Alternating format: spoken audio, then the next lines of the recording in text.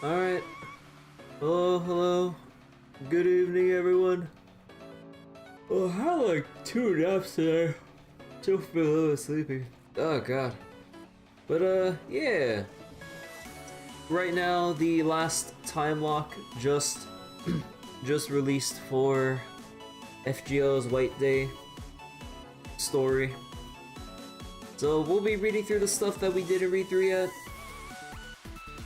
And yeah, just see how long it takes us and see what dumb things this event has in store, because I imagine with an event centered around glasses, yeah, I can imagine it's supposed to be the silly sort.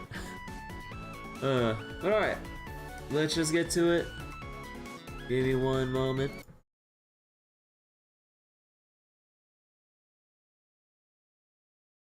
Oh, wait, whoops. Hold on. Let me go fix my capture real quick. Okay, there we go. Data updated.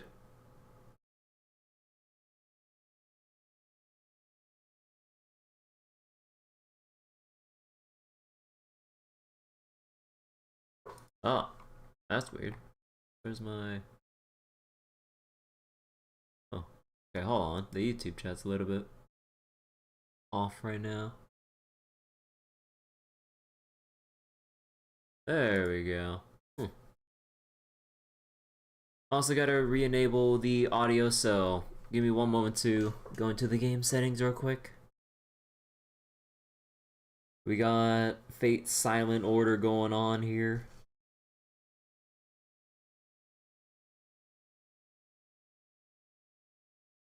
Oh, come on! Wait, I have the game fucking... Okay, hold on. Oh, wait! Oh, no, I think I know what's going on. Because, like, I'm pretty sure I had the... I don't think I muted the audio. I think my capture card... Hold on. Oh, okay, there we go, there we go. Yeah, no, it wasn't the fact that I had the game muted. No, for some reason, when I try to set up the capture card beforehand, it doesn't pick up audio until I literally turn it off and back on. Oh, okay. Make sure you're ready to listen before tapping the screen. You know what would help? Being able to change your audio settings mid-cutscene. Yeah, we didn't even start reading it yet. どうか欠かさずのログインを。こまめなメンテナンスこそメガネを長持ちさせる秘訣です。また、メガネを構成する小さなネジは専門家に任せた方がいいでしょう。あれ、下手すると指にくっついてなくなってしまうので。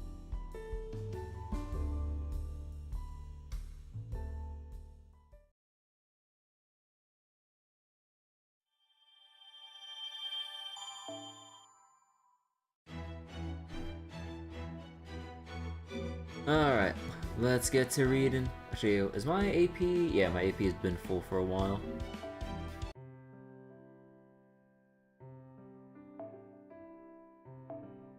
Alright, let's get reading.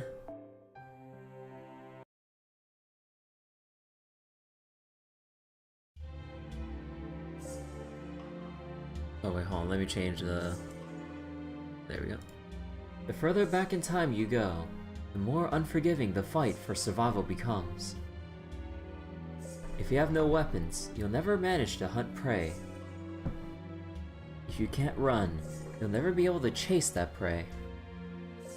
All you can do is die. This is really how we're starting off an event about glasses. But Homo sapiens is a tenacious species. They created any number of alternatives and even worked together to survive. One of the things which helped them survive was sight. As sight is essential to many competitions, even beyond the biological. Humans concocted a means of aiding their vision in the 13th century. This enabled even those with poor vision to see and read clearly. In time, It even worked its way into fashion. Strangely enough, it became a symbol of wisdom and intelligence. I speak, of course, of the invention of eyeglasses. Okay. Another day, another minor singularity to fix. Let's get to work. How come you're so hyped about this one, Da Vinci? Not really. It's more that I felt the room could use some energy.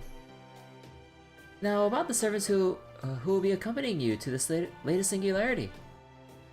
This is who he decided on. All the boys. Nothing against you guys, but wouldn't me and Nobukatsu be plenty of firepower already? Maybe, maybe not. See, there's something kind of peculiar about the singularity. So we decided not to take any chances. It's safer for all 5 of these servants, each of whom is a great match for the singularity, to accompany you. Yeah, okay. Why have you asked for me instead of sister for this? I mean, not that you should waste your time with something so trivial, but still. Some things never change. So, I'll have to leave the Nautilus behind to go on this race shift, huh? Marines, you remain on standby here at Chaldea. Make sure not to neglect your duties while I'm gone, got it? Aye aye, sir. We'll keep everything spick and span. So who are we killing? What are we destroying? That is a little blunt for my taste, but I do share those same questions. Well, the thing is, we haven't picked up any server readings in the singularity yet. Of course, it's entirely possible they're just hiding from us very effectively, but as of now, we haven't detected any. We have, however, been able to confirm the presence of multiple life forms of some kind there.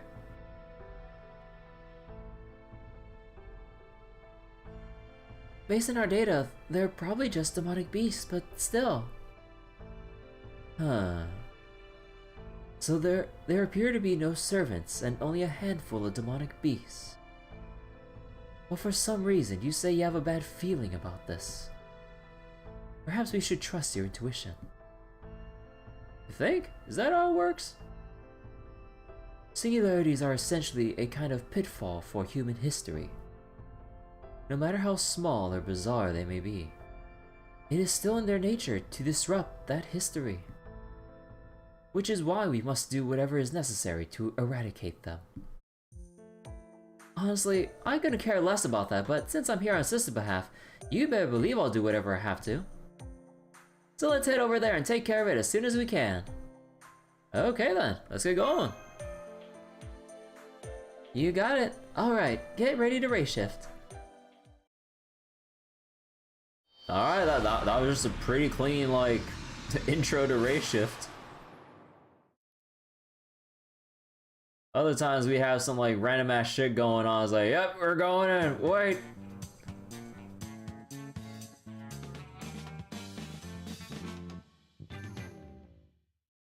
Farewell the contacts.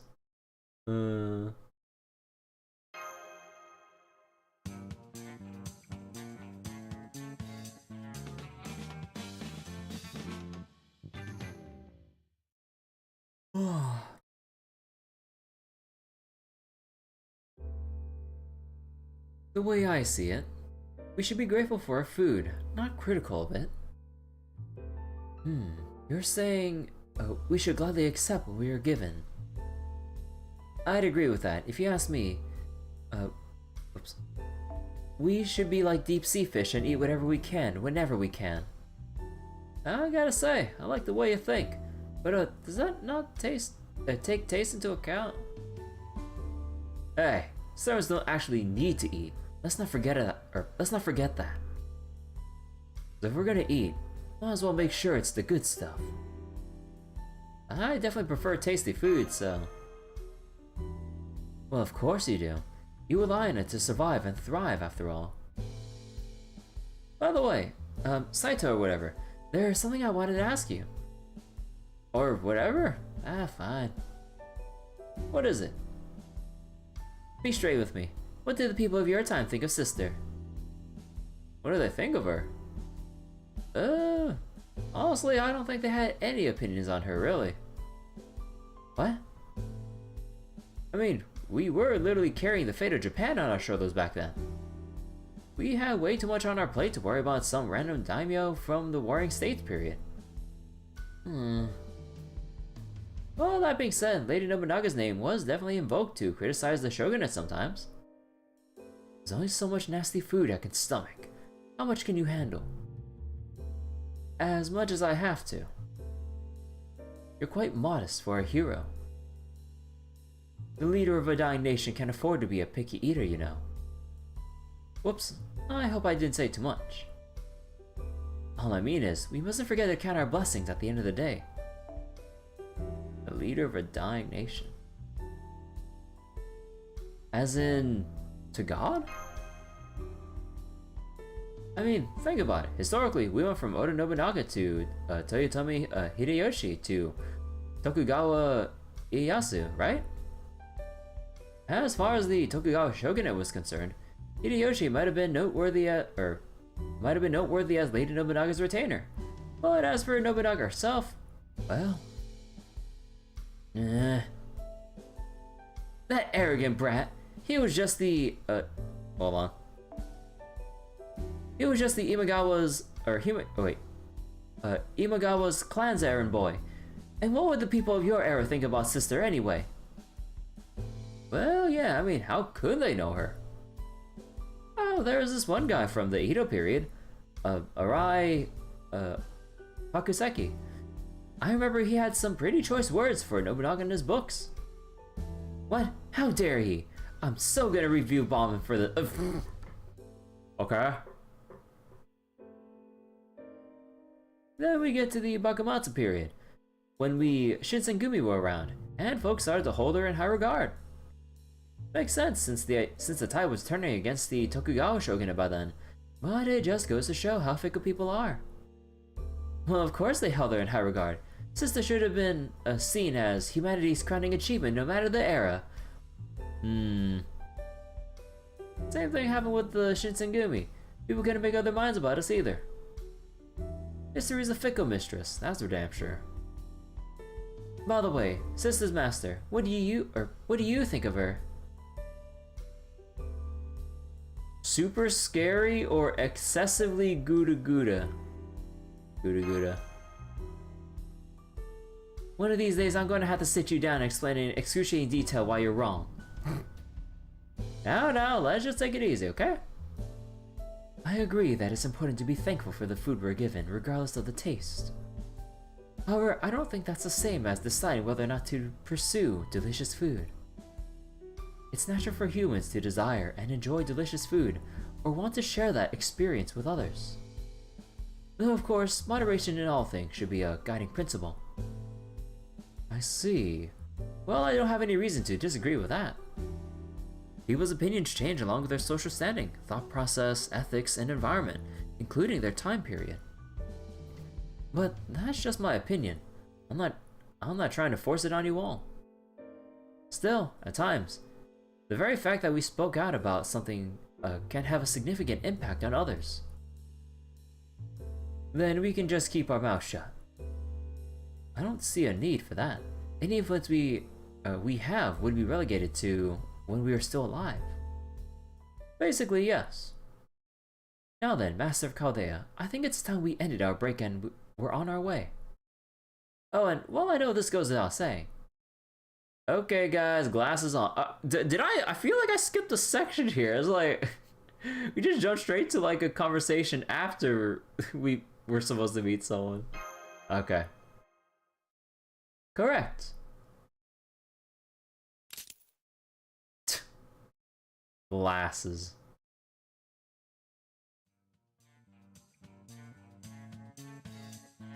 Presented by Chaldea.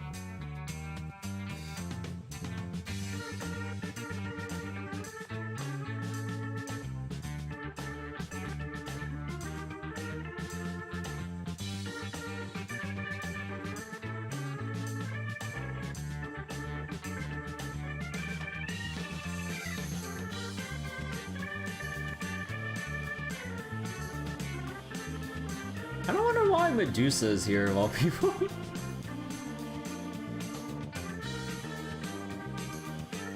Oh wait, no, never mind. Scratch that. yeah, she wears glasses. Yeah, I like.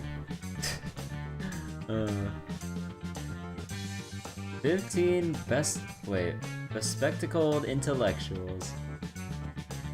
God, I feel like that's like a tongue twister to read bespectacle. I had to like reread the word. I'm like, how do I pronounce that again? Like in a smooth way. But yeah, I kind of forgot about Medusa glasses, especially when, at least in as far as Fate Stay Night's concerned, it prevents her from turning people to stone by looking at them. Yeah.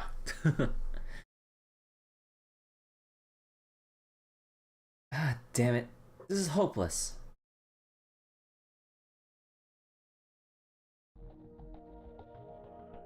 I've seen a lot of crazy things on a race shift, but...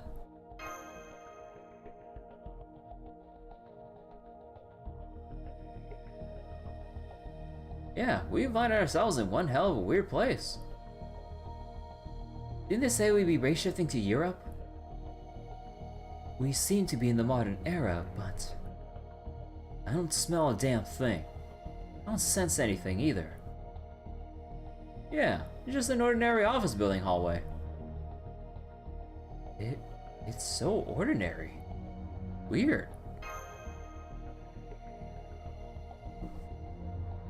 Indeed.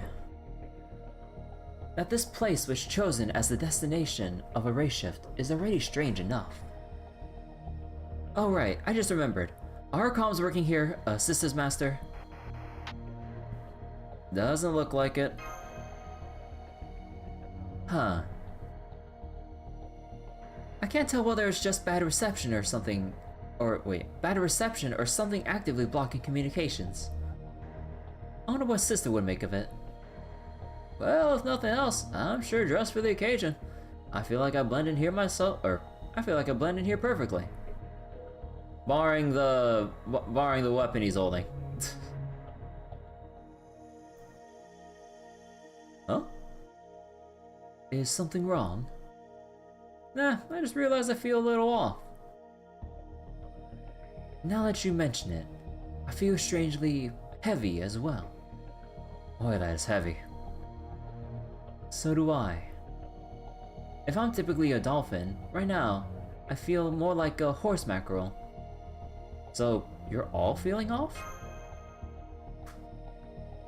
It feels as though I'm under some kind of pressure. However, I don't think it should have any effect on my performance.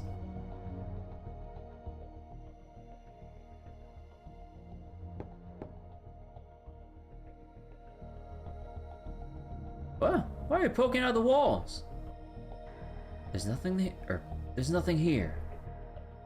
It's too empty. Something ain't right. The hell's going on? Well, we need glasses to see like what's actually here. Every other singularity we've been to has had at least some kind of residual magical energy. But I don't even feel that here, which means this place is already done for. So what's weakening us, and how? Well, we won't learn anything standing around here. Let's begin searching for at least some sort of clue.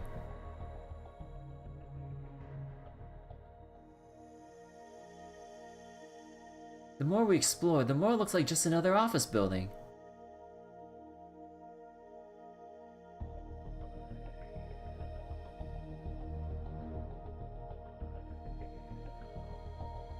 Man, dude, like, just listening to like the BGM right now, I'm like sensing just like this big empty office building.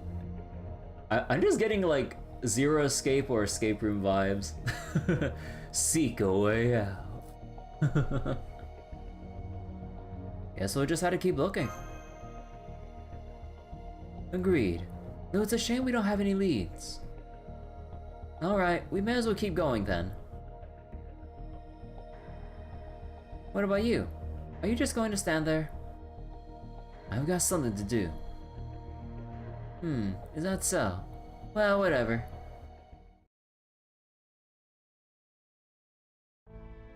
Okay, here's our report. We found documents about the company that used to be in this building, but no personal belongings. And obviously the phones are all dead. The electronics, that is the computers, still work, but they only show login screens. Unfortunately, I don't know the login credentials, so I got no further. We might be able to learn more if we could contact Chaldea, but since we can't... I can't see anything outside the windows. It's pitch. Oh. It's pitch black. Maybe we should take a look at what's outside. It's probably safer not to until we know what's going on in here. I agree. We should first make sure this building is... Arjuna. Yes? You just feel something? If you mean the presence of hostile entities, then no. I don't sense anything. Oh, right, because like after these cutscenes, like we had to fight like hostile enemies with like guts to them for some reason. Gotcha. What do you ask? Is something wrong? Something just attacked me. like something, like I'd imagine something like just casually like bit at his ankles, and then it's just like something attacked. It's like hold up here. Oh.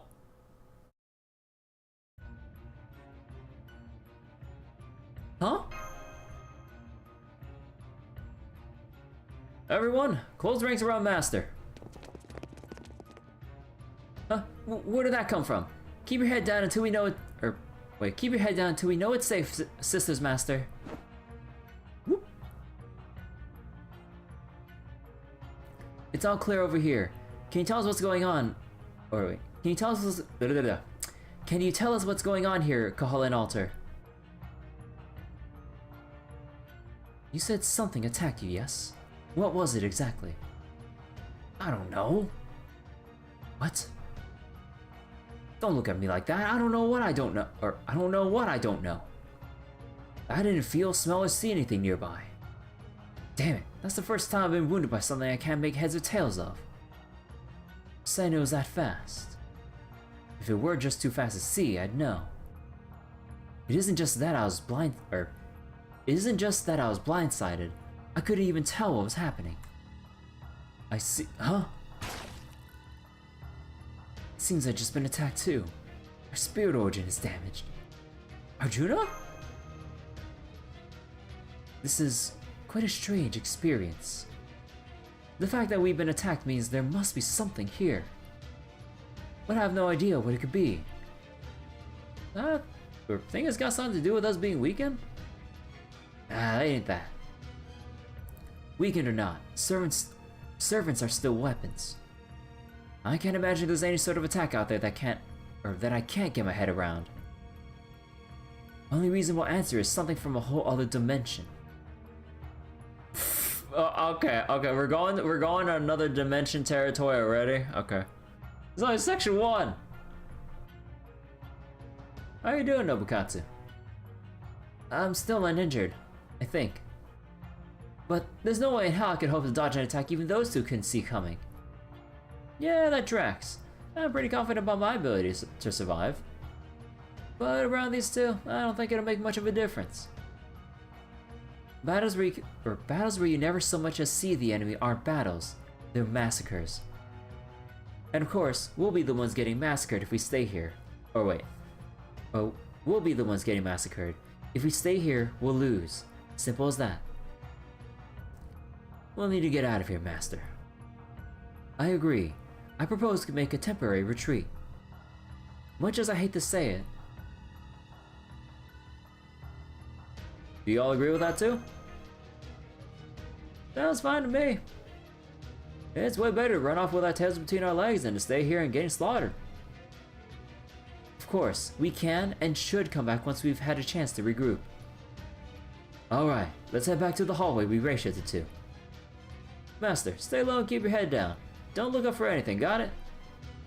Nobukatsu and I will be at your front and rear. Got it.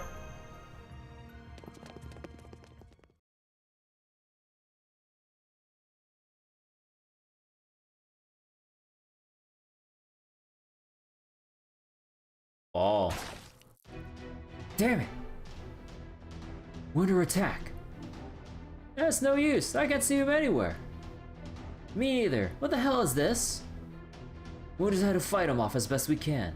Be ready to destroy the whole damn hallway. Arjuna! What are your orders, Master? Blast the whole thing! Understood. Transitioning to combat mode. Okay, so we just like blast in any general direction. Who's there? Huh? What do you people think you're doing? Who are you? Never mind that now. Where are your glasses? You need glasses. Oh my god. Okay. Let's see. Could have got 2 extra pairs. Here.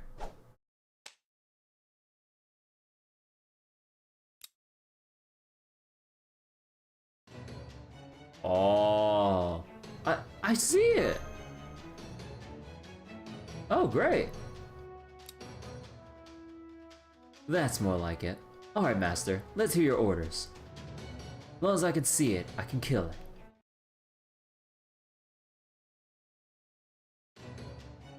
This thing's persistent, but I can still finish it off for good.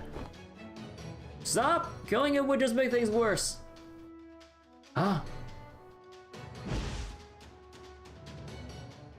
What are you talking about?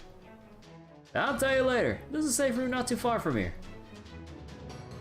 If you can just make it there, we'll be safe for a bit.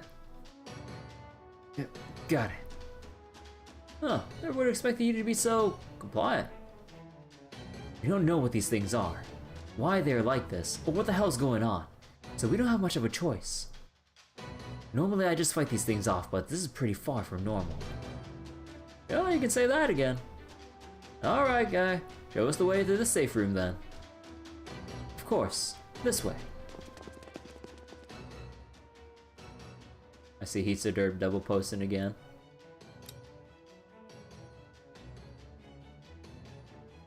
Nope, can't see without him on. Not to mention that. Ah, whatever.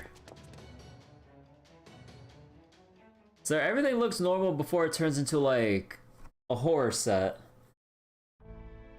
Oh, we got like a little nighttime moody feel here. Or a very bleak one, depending. It always will, it seems. Yeah, not sure. The enemy didn't follow us here. Looks like we're safe for now. Well, that's good to know. Whew. Alright, so, who are you anyway? Oh, right, I'd like to tell you my name. And I know this is when I should, but I'd really rather not. Sorry. You really think that's gonna fly? I'm a servant, that much is certain. Perhaps I was summoned here to resolve the situation. Or maybe it was because I was searching for a holy grail. Well, either way, it doesn't change the unfortunate fact that I have no servant abilities.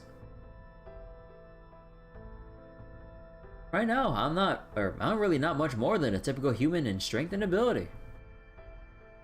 It seems you're telling the truth. So then... Yeah, so I'm afraid I'm a little too ashamed to actually give you my name right now. I mean, think about it. Let's say I said I was King Arthur, only without Excalibur, the round table, or even the faintest idea of how to use a sword. How would you react? I think you were messing with us, right? So I hope you can forgive me for not introducing myself properly. Okay, but we still need to call you something. Huh, good point. Let's see. How about, Michael? Can't get much more common than that, right? I'll say, hell, it's so common it almost feels weird to call a servant that. You got it. Nice to meet you, Michael. Pleasure's all mine. Alright, now that things have settled down, let me tell you what's going on, starting at the beginning. First, there was a visible demonic beast. You probably already know this, but some of you already fought and were injured by them. but they operate on a very troublesome concept. It's not just that you can't see them, it's that technically they don't exist to begin with, even when they're attacking you. Ah! They don't exist unless you like visualize them with fucking glasses? They don't exist? That's right, which is why we're not able to harm them. They're invisible, have no scent, can't be sensed. In spite of all that, they can still harm us. In fact, it's the only way they can interact with us. So they're literally unbeatable? We're really in a horror game, huh? I guess you could say that. My guess is, those demonic beasts are the reason why the singularity is the way it is. And unfortunately, I still don't know how to defeat them. Hang on, I'm not buying it. The glasses are what let me fight the demonic beast. I can tell it did some damage. Or I did some damage. I could have finished it off if you hadn't stopped me. Well, you think I didn't try doing exactly that? Now I see. Let me guess. Your power was stolen. That's right. I'm impressed. You must be either very intuitive or have exceptional powers of observation. It just seemed like the logical conclusion given the situation and your lack of abilities. Whoa, back up. Your power was stolen? That's right. Though, I don't know if the singularity itself or the demonic beast were responsible. All I know for certain is that once a demonic beast is defeated, it disappears along with the power of the person who defeated it. Wait. Oh. What the fuck? And I've unfortunately learned that there are quite a few of these demonic beasts. Even if each of you defeated one of them, it wouldn't so much as put a dent in their numbers. That's just crazy strong. I take it you're their master. Then you can rest easy for now. At least, unless you suddenly become as strong as a servant. It seems like the demonic beasts are only going after meals they find satisfying, so to speak. Alright, next question. What's with the glasses? Well, they're part of the singularity. Think of them as a kind of mystic code. Anything's a mystic code when you try hard enough. They don't just let you see those demonic beasts. They also... Yes, that's right. These glasses have been enchanted so that their wearers may act with some measure of intellect. Yeah, okay. Raises your instat by 1 rank. What do you mean? I don't really gotta tell you that I'm a berserker, master. My maddest enhancement would never let me stop mid-battle unless there was something earth-shattering. Not to mention this Michael guy here isn't even my master. There's no way I'd stop in the middle of a fight to listen to some random guy under normal circumstances. So the fact that I was able to must mean there's something up with these glasses. Well, that's right. These glasses make the wearer intellectual. They don't alter your typical combat prowess, but they will give you rational warnings against hasty killings. Colin Alter took that personally. I'm guessing you're the most prone to going berserk here, so the self-control says a lot. Is that everything you know? Yes. Right after my summoning, the demonic beast attacked me, and I was forced to retreat. I happened upon these glasses in the basement and learned that they were mystic codes. So I put on a pair. Went back to fight the demonic beast and won. Aha, gotcha. So these glasses can suppress madness, but they don't suppress reason. That means you ignore the warning your rational mind was giving you. Coldly finish out the demonic beast, then. I guess it just goes to show how important it is to listen to your rational mind sometimes. Anyway, at this point, this may be obvious, but I believe you and I share a goal. What do you say we work together to resolve the singularity? Of course. Great, it's a deal. Handshake.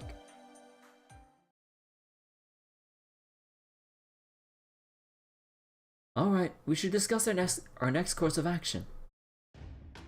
Well, first of all, we'll need glasses for everyone. I brought 2 spares just in case the pair I've got on now broke, but those are the ones we're using now, right?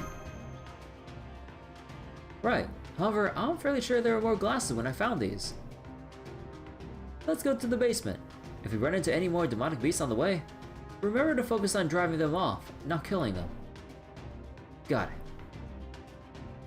We should avoid combat as much as possible. Fortunately, with your strength, we should be able to do that. I don't like relying on you so much, but... Don't worry about it. That's our job as servants. We just have to make it to the basement. Alright, let's go. Glass. Alright.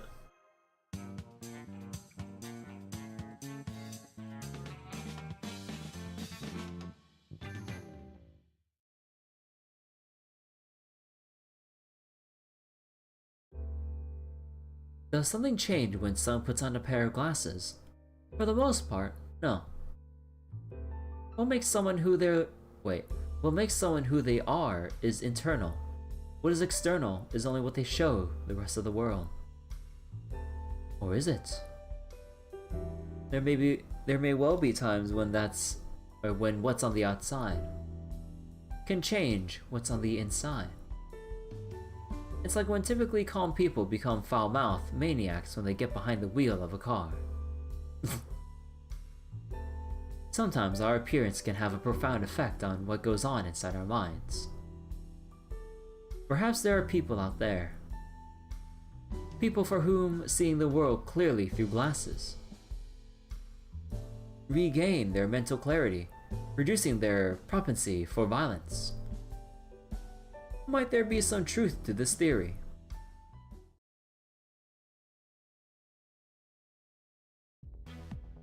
Okay, let's head down the stairs. Unfortunately, the basement's 12 floors down. I wish we could take the elevator, but that's not an option, so bear with me. As if I wasn't tired enough. Don't let it get to you, just think of it as getting your cardio in, or leg day. I must grin and bear it. I must grin. Why is Arjuna the one dreading fucking leg day or cardio?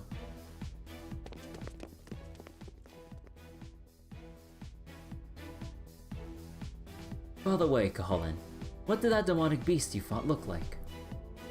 Looked like some kind of soul eater. Fought like one too. Tough bastard. How intelligent was it? Not sure, but I guess not intelligent enough to worry about it.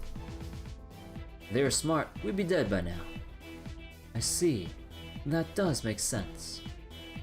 But I'm guessing here, so take it with a grain of salt. We still gotta watch our backs. If I might add to what Kaholan said, I found 3 types of demonic beasts here. Land, aquatic, and airborne beasts. They're all about equally strong though. Yikes, so we have to worry about attacks from air, land, and sea? That's just mean. Okay, how's the sea going to attack us when we're in an office building? I just hope the sea beasts aren't, Nautiluses. Never mind that now. We need to hurry. I can't protect all of you on my own. Agreed. We need more glasses, and soon. You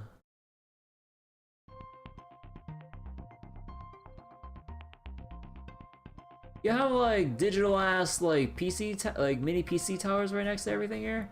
Or is that supposed to be no. Wait, what's that supposed to be next to the monitors? Or is this supposed to be like one of those extremely small form factor towers? Fuck if I know, man. Ah! What is it? Everything looks different now. Everything? Aha! Here we go. Huh. Something wrong? There aren't as many glasses here as before. There's still enough for everyone, which is great, but... whatever, let's just put them on. Not being able to see what the hell's going on is starting to get to me. Good point. Okay, why don't you choose a pair that you like? Any recommendations? For you, sir, I'd suggest this pair right here. You're really enthusiastic about this. Alright, here goes. Glasses on.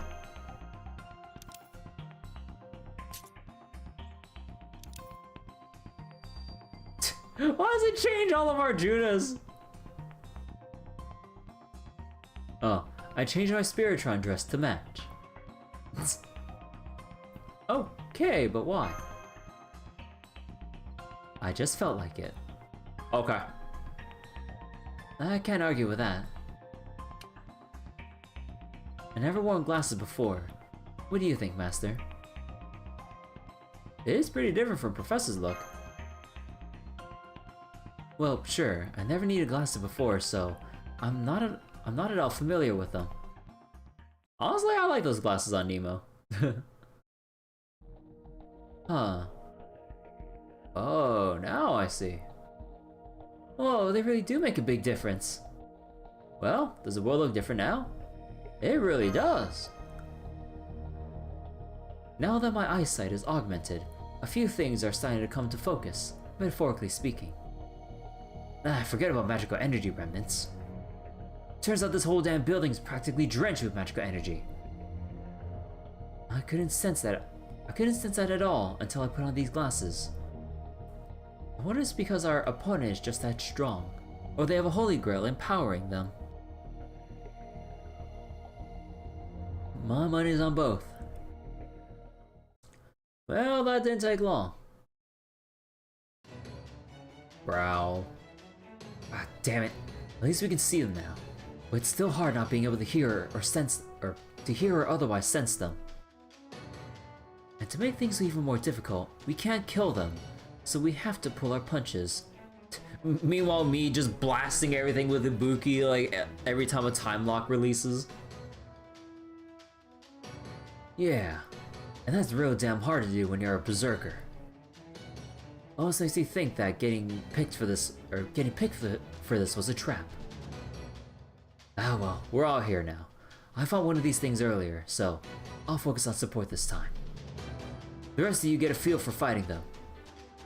Understood. Alright, you three, let's go. You got it.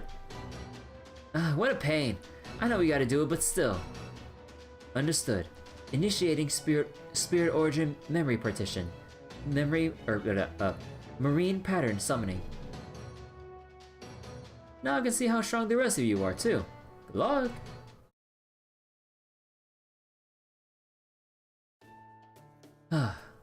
It's over, Master. Good. They're still alive. Let's get going while the getting's good. Huh, guess I didn't need to hold back after all. Yeah, well, you couldn't kill one even if you wanted to. No, come on. Do you have to do uppercuts and dirty like that? Excuse me. No, of course I couldn't. I'm nowhere near as capable as Sister is. We should move on before more of those demonic beasts show up. There's another office, a lot like the last one up ahead. We could head there for the time being. Sounds good. Let's do it. I'll bring up the rear. Go on, move already. Okay, take it easy with the spear. I'm moving already.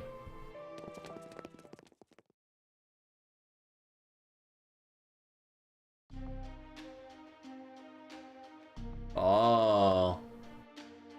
Demonic beast incubation tubes?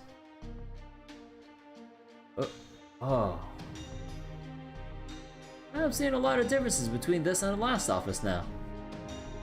Even the slogans are different. Indeed, they are. Indeed they are. And then there are these tanks. Are these young demonic beasts? They don't appear fully grown. I hadn't even noticed them before. Nor did I. Even touching them now, they still don't feel real. My sense of touch isn't working at all. I expect there may have been There may have been even similar tanks in the other room too. Without these glasses, we wouldn't notice them even if we ran straight into one of these things. What a fascinating bit of magecraft. I wonder if a servant is behind this. No, I don't think so. Huh? It's weird. Why was I so confident about that? Probably because the glasses are boosting your intelligence. Well, that just makes it sound like I'm just some kind of idiot without them. I mean... You know, I'm curious about that too. Why'd you think that? Well... for one thing, this is an office, right?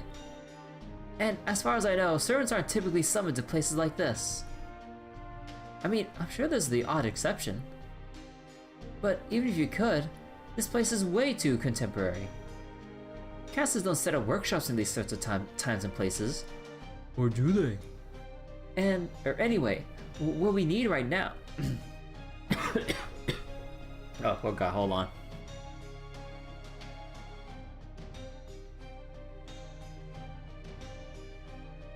What we need right now is a lead. Once we have one, we should be able to get a firmer grasp on the situation. Oh, that was spooky. I've never been so eloquent.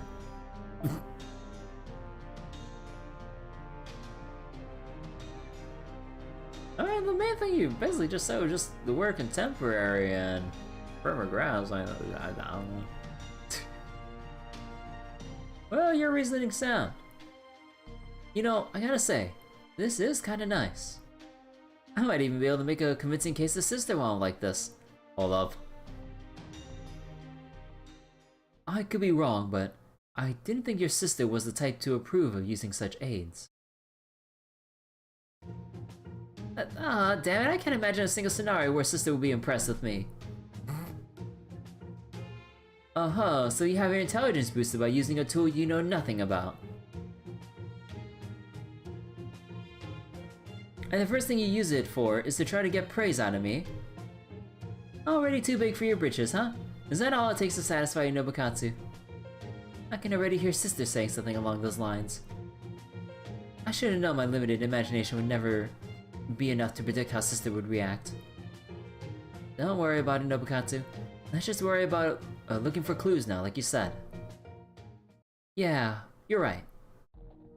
Okay, Master, where should we start looking? Maybe check the documents and such. Well, got it. Let's turn these desks inside out and see what we can find.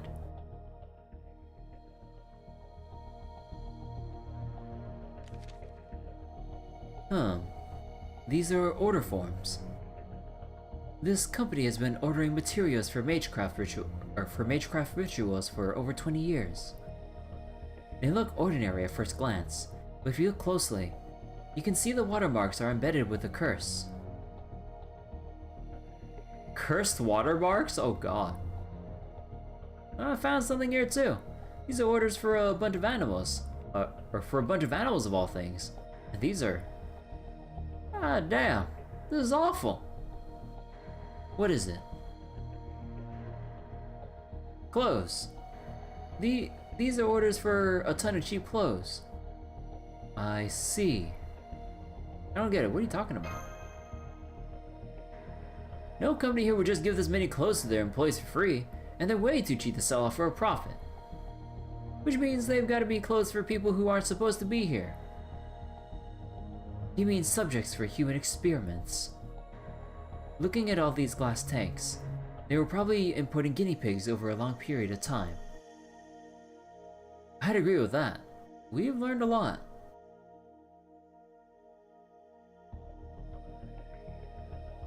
Those demonic beasts. Given the documentation, given the documents and what we found on the computers, it's clear that those demonic beasts were the whole reason this workshop, company, was created. All the products and materials for experiments they bought. Oh, God, I can't stop yawning. We're almost definitely used to make those demonic beasts. Seems like a safe bet that said said beasts are also what spawned the singularity. Sure, but we still got 3 big questions. Why do they create those demonic beasts in the first place? How do we get rid of them? And finally, what's the story with these glasses?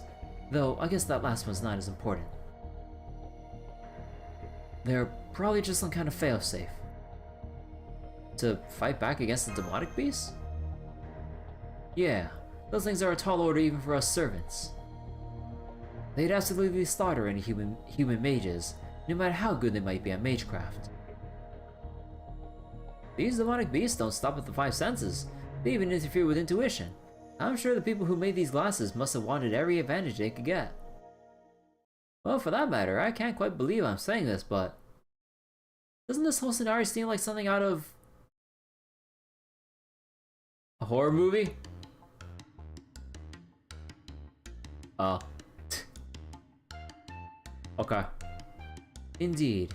This all feels like it's straight out of a contrived low-budget disaster movie. Mind filling me in? I'm not too familiar with those. These people create powerful monsters, then lose control of those monsters. Then someone messes up their fancy security system. The banished monsters go on a rampage and happily devour their creators. It basically Resident Evil's whole deal. Yeah, yeah.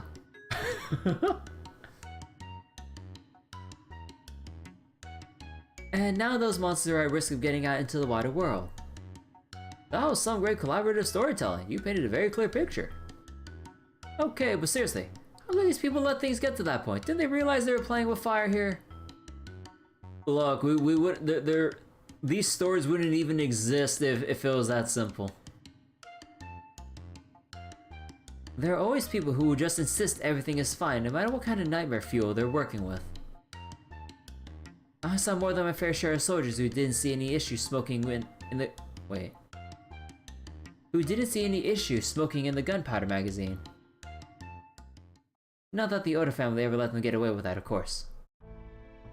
I'm going over some emails on this computer, and it looks like this section was General Affairs. It's the department that oversaw company logistics and organization.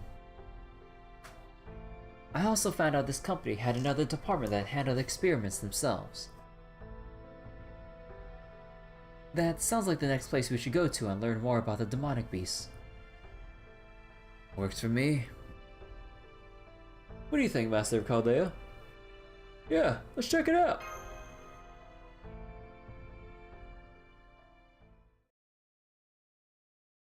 Oh.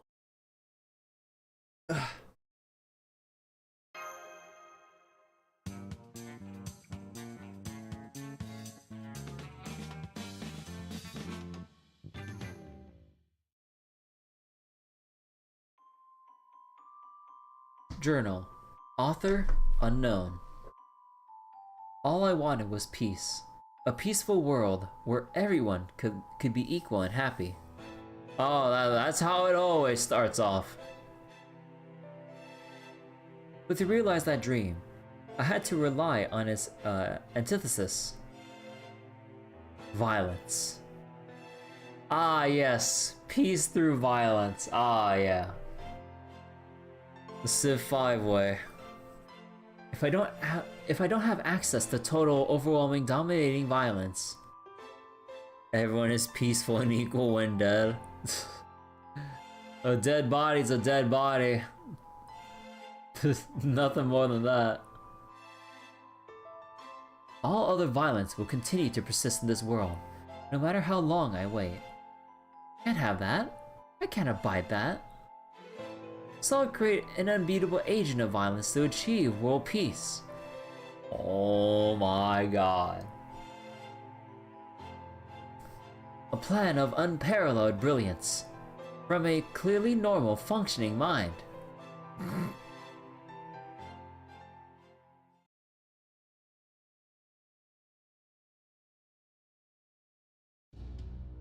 It sure took a while to get here.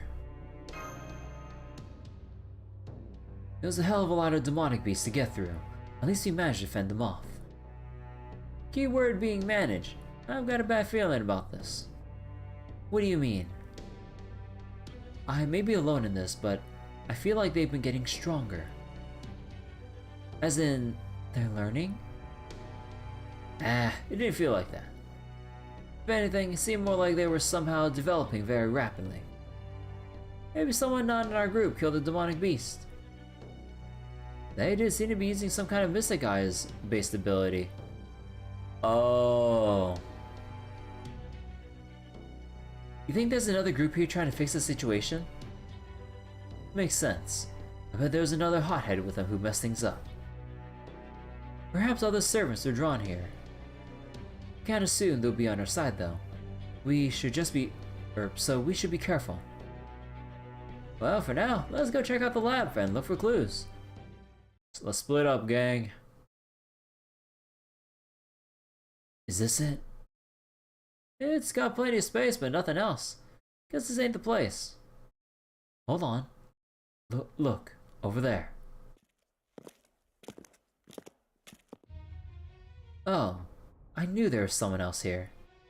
That explains the signs of battle we've been seeing around the building.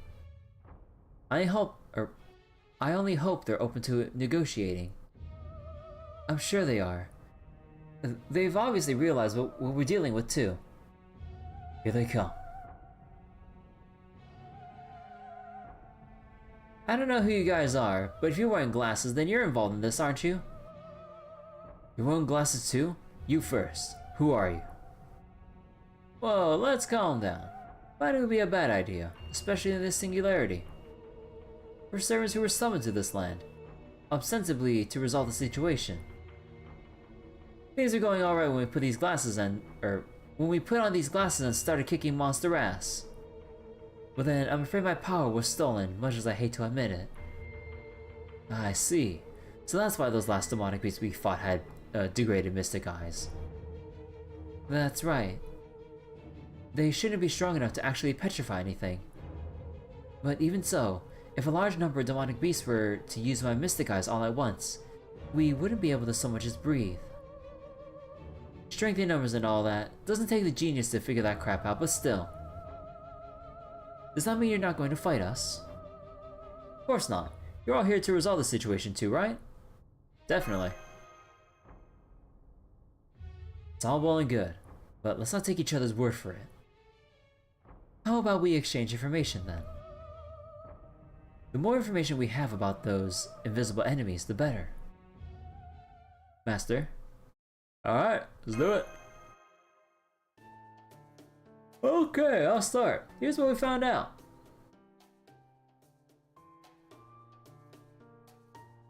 I see. Human experimentation. Though, I hate to describe what's happened here as human deeds.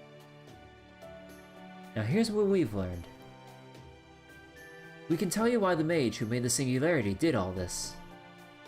You see,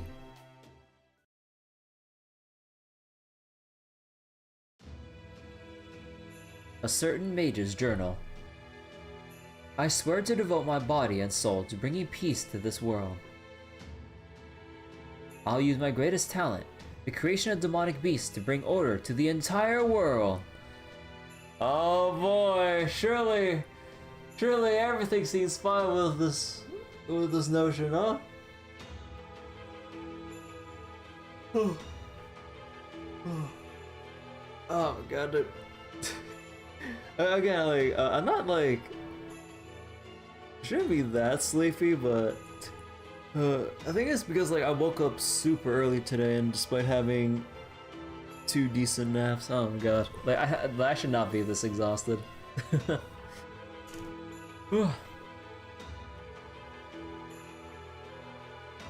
Maybe reading this aloud, or maybe doing the reading is putting myself to sleep. My plan is to create invisible demonic beasts, make them impossibly strong, and release them into the world! Hey Beakers, welcome to the nonsensical glasses event. Now we see why the hell these monsters even exist. Ah yes, let me make monsters that no one can see. And through that, world peace. What the fuck is this going on? This is as B-movie as you can get. Yeah, pretty much. I mean, they already like mentioned it and brought it up meta-wise. I was like, this feels like some kind of low-budget ass movie. They'll purge this world of the wicked, the unneeded, and the armed. According to my calculations, with the demonic beast multiplying, it will take 576 years for them to eradicate all traces of violence from the world. Huh?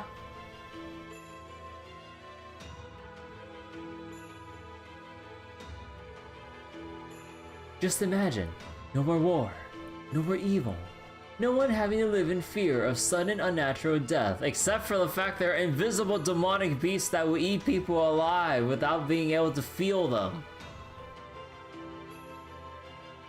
It would be a perfect world, an ordered world. Alright, time to get to work with all my like-minded colleagues once again.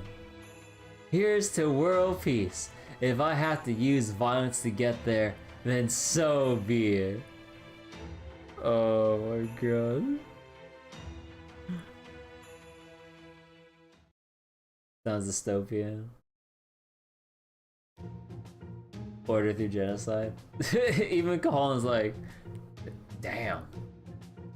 I'll say, what a moron. Kind of impressive how smart and stupid he managed to be at the same time. They do say the simpler the ideal, the stronger we hold on to it, but even the Marines aren't this simple-minded. It's not at all uncommon for one's means to be at odds with one's ends.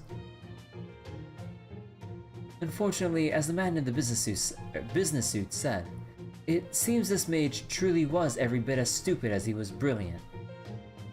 Does this mean this mage was nearly on the verge of completing his life's work when... At least the cast acknowledges how dumb that was. Boom! Explosions, death, massacre. Mages really are screwed to pieces of shit, aren't they? Normally, I would object to that statement as being entirely groundless libel, but in this singularity, I have to agree.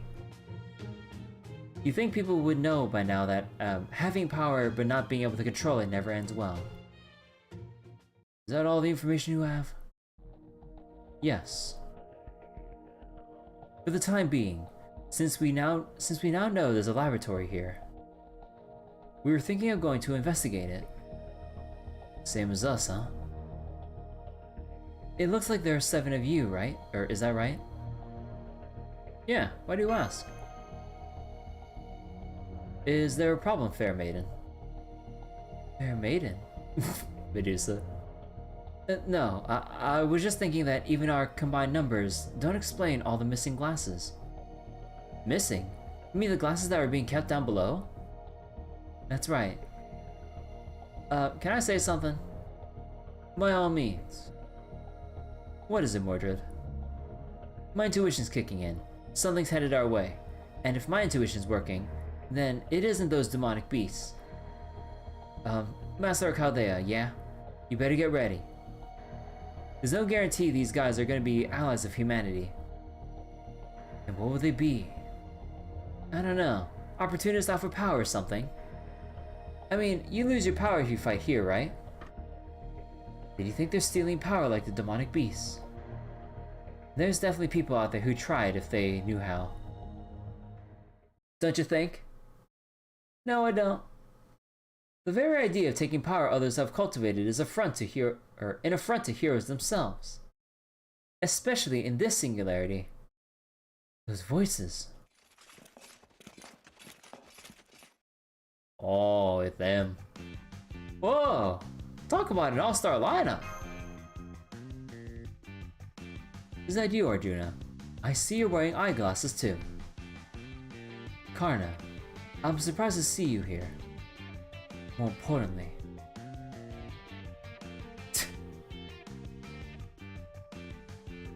do sunglasses really count as eyeglasses?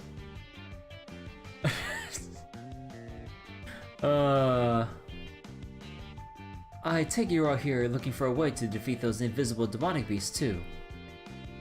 I really want to say something about the sunglasses, but this just isn't the time.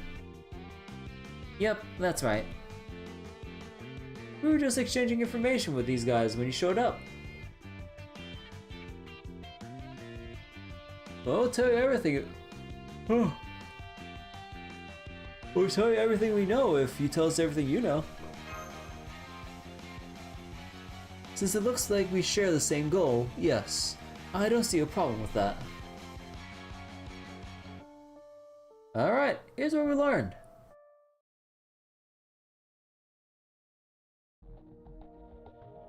I get the gist now. What a troublesome singularity.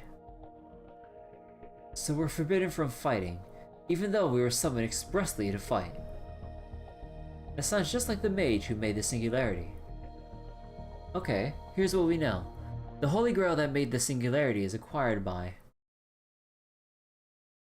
By what?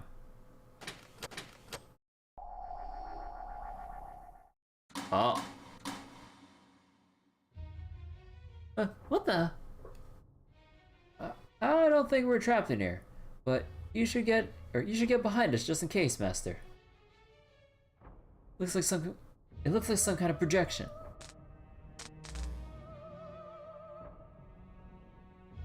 Is that the mage behind all this? It would seem so. I think he's about to address us. Your attention, please. I regret to inform you that that Peace and Keeper Inc. Bro, oh my, we're even being cheeky about the company name too. Oh my god, I hate it. Has effectively gone bankrupt.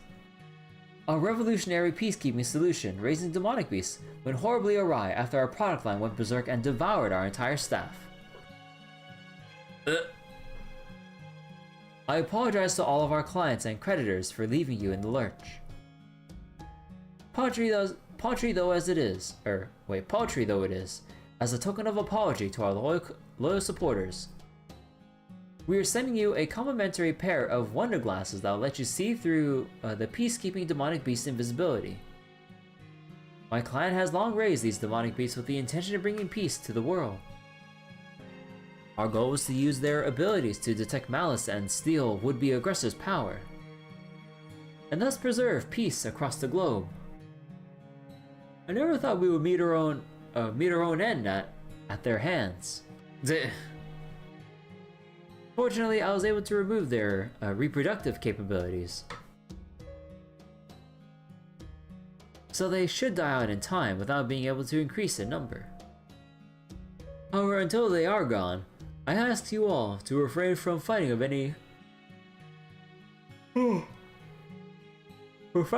sort, with or without magecraft, and including amongst yourselves. As long as you are in this building, they will steal your combat abilities and grow even stronger.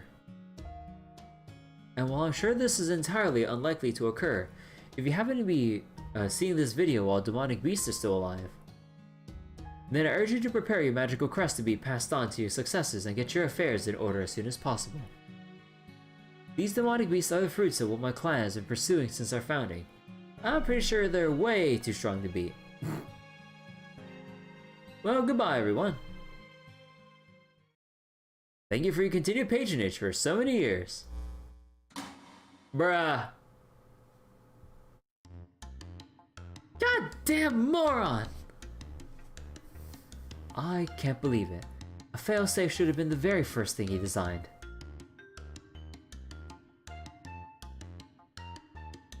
I never thought the lions would eat my face. I'm pretty sure they're way too strong to beat. What are we supposed to do with that? I can't blame him. I doubt he had anything but the demonic beasts on his mind when he was designing them. I'm more concerned with his remark about removing their reproductive capabilities. What do you think, Paracelsus? Even if he did manage to do that, it's still eminently possible that they found a way to reproduce. I would bet they gained human reproductive capabilities when they ate the primary mages. As an aside, Mordred can clear the 90 plus. Oh, what's the 90 plus makeup? I didn't look at it yet. They gained Human reproductive capabilities from eating humans. Oh boy. After all, the ability to reproduce is fairly crucial in a battle for survival. Then it sounds like we can't wait around for them to die out peacefully on their own. This is giving me a headache. There's no way on Earth. There's no way at all to fight these things. The thing about monsters is, once you know what they are, they're a lot easier to handle than you think. Huh? So yours is MP3 120, but she's doing more than double the health of the strongest enemy? Ah, okay. Maybe I can just sweep through it with my Ibuki Doji as well. Fuck me, dude. It'd be one thing if a servant was involved, that'd explain how strong they are. But if they're just beasts created by regular mages, then we shouldn't have too much trouble defeating them. So they've gotta have a holy grail juicing them up. Oh wait, Mordred has an event boost, so you don't think Ibuki could? Half damage? Sorry, 50% damage bonus? Oh, right.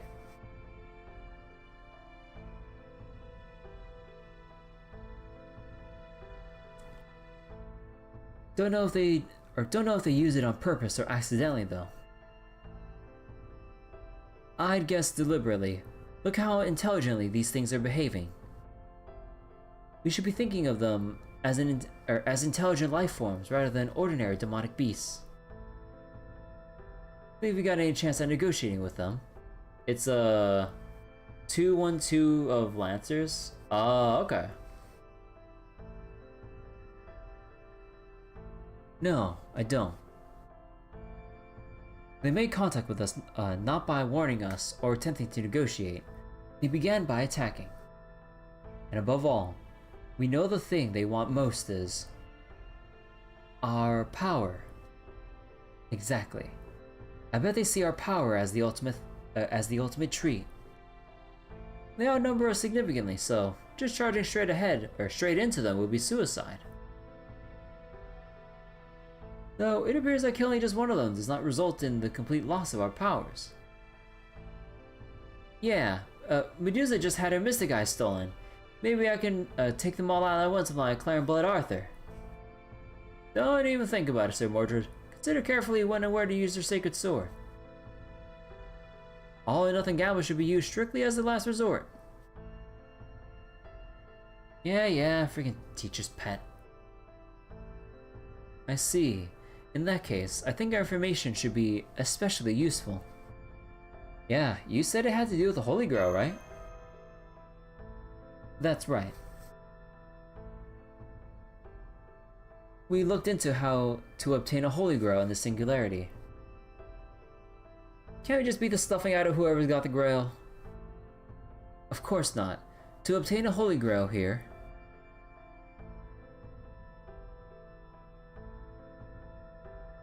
Huh? We need to hold a subspecies Holy Grail war.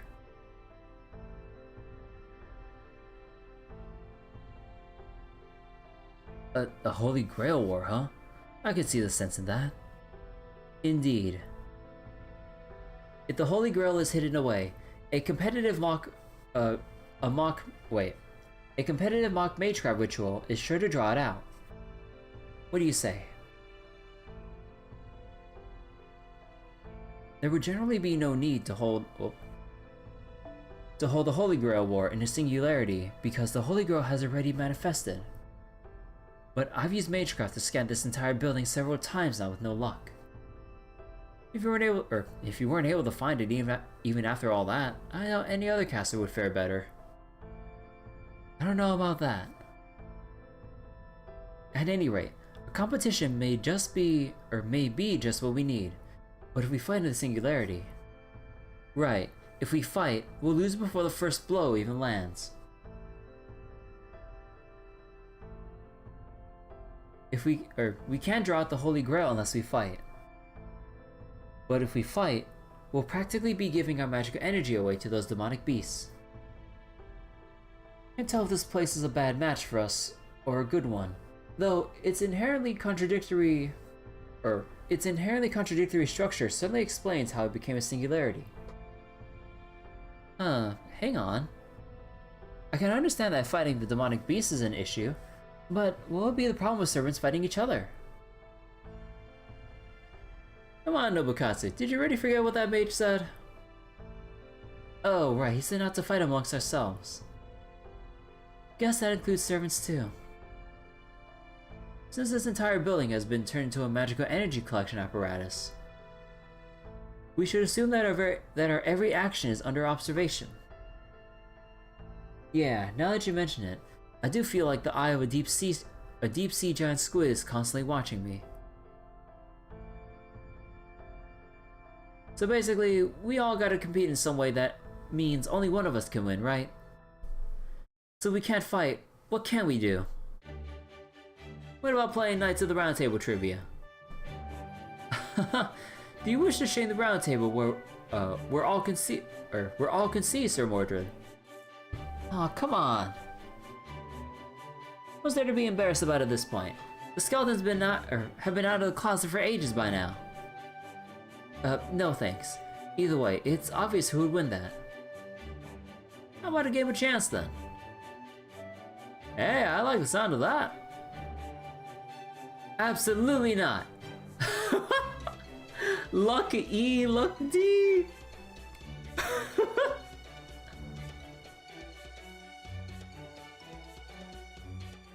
Aw, boo. Huh. We're all too invested to be able to come up with a fair and impartial idea. After all, even if we aren't laying our lives on the line, we all still want the Holy Grail for ourselves. Alright, let's call in a judge. Such is the way of things. A judge? So like a ruler. Actually, I think I know of a ruler with glasses. Or were they an archer? I get the feeling I'm not better off remembering. They don't have to be a ruler, they just have to be neutral. You there, you're a master, right? I can draw a summoning circle if you're willing to try summoning someone. This wouldn't typically work, but it should be possible in the singularity. I don't know if that's a good idea. The Jean PTSD.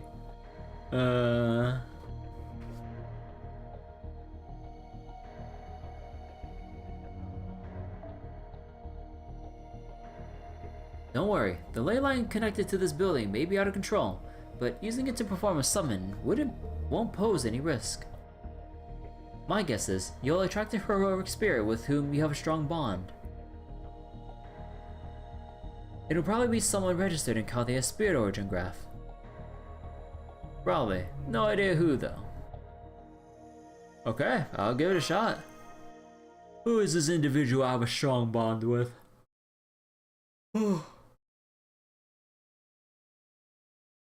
Oh, wait a second. Very well.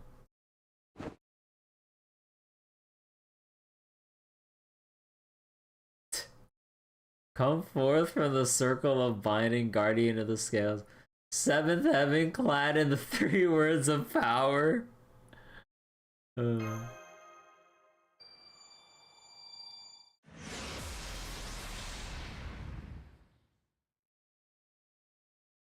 So, who do we get?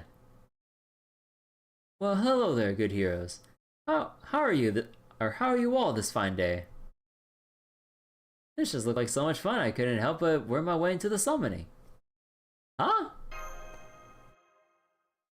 That voice. Oh, come on! Seriously, what's this prick planning now?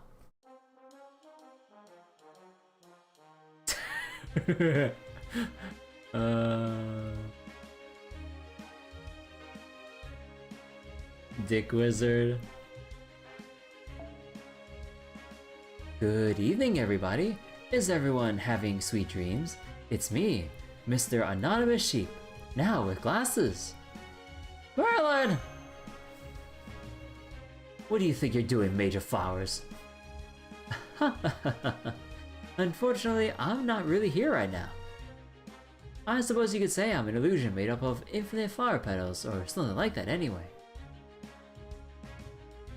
Basically, I'm taking my summer vacation in the spring. Naturally, I already know that you need an impartial judge, and why that is. I have a lot of time on my hands, you see. Right, well, for better or worse, he's definitely the real Merlin, everyone. Bear in mind that he's not known for being charitable. Blunt as ever, Gawain. You know, a little tact would go a long way.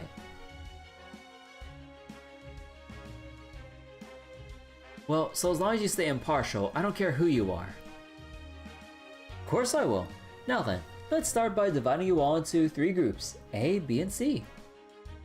From there, we're going to hold the most peaceful Holy Grail War the world's ever seen. However, to keep things fair, I'm going to need one servant from the Chaldea party to move to another. Merlin did not refute his claims. Arjuna Alter, I choose you. Me? Oh, no need to overthink it. In fact, I can make it so that Chaldea receives the Holy Grail if your team manages to win. Assuming the rest of your team is okay with that, of course. What do y'all say? I have no objections. Our mission was always to resolve the situation. Not with me.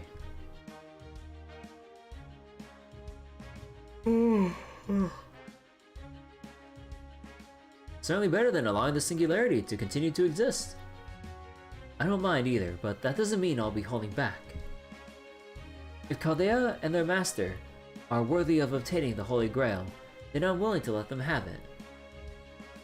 That just leaves you, Arjuna. Are you okay with this? That should be fine. Well, come on, how's that fair? It isn't, at all.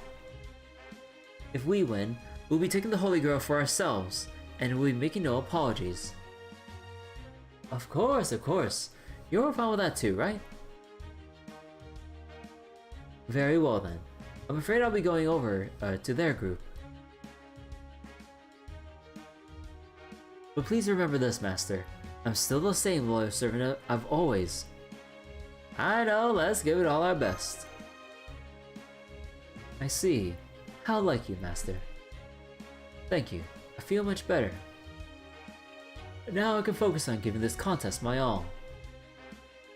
Alright everyone, thank you for having me. Not at all. I look forward to seeing what you can do. Now, what sort of contest is it going to be?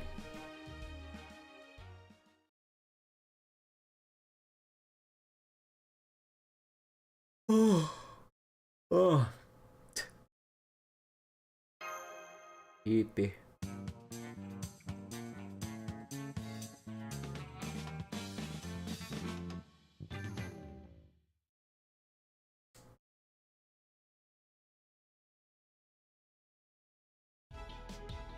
Alright, looks like we have our teams. For Team A we have Paracelsus, Sanson, Mordred, and Medusa. For Team B, Karna, Arjuna Alter, Gawain, and Enkidu.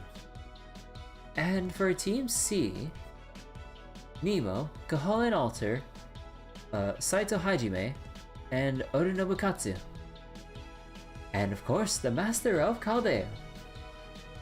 Hang on, Major Flowers, where does that leave me? Well, since you don't seem to have any affiliation of your own, why don't you join me as another Master of Ceremonies?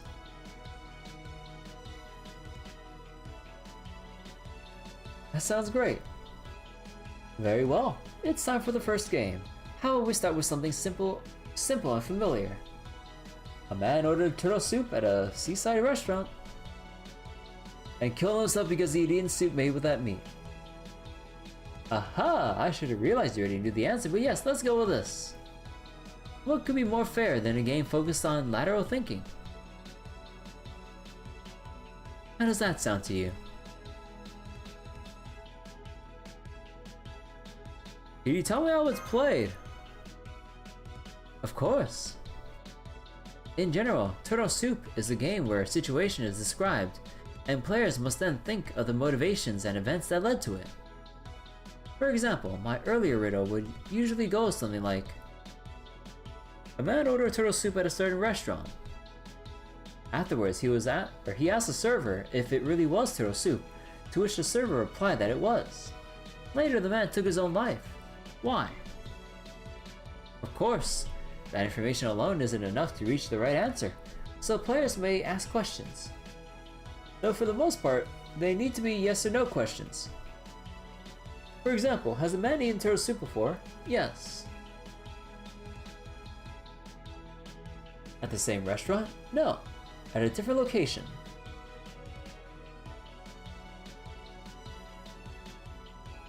And you keep going from there until you figured out the answer. Let's begin.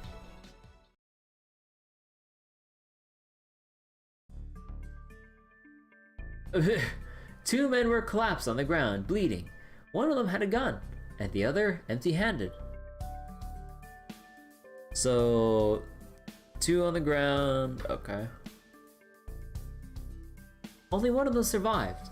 How did he do it?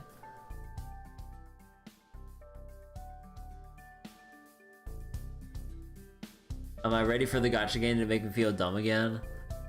Bro, I am terrible with riddles or other games like this. Part of me wishes I could like forget everything I knew about the Ace Attorney games and go play them as if it was for my first time. Although there is the Apollo Justice trilogy with the other two games I've never gotten to play. So that would be new if I actually got around to getting it. But you know, the backlog, but you know, part of me wouldn't mind having like a reread of the earlier Phoenix Wright games. Cause like, it's been so many years since I read them. Like, I'd love to just go through the roller coaster ride of like how silly the cases go before we go through Apollo Justice. The only thing I'm dreading is the usual thing that everyone dreads with Apollo Justice. With the one Magic Troop case or whatever the fuck it was. You know, the song. I mean, at first I didn't mind it because I never really like just considered how much it bothered me or how other people reacted when I first played it. But then many years later, I'm like, oh, right, they really did go through this a lot, huh? It's not even my backlog at this point. At this point, it's my front log. Basically.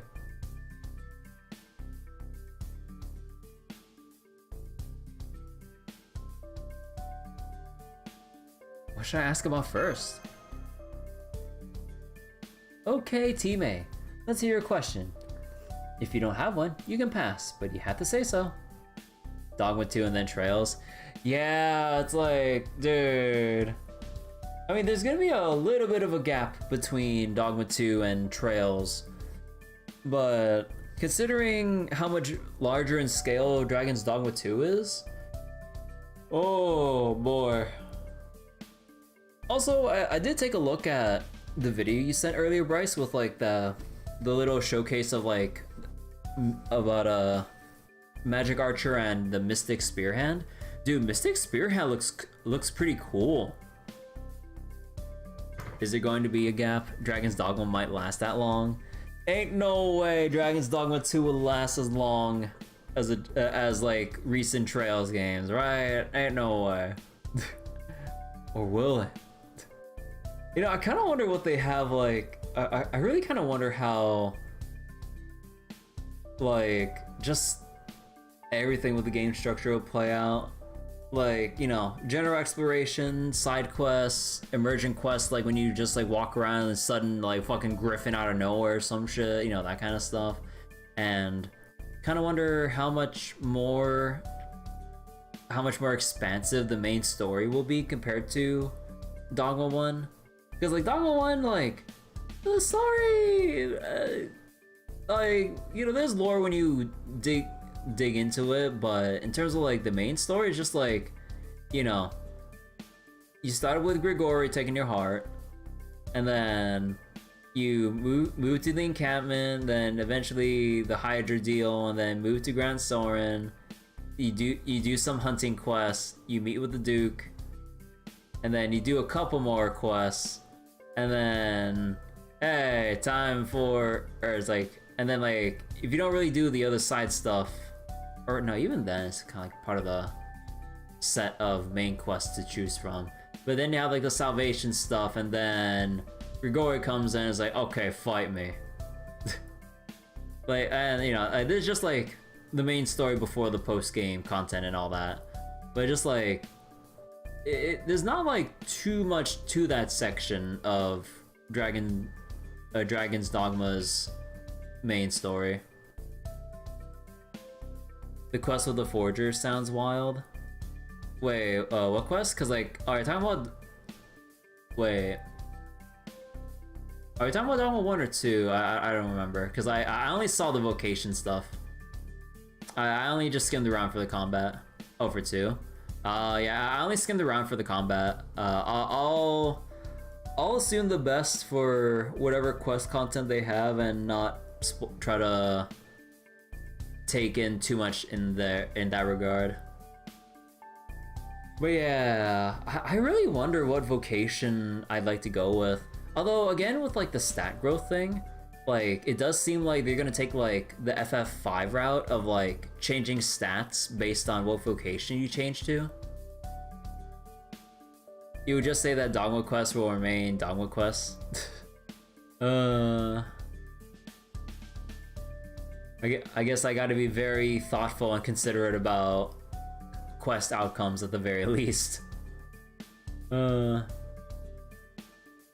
yeah, I mean, I haven't seen all the other vocations yet, but I'll probably go try and surprise myself with the rest of the vocations when it comes out.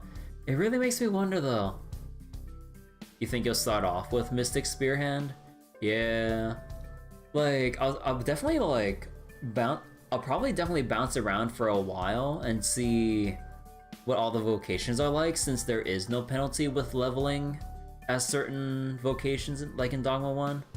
So it definitely feels a lot more free to just play what you want without feeling like you're getting gimped.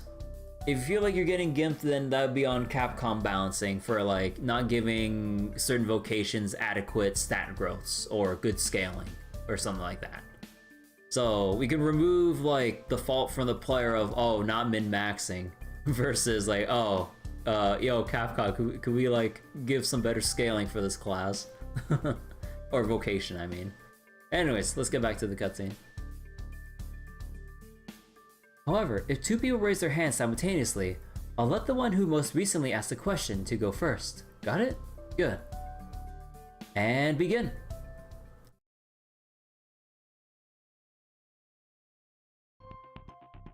Did the man with the gun win? No. Team B. So wait, so 2 of them collapsed on the ground, one with not a gun, one with a gun. The one with the gun did not win, but win what? Was the man with the gun sick? Also no. Team C. At this point, we all know that the empty-handed guy won. And the cause was not illness. So who's gonna ask a question? If no one else wants to, I'll go. I like to check on something anyway. Did the empty-handed man kill the man with the gun? Yes. Damn. We can safely say the empty-handed man killed the man with the gun. Does everyone get how the game works now? Now let's pick up the pace. Did the empty-handed man beat the man with the gun, with the gun to death?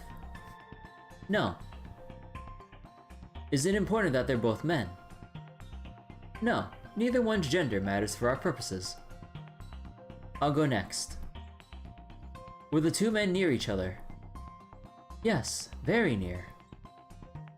Oh, good question. If they fought at close range, the empty-handed guy could have easily evaded a gunshot. Huh. Were the two men near each other when the fight began? No, they were relatively far apart. Huh? Uh-oh, that throws a wrench into the whole thing. So, two of them were very far from each other. They wanted to basically kill each other, but then the guy with the gun ended up losing and... Okay. Was the empty-handed man a fast runner? He was not, but how fast the men could run does not matter. So it doesn't matter how the gap between them was closed? Alright, I'll go next. Anything you want me to ask about, Master?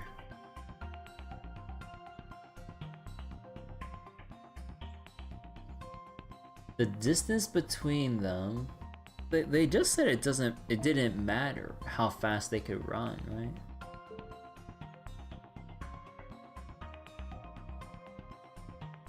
Or is there something peculiar about the distance? Whatever.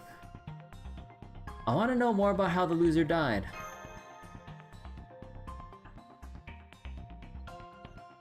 Was the empty-handed man still unarmed when he killed the man with the gun? If you're wondering whether the empty-handed man picked something up, the answer is no. He was empty-handed the whole time. This you can take as a fact. Oh. Were the two men over 100 meters apart when the fight began? No, they were closer than 100 meters. Were the two men over 20 meters apart? Oh, still no. That's pretty close, definitely within firing range. So here's everything we know for certain, including information from the other team's questions. I think they should cover it. Oh, they actually like put down all the notes for us. Oh, thank God. A man with a gun, empty-handed. Empty-handed 1. Man with a gun, dead in a pool of blood. Empty-handed man was still alive. Oh. Man with the gun was not ill. Empty-handed man did not beat the man with the gun to death. Good time to screenshot. Yeah, you got a point. Hold on. Let me just print screen it on my end and put it on MS Paint.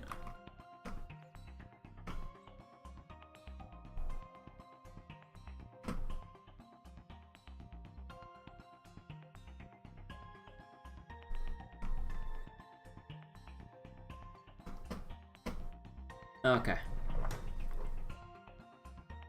So gender had nothing to do with it. The man with the gun, empty-handed man were close. At the beginning, they were far. The distance was no more than 20 meters. It didn't matter how fast the empty...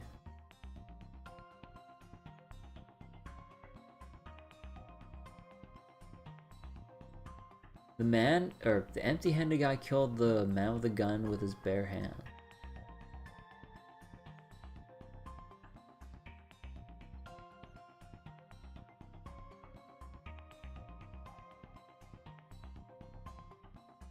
So death by bare hands. The pool of blood though. Huh.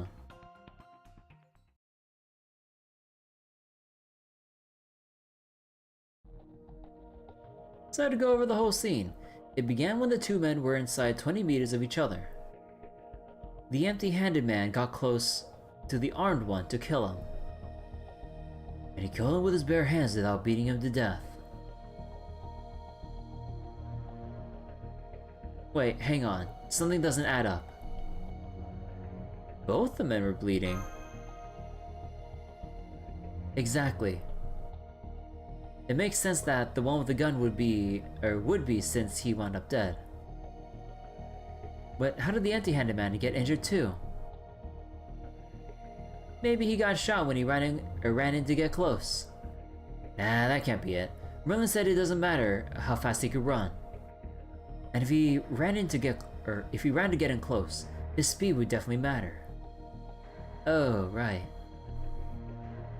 Hang on. Wait, how's any of this make sense?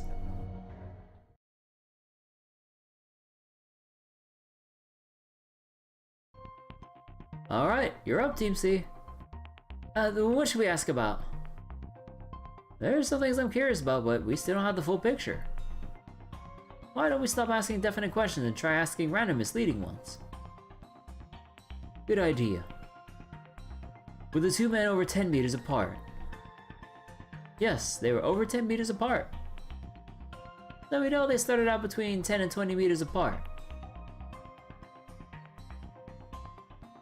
If they started near each other, I would get why it wouldn't matter how fast they were, but in this case, it doesn't matter how fast they were. Maybe the empty-handed man ran into the armed one with a car or something. Yeah, thought that qualifies as empty-handed. Yeah, I guess you're right. Sisters Master? Ran into?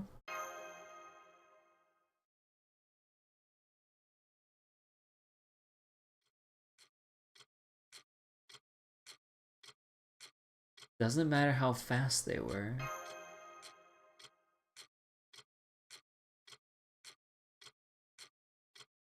Because...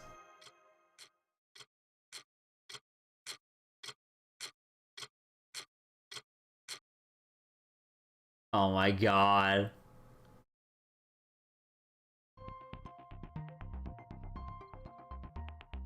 Bro, oh my god.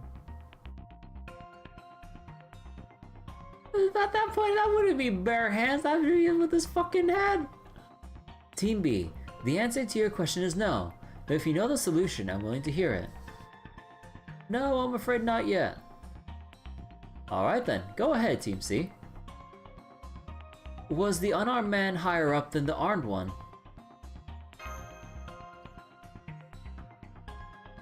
Yes. Ah.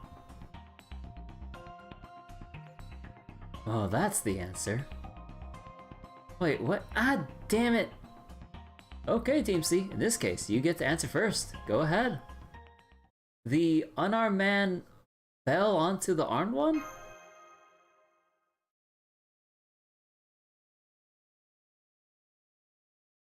That's correct. Yes, we did it! Heh. Ah, what a relief. Nice job, team! Well, I'm sure the other teams have realized what happened by now. The unarmed man tried to commit suicide by jumping off a building, only to collide with the armed man walking beneath him. The hell? Then they never actually fought at all. Oh. What? So that's how he got us. We assumed they had fought, when we asked who killed who, but he never actually told us the two fought. He had no obligation to correct our mistaken assumption. What? No fair! Aha! Of course! I'm not here to correct your mistaken assumptions or warn you that you're on the wrong track. One of the rare times they let Guru be smart. Nah, hold on, we got the perfect emote here for such a situation.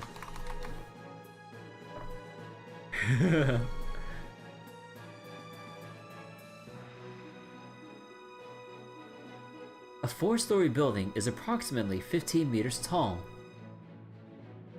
If a man were to jump off of such a building and collide with someone on the ground, it's possible that the jumper may live and the man on the ground may not, depending on the point of impact. Damn it! I should have realized it when something like that, or wait. I should have realized there was something like that when he said it didn't matter how fast they could run. Same here. I don't know what I was thinking. Were you perhaps thinking of humans as though they were servants? Good point. That is what the untrained human body is like, isn't it? You there. You should know better than to apply medieval British conventions to modern times. Now, we do have more games ahead, so I do suggest you chat amongst yourselves while you have the chance.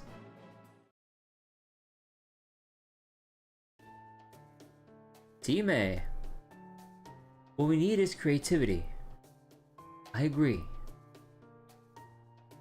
whatever sort of contest awaits us next, I'm sure we'll need to be able to consider it from many different angles. Yeah, intuition ain't gonna do us much good here. I'm sure our common sense will be tested too. Speaking of which, Paracelsus, I think I speak for everyone when I say you're our best hope. Huh? I do feel like I know a decent amount when it comes to alchemy, medicine, philosophy, and astronomy. But there are plenty of other fields where I am but an amateur. Even though you're a caster? My deepest apologies. I feel so worthless. If only he had been here instead of me.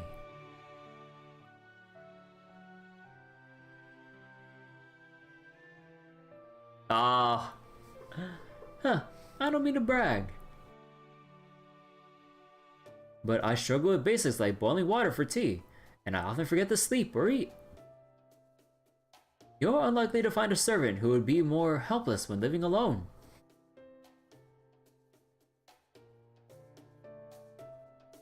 On second thought, maybe he wouldn't be much help either. So you're basically useless outside of your field. Essentially, yes. Well, damn, at least you're honest. Well, for the time being, why don't we all note down our own specialties? The good thing he has golems. It may serve as a useful reference. I don't know what kind of game we're gonna have to play next, but okay, I'll go first. Let's see. I'm great in a fight, and at pissing off my old man. I feel like I'm fairly knowledgeable about Greek mythology, but I also feel like that could become a liability. I suppose I know a fair amount of theology. Aside from that, you can't think of anything else. Now I wish I hadn't devoted my entire life to the pursuit of magecraft. I was just an executioner, but I consider myself well versed in healthcare too. You know, that reminds me, the advances that have been made in medical technology today are astounding. Compared to my era, when we still had little knowledge of infectious disease, the difference is night and day. Medicine has progressed all throughout human history. And in modern times especially, knowledge and technology are being shared at unprecedented speed and scale. It's wonderful. It used to be that medicine was considered magecraft in its own right, and was therefore kept to be secret. Oh yes, now that you mention it.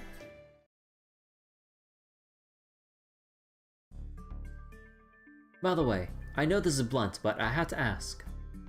Is there any bad blood between you two? Because I'm worried that it may become a problem. You don't beat around the bush, do you? No, that's just how I am. I'd be lying if I said there wasn't. But strangely, in the singularity, I felt far calmer than usual. You too, huh, Arjuna? It's true.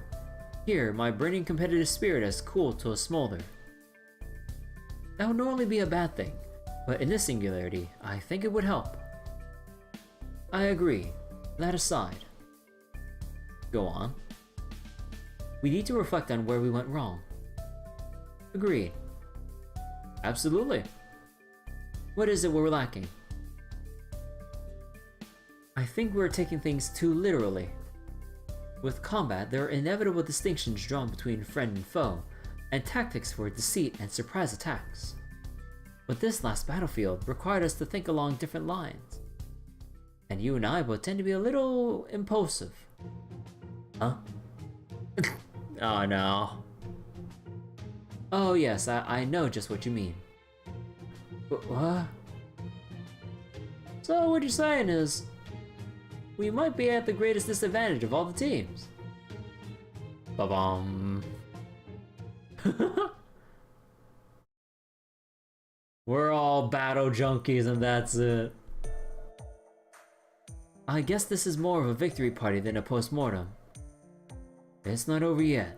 We still have more games ahead. That's true. At this point, I'd say Team A is the biggest threat to us. Not Team B? Team B would definitely have the edge in combat. But if the next game is anything like the last, we have just as much chance of winning as anyone else. All 4 of the guys in Team B are expert fighters. But that doesn't translate to good lateral thinking in games like Turtle Soup. What do you think, System Master? I'd say Team A is the one to watch out for. Right? Well, we should definitely be wary of Paracelsus. Sanson seems like he has a lot of life experience too. The Snake Woman is quick on her feet, and Mordred is...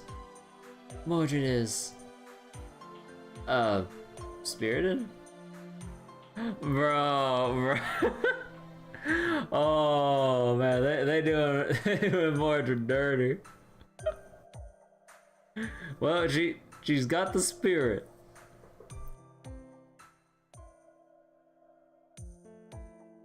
Achoo! Was that supposed to be a sneeze? Oh, piss off! Mordred is the boar who will gore you dead if she catches you. How are we doing? Everyone finished with your post-mortem discussions?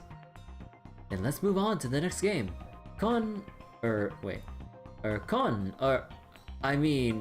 Michael. Merlin! Why don't you explain this one? A little warning would have been nice, but okay. Since our first game focused entirely on intellect, we thought the next one should test your stamina and luck. This is why we're going to have you play what I like to call Oni. Or as is commonly known in Western countries, tag. Oh. Well, shit. Mana Burst gives a lot of speed too. In the Apocrypha event where she launched herself in France sky high. Yeah. We're playing Oni?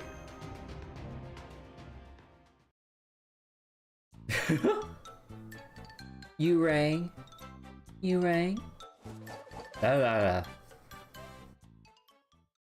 Damn it, why couldn't we bring them along? We could have had Shooten with glasses. Ah!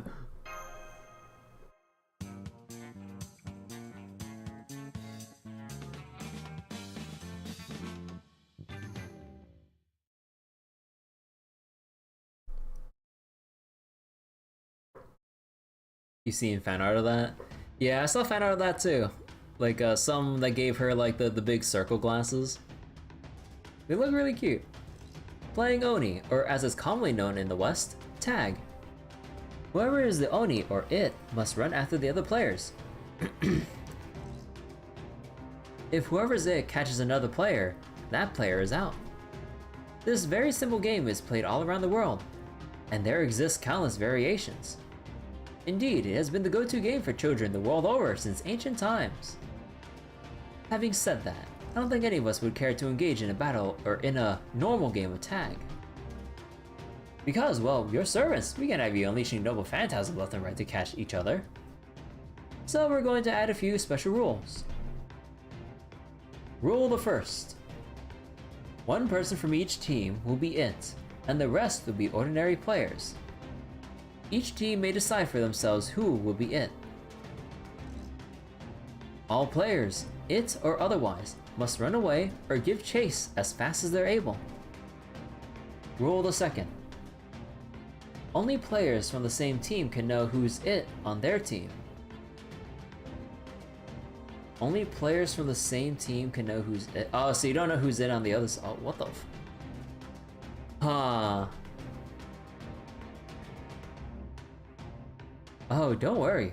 I'll cast a perception blocking illusion to help. So whoever's it will have their voice and likeness disguised. Let's go a step further and say that breaking the illusion is against the rules.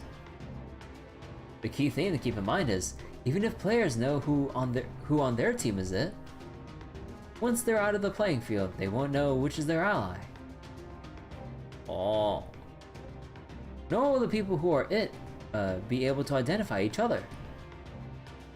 If it's against the rules to break the illusion, does that mean we'll need to deduce who's it on the other teams? Against the rules, huh? Rule the third. A team loses if all of its ordinary players are eliminated, or if their it is caught by another team's. Basically, whoever's it is also the team leader. It's a big responsibility. Rule the fourth. It's possible for two its to end up in a draw. Hang on, I get one it catching another. But how's a draw work in tag?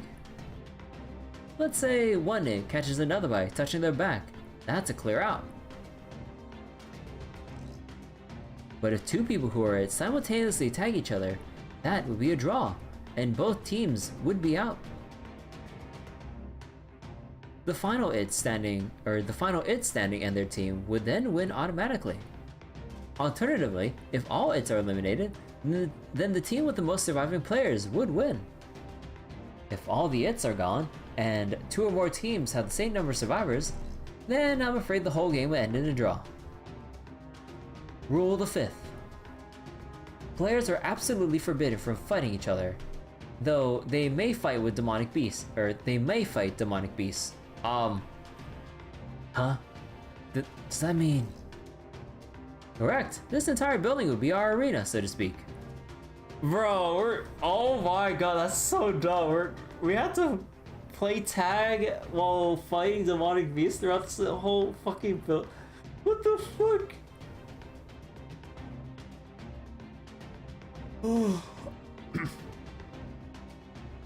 Oh, quick, I need to stretch a bit. Okay.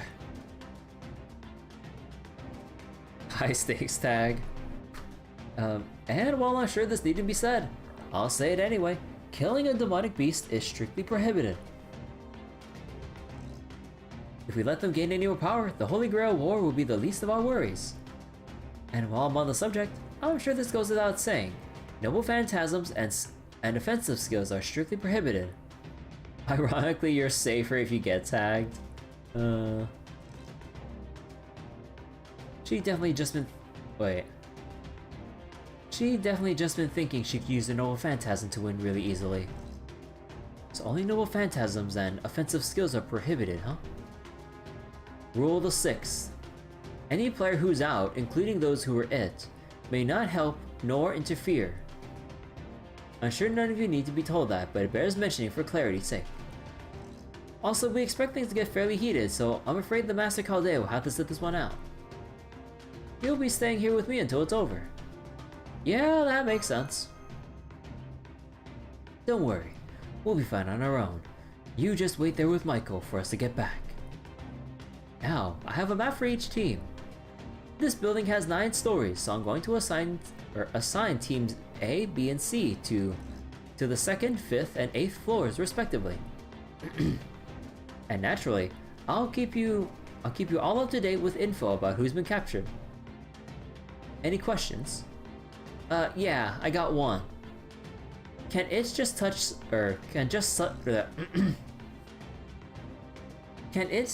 someone to tag them, or can you like tackle people too and stuff? Bruh. I think allowing such roughhousing would just lead to actual fighting. So let's say whoever's it must touch someone with their palm to knock them out of the game. Kicking and such will not be permitted. Yeah, I got it. I got one too.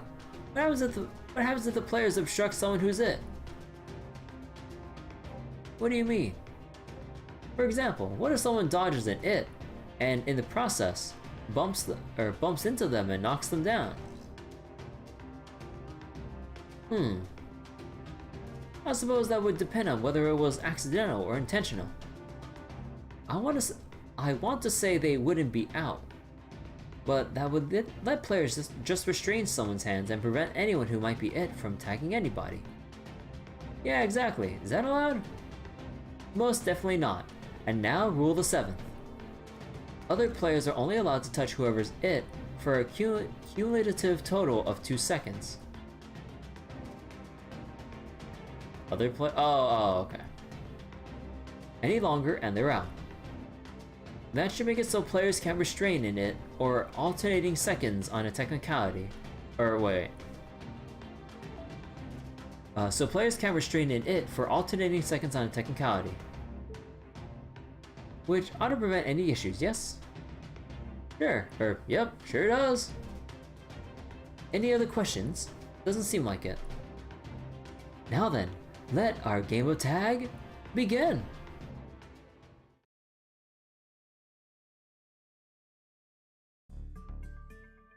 Team C.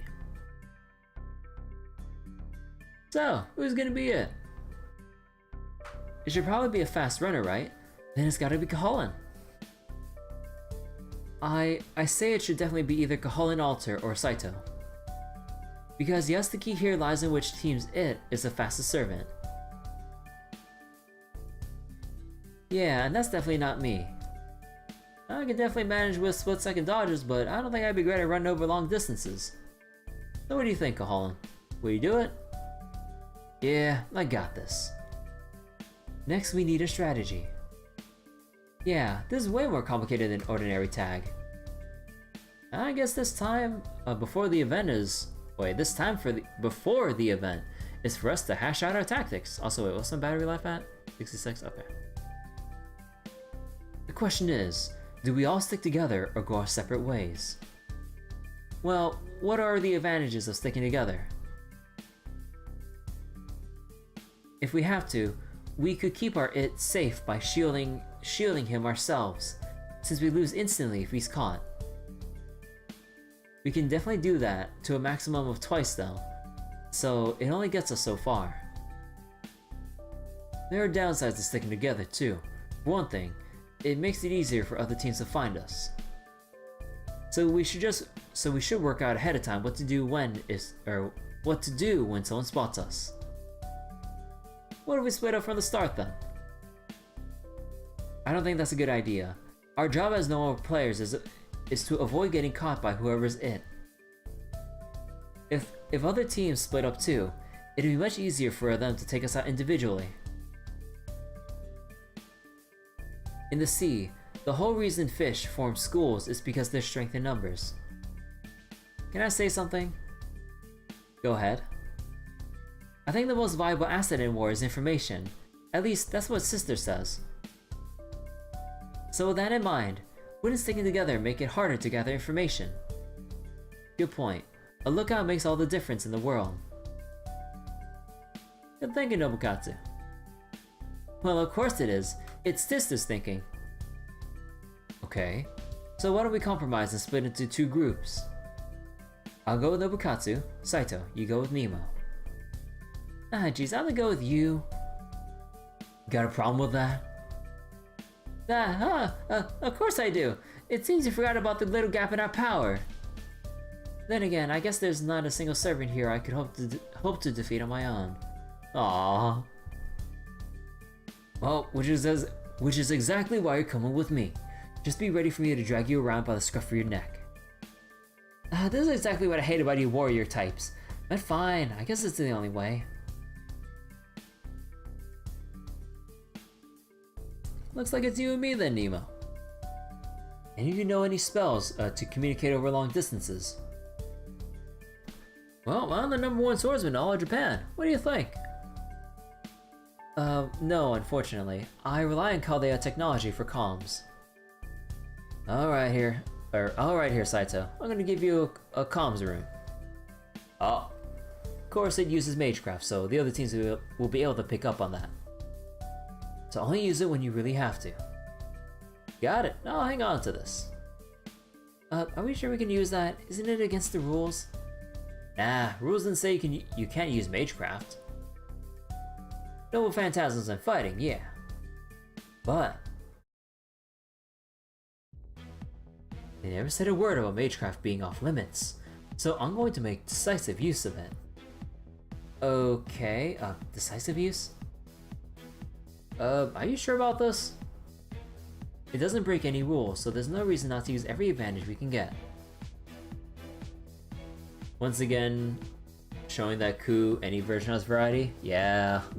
Even when we see how, like, battle-hungry Ku Alter is, he's still got his runes. That said, what kind of magecraft are you planning to use? officially in Night, Colin could have killed Herc? Oh. And that's the full God Hand? Huh. We're not allowed to fight, so any offensive spells are out of the question. Wait, so what's God Hand? Aside from that video game. What about some simple physical enhancements? Oh, but then I'd probably end up using Mana Burst by accident. Good question. I can see the sense in enhancing Sanson, but I don't think either of you needs help there. On the other hand, what about a spell like this?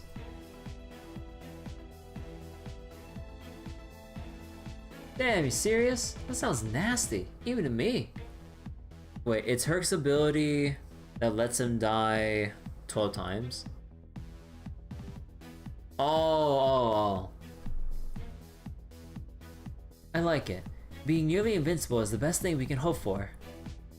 The only problem is, it won't take long for the other teams to notice. There's nothing we can do about that, but let's not forget, they won't be so eager to risk everything right off the bat. Let's make sure we win this game.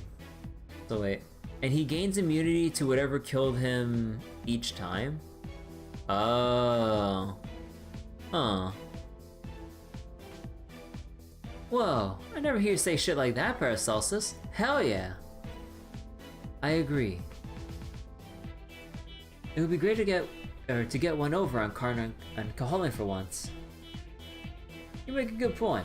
Okay, I'm in too. Not every day we get the luxury of being in a Holy Grail war, knowing no one's gonna get hurt. It would be a waste to not go all out. Yeah! Let's kick some Team B and C ass.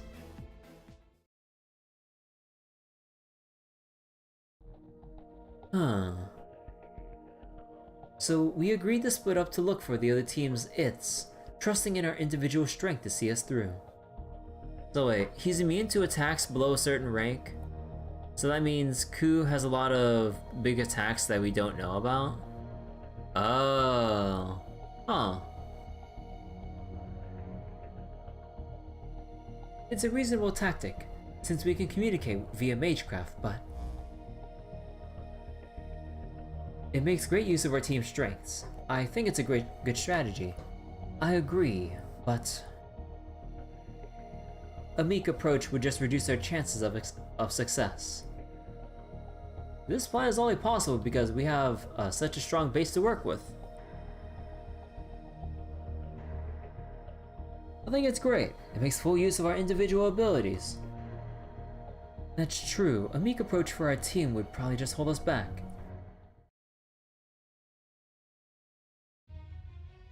Perception blocking. That must be an it then. No, I know I'm not my team's it. But the moment we declared ours, he became indistinct and hazy right before our eyes. I just remember the name, but I can't get a clear look.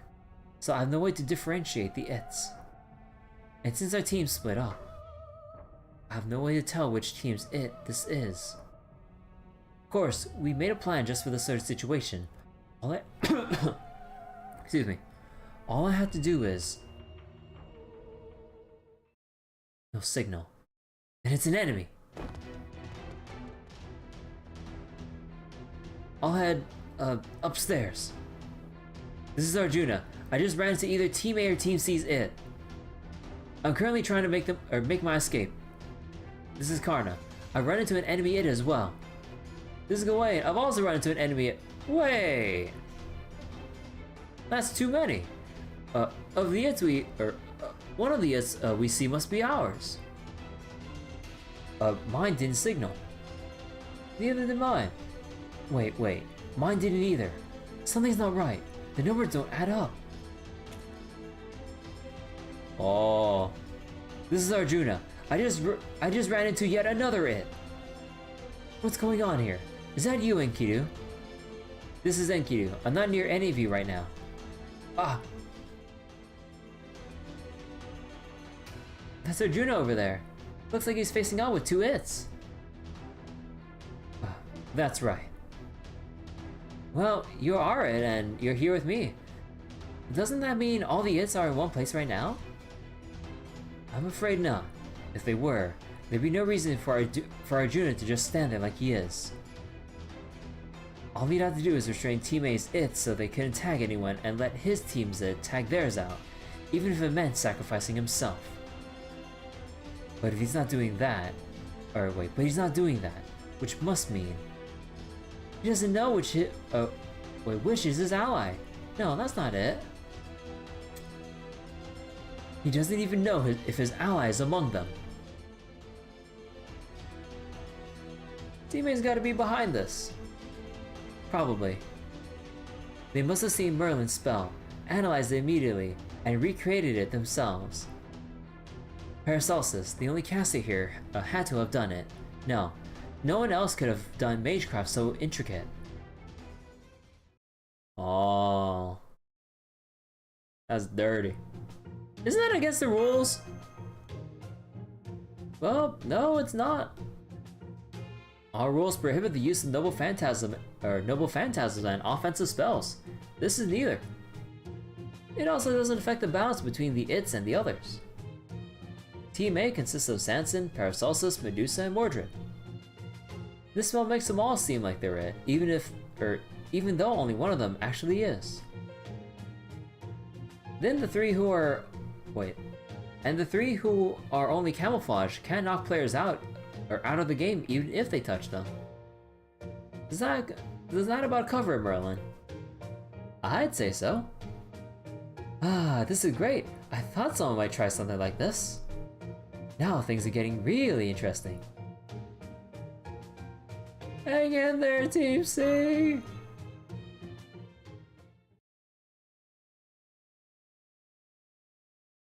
Just going full cheerleader Gouda mode.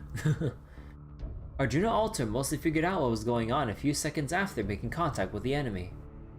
Must be using disguises. Enkidu isn't here. The possibility is that they're using Caholin's runes. As far as I can recall from the battle records, he could probably use them to create a similar effect. But even if he was attempting to duplicate Merlin's disguise, it would still be different in noticeable ways. Which must mean it must be Paracelsus. He's the only one here who could perfectly recreate Merlin's illusions with his own form of magecraft. It's Team A. Every member of Team A is disguised as an it. Can you tell which one's the real it? They're probably just disguising their appearance. It would definitely be against the rules for all of them to actually be it. But I can't tell. No, not that word. I can't tell the imposters from the real ones.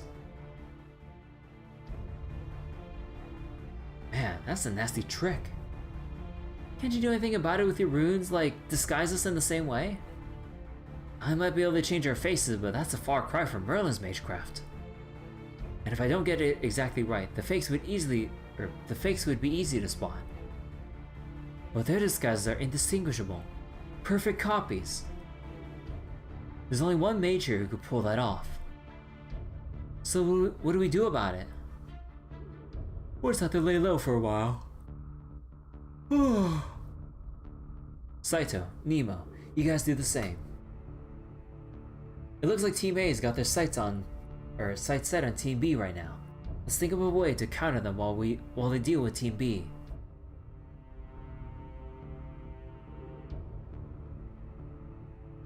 You wonder how long it will take for Among Us to leave people's minds for the word imposter and sus to return to normal?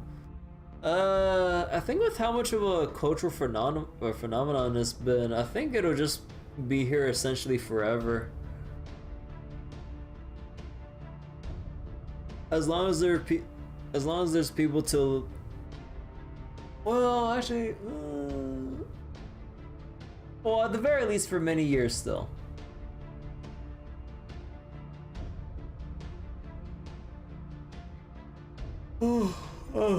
Okay, hold on. I need to stand up. Oh my god, dude. Hey, Stoffel. How you doing?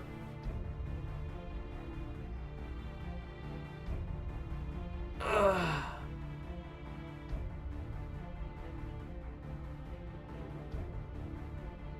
feel like I should have made some coffee or something before the stream. Though that would kind of fuck with my ability to sleep after stream tonight.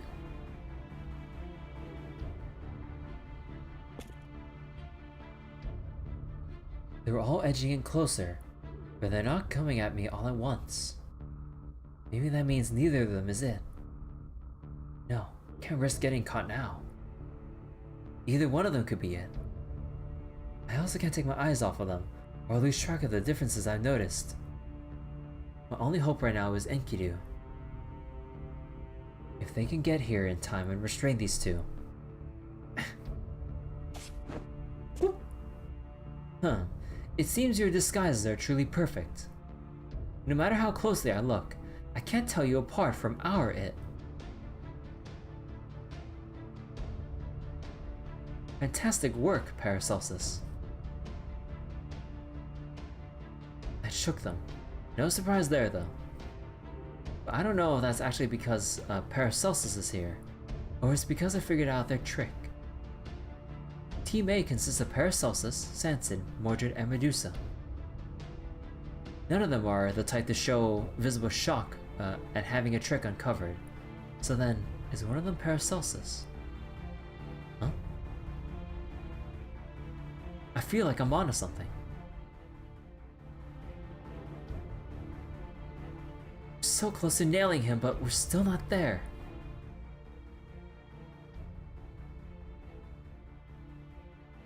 We just need one more of us to show up. Mordred, Paracelsus, we can do this. Alright. What? Someone's coming up from behind me. Oh my god. It must be the real it. He dodged, but it won't be enough. Got you. Oh. Damn, that's right. I completely forgot. Team A spell has a major flaw. Whoop. Looks like we got our first victim. Sorry, Juna Alter, but you're out of the game. But now that I'm out, I can't contact my teammates to let them know about it. Good luck, Enkidu, Gawain, and Karna. Then poof. Well, man, this game of tag is lasting quite a while. God damn. Especially with like all the rules to explain it. Oh my god. Oh.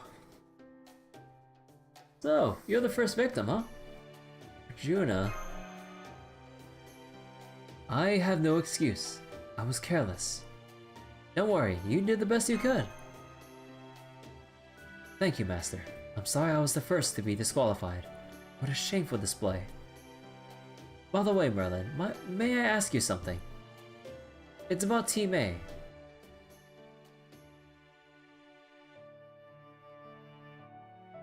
Yep, you're right. It's a great strategy they came up with, but there's one glaring flaw. I see. And of course, how they cover that flaw up, or how they cover up that flaw, is what's going to decide this game's winner. Oh ho! Master of Chaldea, Arjuna. It looks like Team C is making contact. Oh wait, it's Team C making contact with Team A this time. And that's not all. Oh. Understood. We got the situation mostly figured out. They're hot on our heels right now, but so far we're doing okay. Ah. Never mind. Just our luck we'd run into some of these demonic beasts right now. So we got demonic beasts up ahead, and presumably another team zip behind us. Looks pretty bad. Now what should we do? Should we try to clear a path forward, or deal with what's behind us? Forward. Why is that? Would you be mad if I said it was just a hunch, Captain? No, I trust your hunches. There's always a good reason for them. Well, if I'm being honest, it's partly a gamble too. Shall we? Let's. One quick battle later. With fixed story supports. Oh. Oh.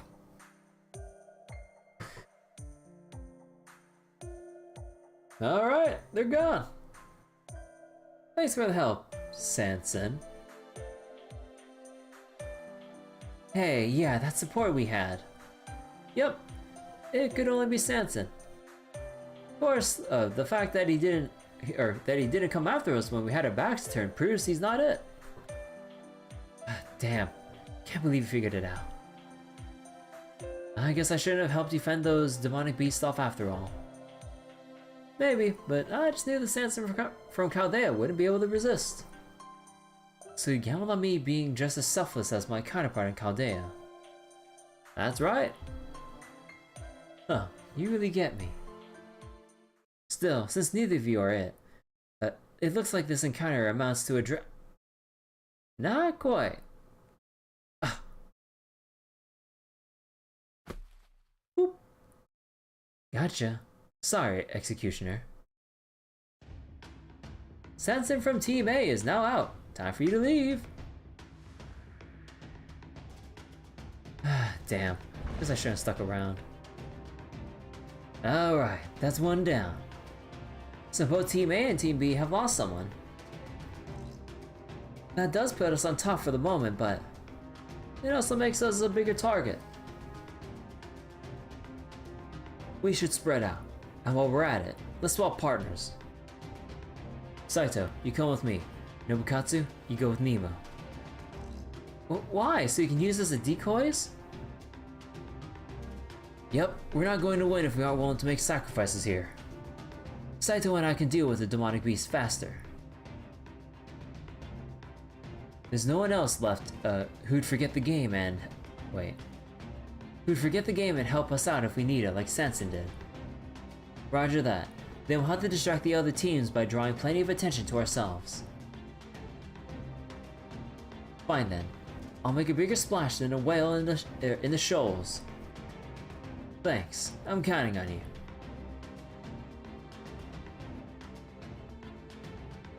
Okay, Nemo. Let's go. Yeah. Think those two will be okay? No. Both A and B are down a player. Right now, we're the only ones with our full starting lineup. Yeah, the others are definitely gonna go after him. But as long as they can hold out, we should have plenty of chances to catch the other guys too. Let's go. Got it.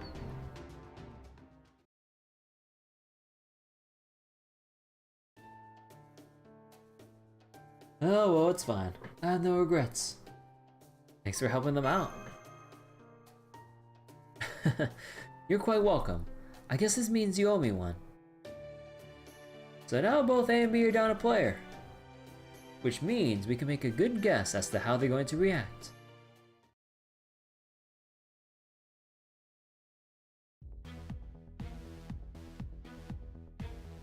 It may be the blindingly obvious choice, but let's focus on Team C.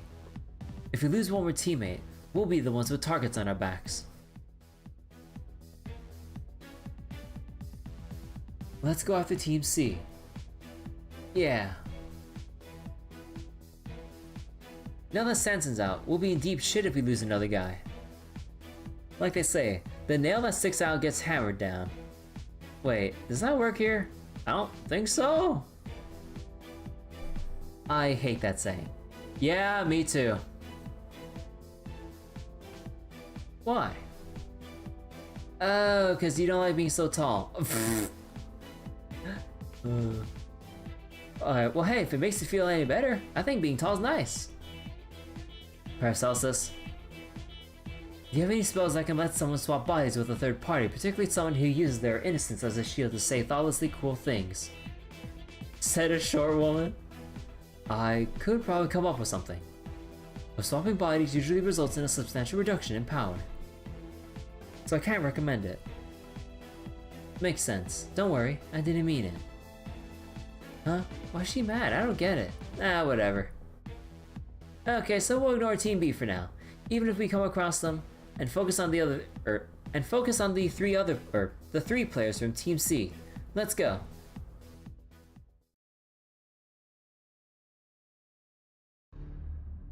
Yikes! I can feel the bloodlust all the way over here.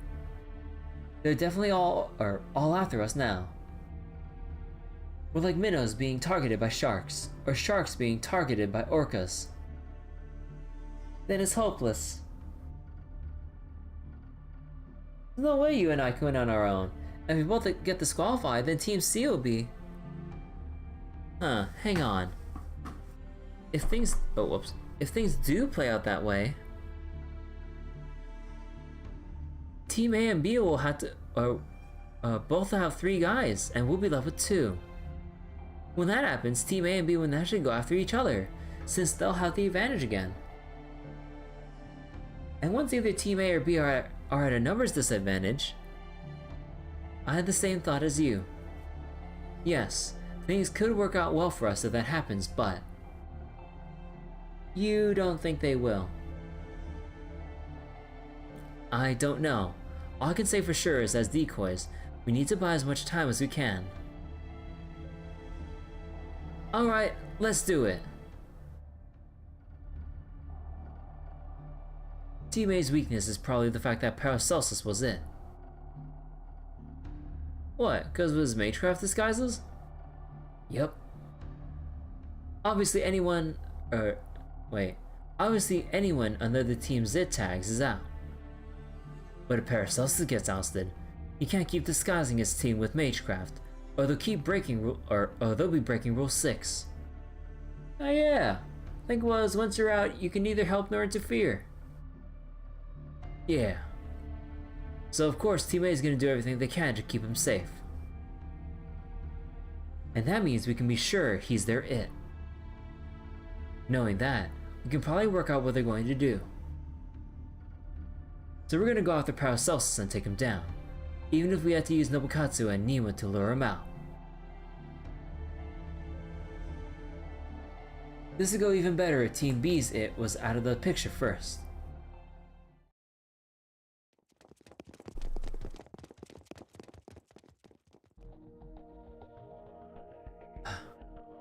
Hey, you okay there, Paracelsus? Just a little winded. It's not just that. You're also casting these disguise spells on us while running around this fairly large building. Oh yeah, and since the whole building's set up to collect magical energy, you're keeping your own physical enhancements to a bare minimum, aren't you? Yes, I am. I'm so sorry, there simply wasn't any other way. Why don't we take a short break? No, we shouldn't. I don't see our advantage holding for much longer. It's very likely the other teams have figured out I am it. The other teams have most probably chosen their strongest servants as their it. In other words, our strategy dictated that I must be it. It probably won't be long now before Team B's it tags 2 of Team C's players.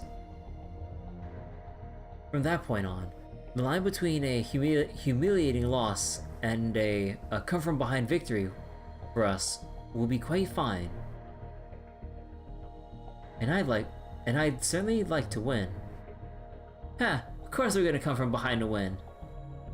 I agree. Honestly, I'm rather fired up about this myself. I swear on these glasses I'm going to do whatever it takes to win.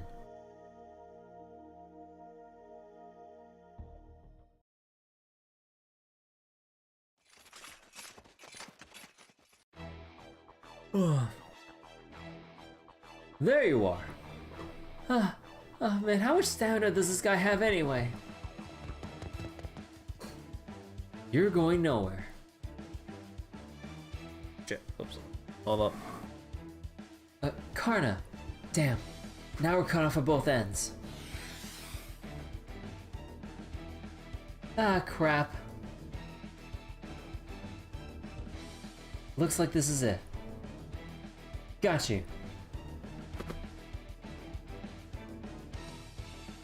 Oda Nobukatsu and Nemo are both out. Well, we bought as much time as we could. Now we just have to hope it was enough for the other 2.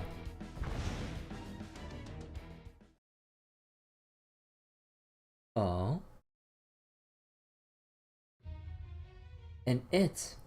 Are they from Team A or C? Though, they could also be one of Team A's players in disguise. Still they're making a run for it. Okay, I'll go after them. I may not be able to use my noble phantasm or offensive skills, but I'm still a fast runner.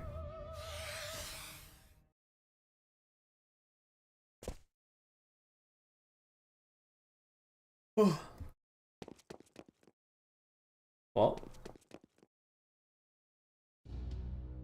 and it is chasing after another it. So, the one being chased must be one of teammates' players in disguise. Now, do I go after the player being chased, or the it doing the chasing? Obviously, I should go after the it doing the chasing. Once I get them, their whole team will be disqualified. Wait for it. Or wait for it. Wait for it. Now! Whoop. Got you. You really are fast, thank you, do. You're every bit as quick to take action as your reputation suggests. Which is why we had to work as a team to defeat you. Damn it! The one who was chasing wasn't it. It was one of our teammates' ordinary players, so that must mean... Got you.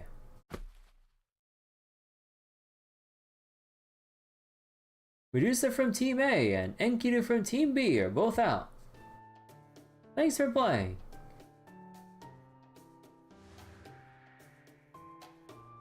There's something mildly infuriating about that saccharine tone of his. You got me good.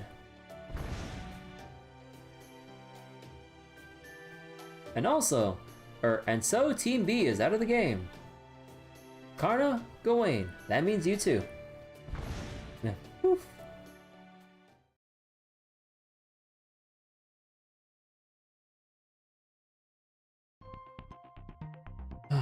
That just leaves Team C.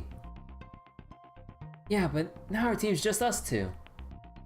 We should assume our advantage is essentially gone now. The last player left is that Saito Hajime guy. The sword fighter from the Far East, yes. I'm sure he's far more athletic than I am. It's gonna come down to a battle of grit. That's not a word I usually associate with myself, but in this case, I like it. Alright, let's do this thing. Oh my god, this section's so long. Oh my god. It's like trying to look through like one whole long ass like battle in a shonen anime. Oh my god, it just doesn't end with all the in-between dialogue. I'd always be down for that, depending on the show and game or story or whatever. But my constant yawns are making me feel impatient tonight. Oh. Okay. That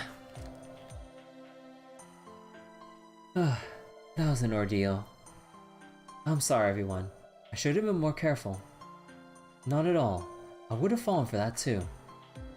Going after the one being chased just wasn't an option. No. You were made to think it wasn't an option. Chin up, Enkidu. We weren't that much help either. Thank you. That's kind of you to say. So, only 4 left, huh? I need more sugar in my system, some pep in my stuff. It ain't dawn, so don't yawn. I wanted to avoid sugar today. Considering the amount of like soda and coffee I've had like the past couple days, I was like, nah, let's not add to that tonight. Oh.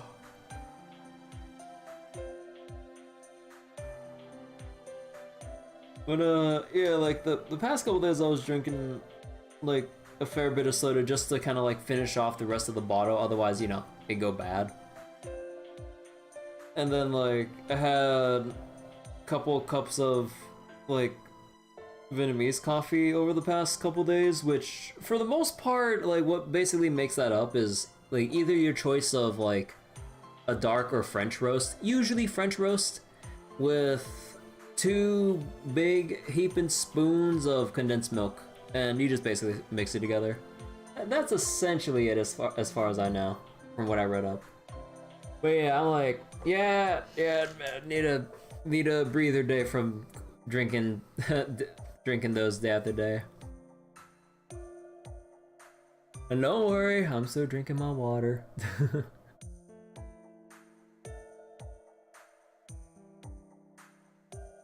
Yo, I need to like, I need to wipe the sand out of my eyes right now.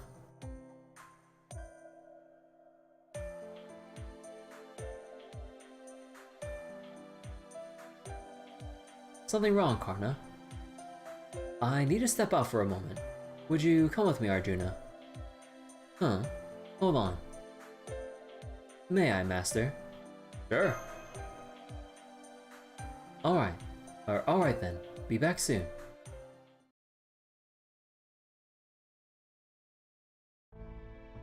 Well, what is it? There's something off about the demonic beasts. I guess the other heroic spirits haven't noticed because they're too caught up in the game. Something off. I want to take a closer look at them, but I also don't want to get in the way of the game. So I want you to help me investigate them quietly. I see. Let's go then. Thank you. I'm glad you understand. I never thought I'd see the day when you and I would investigate an office building together. Fate certainly has a way of surprising you, doesn't it?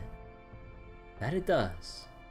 If you told my younger self I'd be doing this one day, I don't think he would have believed you. Let's just chalk it up to the glasses and leave it at that. Huh, good idea. It's all thanks to the glasses. May the glasses be with you. Oh my god, this is still going on! I forget, like, was this all one long ass section, right? I thought like it was actually like break into like a section 2. Holy fuck. Whoa. That was close. Yes, you're Paracelsus then, which means the it and our which means the it our it is chasing down must be Mordred. Yeah, no caster could take off running like that. Saito, you still hang in there? More or less. Alright, keep it up a little longer while I tag the last one.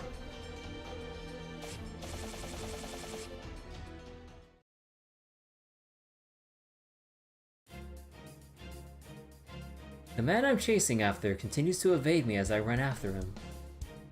I hate that I have well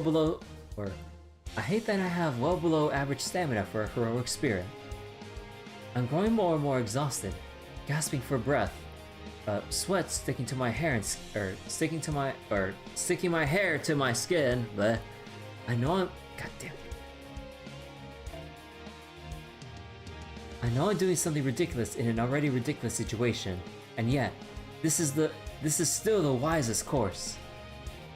We're not injuring, killing, dying, or fighting. Well, I suppose we may technically be doing the latter.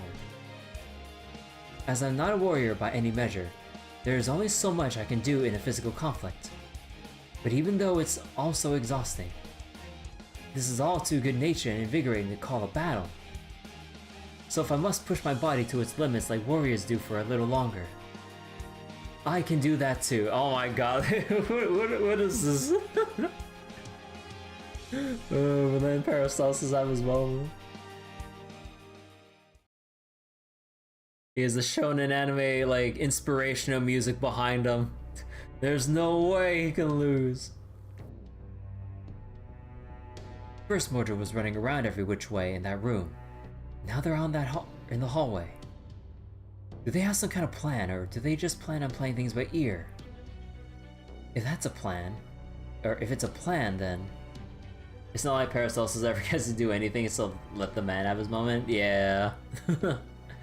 Other cases, like, he only just gets, like, rather brief passing mentions or small spotlights in the story. Very small. And that's about it. Saito, where are you right now? The 7th floor hallway. Paracelsus is on my tail, but so far, I haven't had much trouble shaking him. That's the same floor as me, so that must mean they're trying to trade places. I can hear the footsteps, so they've got to be close. They must be planning to trade places at the hallway, or at the hallway corner, so Paracelsus can surprise me. Interesting. If you think you can get me like that, go ahead and try.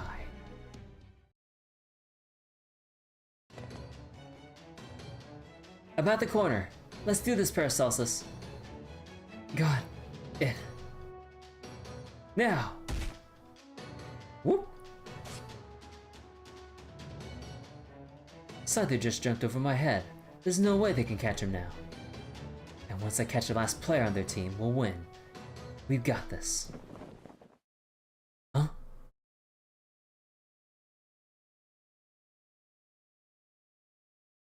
What? Okay, now that we all look like we're it, let me give you this just in case.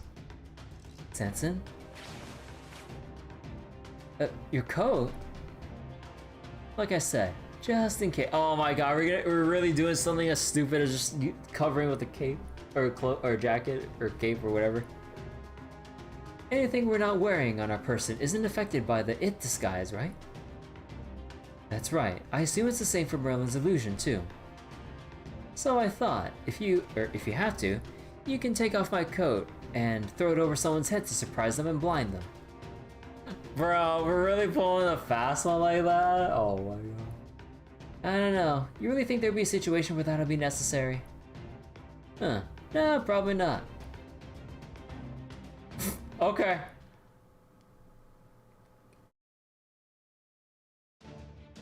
Thank you, Sanson. Now all we need to do is... Get off me! Damn it! Now Mordred's here too. Which one's the real it? This is the moment of truth. They look the same to me, but... I can still tell which one Paracelsus is. He's the one who looks like he's about to collapse. It's over! Would you, Mordred? You got it, Paracelsus. What? Oh. And now rule the 7th. Other players are only allowed to touch whoever's it for a cumulative total of 2 seconds. Ah crap, they still got the full 2 seconds to hold Colin down. Which means you can't tag anyone for 2 whole seconds. Do it! Got you. Damn. Damn it. Gahul and Alter is out. That means Team C is lost. Team A wins. That was truly exhausting.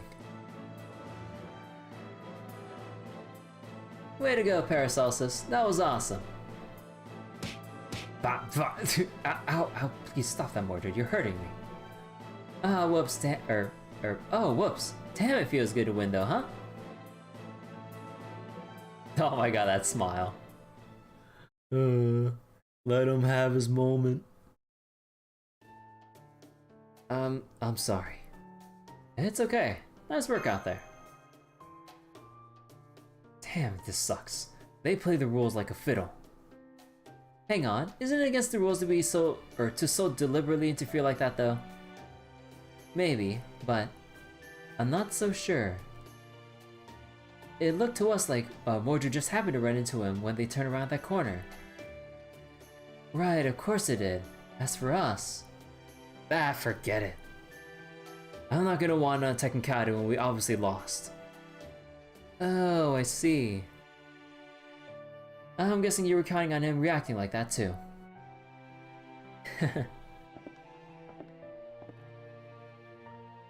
Woo! And the winners return. You got no problem with our victory, right? Ah, you beat us fair and square. I suddenly feel so much lighter. What are you talking about? We still got another game to win. Would you mind if I left that one to the rest of you? I could really use a break. Hang in there. On that note, I would like to get to the next game, but it seems Karna and Arjuna Alter have yet to return. Master, we have an emergency. Huh? All of you, come with us.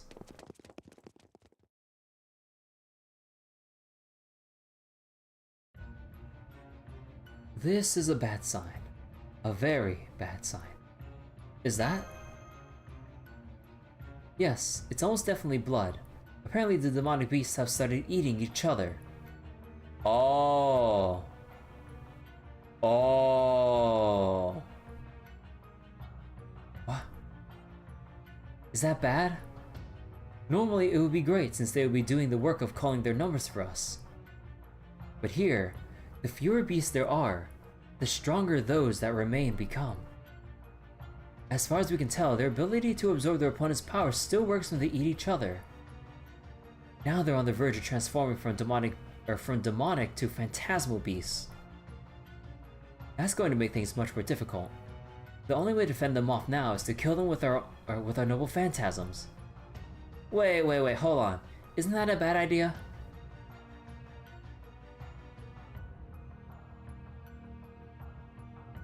I mean, if we do that, they'll take our power too, right?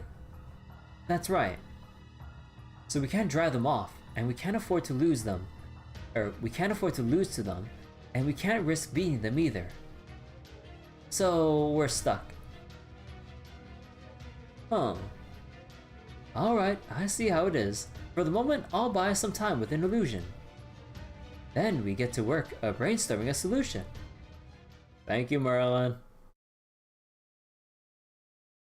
Oh my god. And then we saw like the newest section to end it. Oh my god.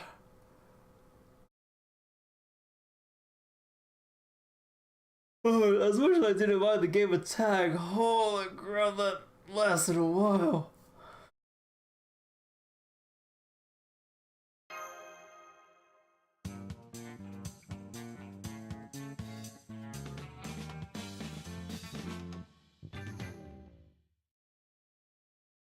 It was long, but also fun. Oh yeah, like the game of tag was actually pretty fun.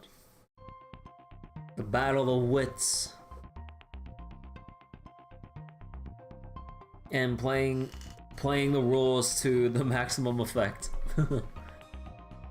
Order is essential to everything. There's an There's an ancient logic puzzle that has existed since at least the 9th century called a river crossing puzzle. Oh, we're doing the... Oh, right. Why the hell are the White Day events better on average than the Valentine's Day ones? I don't know. A farmer purchased a wolf, a goat, and a cabbage at the market. The farmer needs to transport his purchases to his home across a river by boat. But there's a problem. Only the farmer can row the boat, and there's only enough room to transport one of his purchases at a time. Should the farmer leave the wolf and the goat alone, the wolf will eat the goat. Likewise, if the farmer leaves the goat and the cabbage alone, the goat will eat the cabbage. The farmer must always cross the river with the boat both ways. The most efficient solution to this problem involves 3 round trips and a single one-way trip. Done right, it's possible to safely transport everything across the river by moving the boat 7 times. This final game involves a similar yet very different problem. There are no return trips. Nothing can be put back where it was. We will need to think carefully about which abilities to transport and which to sacrifice. Get the order wrong and we'll be remembered as the fools who sparked the apocalypse. Oh gee!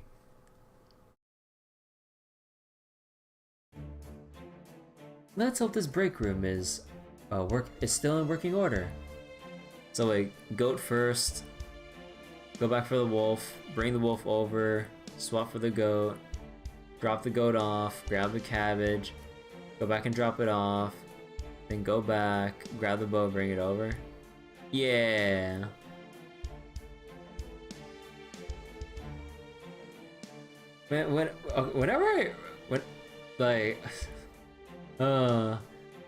Getting reminded of these logic puzzles always get me in the giddy mood about at least remembering Professor Layton puzzles.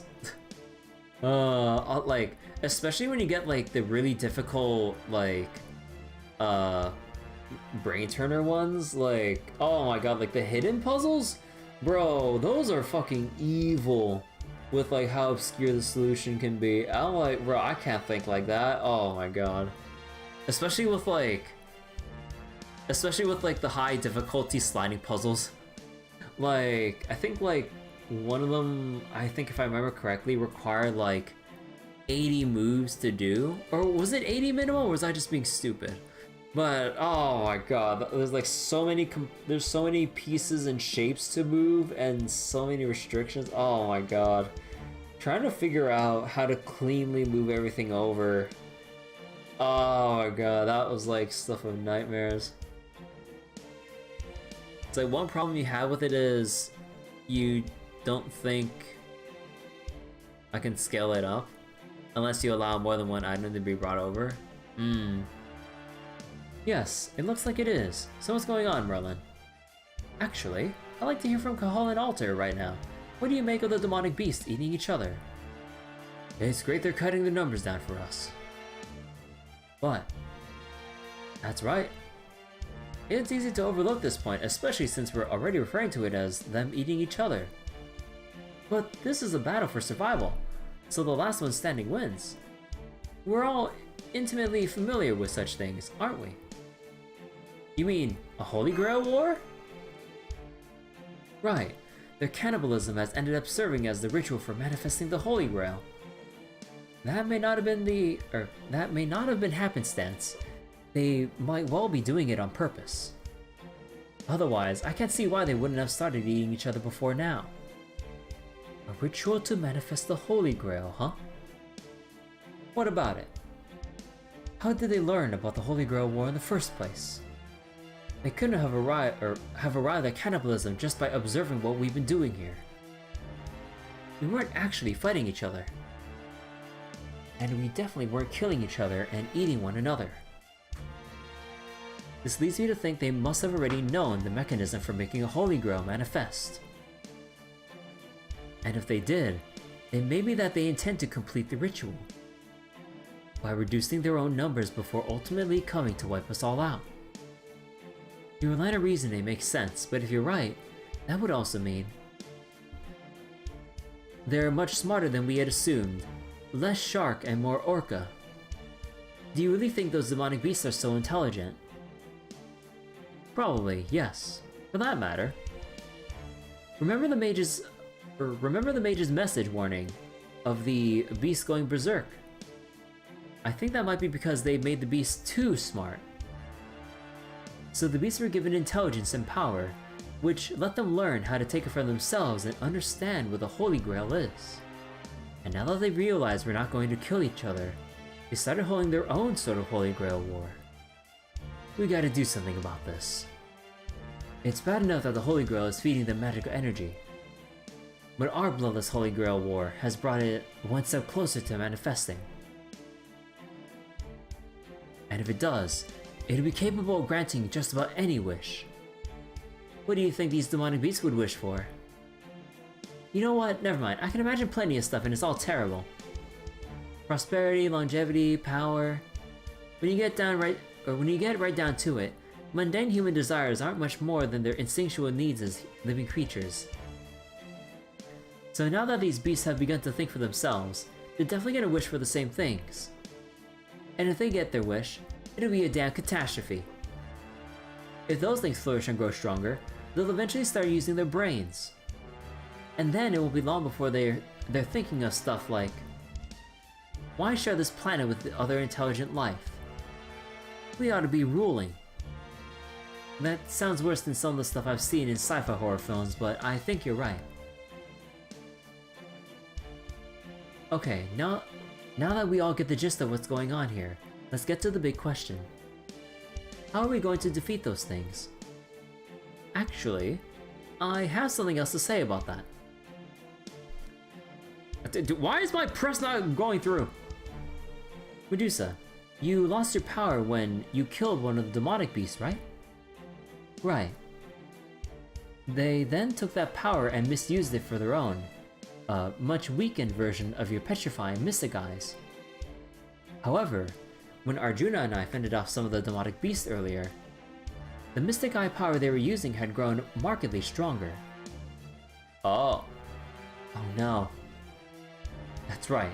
In the worst case scenario I can imagine, their cannibalizing one another also makes the abilities they stole stronger. It's definitely possible. I can only hypothesize, but if I'm correct about what is happening, they could be trying to concentrate these mystics in one place, rather than leaving them spread out and diluted. Those things getting stronger is about the worst thing that can happen. Reminds me of a curse from the east I heard about. It's called Kuroku. They fill a clay pot with venomous creatures, and wait for them to kill each other so that they can harvest the strongest one. Excuse me, can I say something? What is it, Michael? Oh, well, I was just thinking that, embarrassment aside, I can't afford to keep my true name to myself anymore. Because if the demonic beasts are growing stronger as a result of stealing my power, then I need to tell all of you about that power if we're going to stop them. Also known as a goo pot? I see. So they took your power too, just like they did Medusa's mystic eyes. That's right. Well, here goes. My true name is Constantinos? Constantinos, the 11th, Dragosus, Alloy Logos? That's fuck me, dude. Oh god, name pronunciation.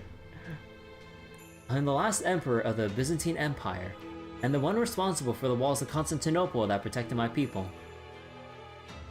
Just fill a pot or jar full of venomous creatures and let them kill and eat each other? But the demonic beast stole my bulwark ability. In simple terms, they're really, really sturdy now. Wow, that was simple terms. Thank you, but it doesn't change the fact that I'm incredibly embarrassed that things have come to this. Anyway, all that aside, Medusa, would you mind that if I asked you a favor? Okay, what is it? Would you take a quick peek at the demonic beasts out there cannibalizing each other? So it's both used to make super powerful poisons and to curse people? I know you can't fight them off with your power gun. But I think you're probably also the only one here who's resistant to the petrifying mystic eyes since they originally belonged to you. Good point. I can't do much against other mystic eyes, but I should be able to deal with my own. Constantine here will be playable with the next main story update. Oh, really? Oh, cool. Okay, I'll go take a look. Thank you. I see. So it's all about finding the right order. Hey, what are you muttering about over there? This is just a teaser for him, basically? Ah. I was just thinking about how if the demonic beasts continue to eat each other, the last one left will be stronger than we were expecting. Naturally, we have to find a way to defeat them, but if we use our noble phantasm to do so and fail, they'll take up powers from us and leave us with less to work with, but they'll get stronger. If we can kill them, great, but if we can't, we're screwed. That I was the first to defeat some of their number is truly unfortunate. Thanks to that, they, or maybe just one of them by this point, have very high defense. Well, it's a good thing that we got that event CE that lets us ignore defense. Oh man. You know, I forget, is this like the first CE that grants defense ignore? Because I don't remember any other CE granting defense ignore before. They're definitely tough enough to hold on until the very last moment. You don't think it is? Oh. Cause like, I don't remember seeing any, but maybe there are other event CEs that I never got to roll for that had them that I never saw. Maybe. I'm pretty sure there's like an entry on the FGO wiki if you search by like buff types, and then if they apply on like X amount of CEs or something. Oh my god, okay, hold on. I need to stand up and stretch again.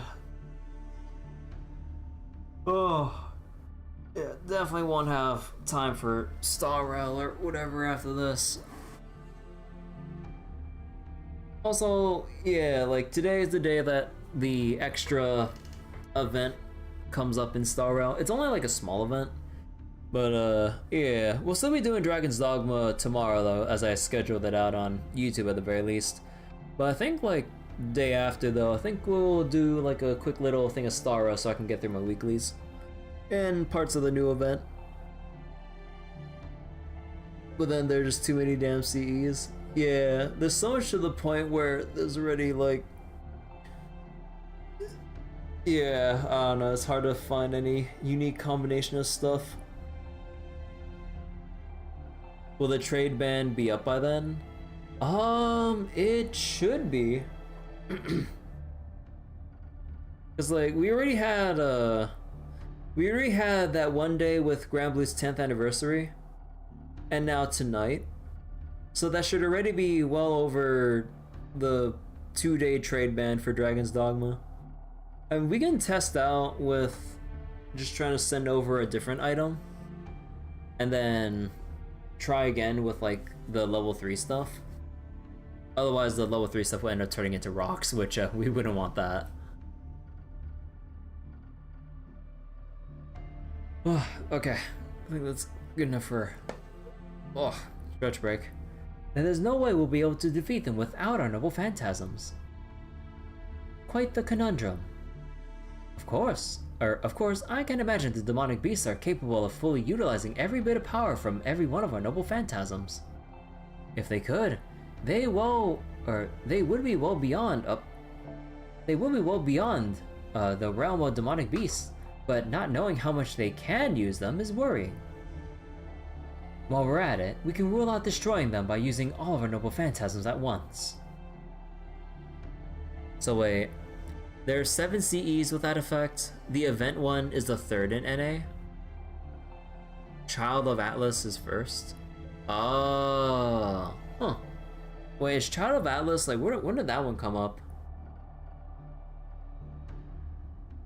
Why is that?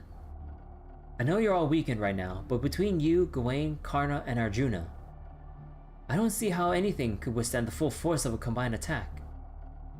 You might be right, but if we succeeded, where would all that energy go? For all we know, it'd blow up this whole building, and us with it. At that point, the Holy Grail would be the last thing on our minds. It might work as a last resort to prevent the worst case scenario, but it's definitely not the best solution. Child of Atlas came out with Lost Belt 2. Oh. Actually, I think I should have that, right? Because of Scotty? Or wait, was that out with the Scotty banner? Or... Oh, actually, wait. When Lost Belt 2 came out, whose banners were up? Oh, Seatonai, right? And then Scotty, I believe. Were there different CEs on those banners? So a 5-star CE, ignore defense, trade bonus against berserkers. Wait, berserkers? Oh, actually, I think I do have a CE about berserkers. I think that's the one. Yeah, you're right, Kahala and Alter. Thank you. That's an excellent point. Indeed, and that's why we need to carefully consider the order of our next actions. This will be our final game. Everyone, I know this is a lot to ask, but could you share your noble phantasms and skill with us? It has Ronnie from Fate Extra. I don't know anything about Fate Extra. Speaking of Fate Extra, like, dude, how long has it been since we had news on the Fate Extra remake?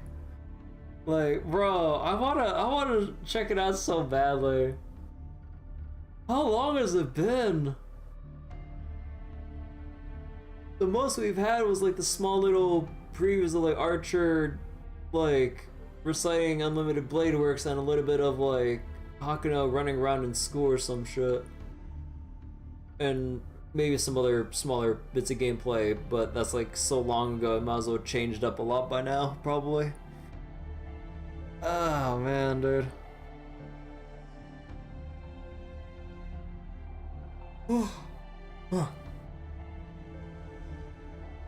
Specifically, things like Constantina's bulwark or Medusa's mystic eyes. Basically, I want you all to think about which of your skills the demonic beast would want to take from you. Even a guess will do. The order in which we use them will be crucial, so we all need to consider this together.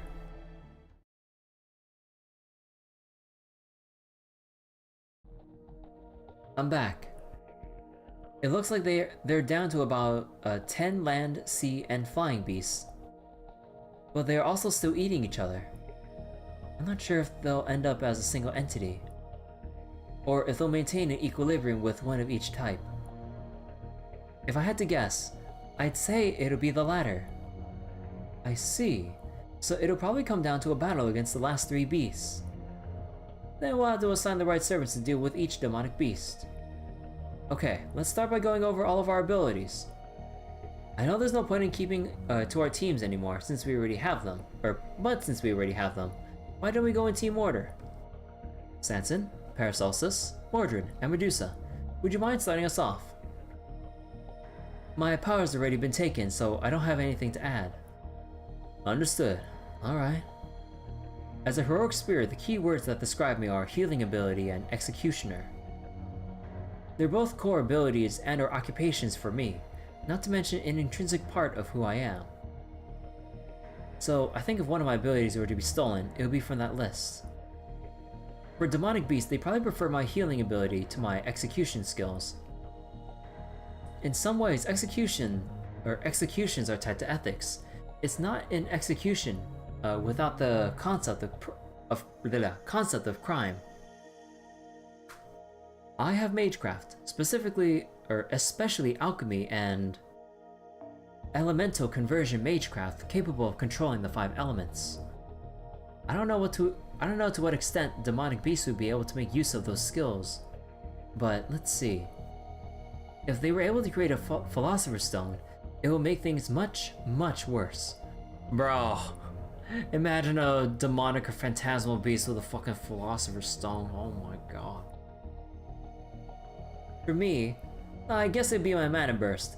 For a temporary power-up, it's pretty damn strong. True, having those demonic beasts fly at us at the speed of sound would most certainly be a nightmare. Okay, how about you, Team B? If my power were to be stolen, it would probably be either my noble phantasm, Excalibur Galantine, or a special ability, Numeral of the Saint.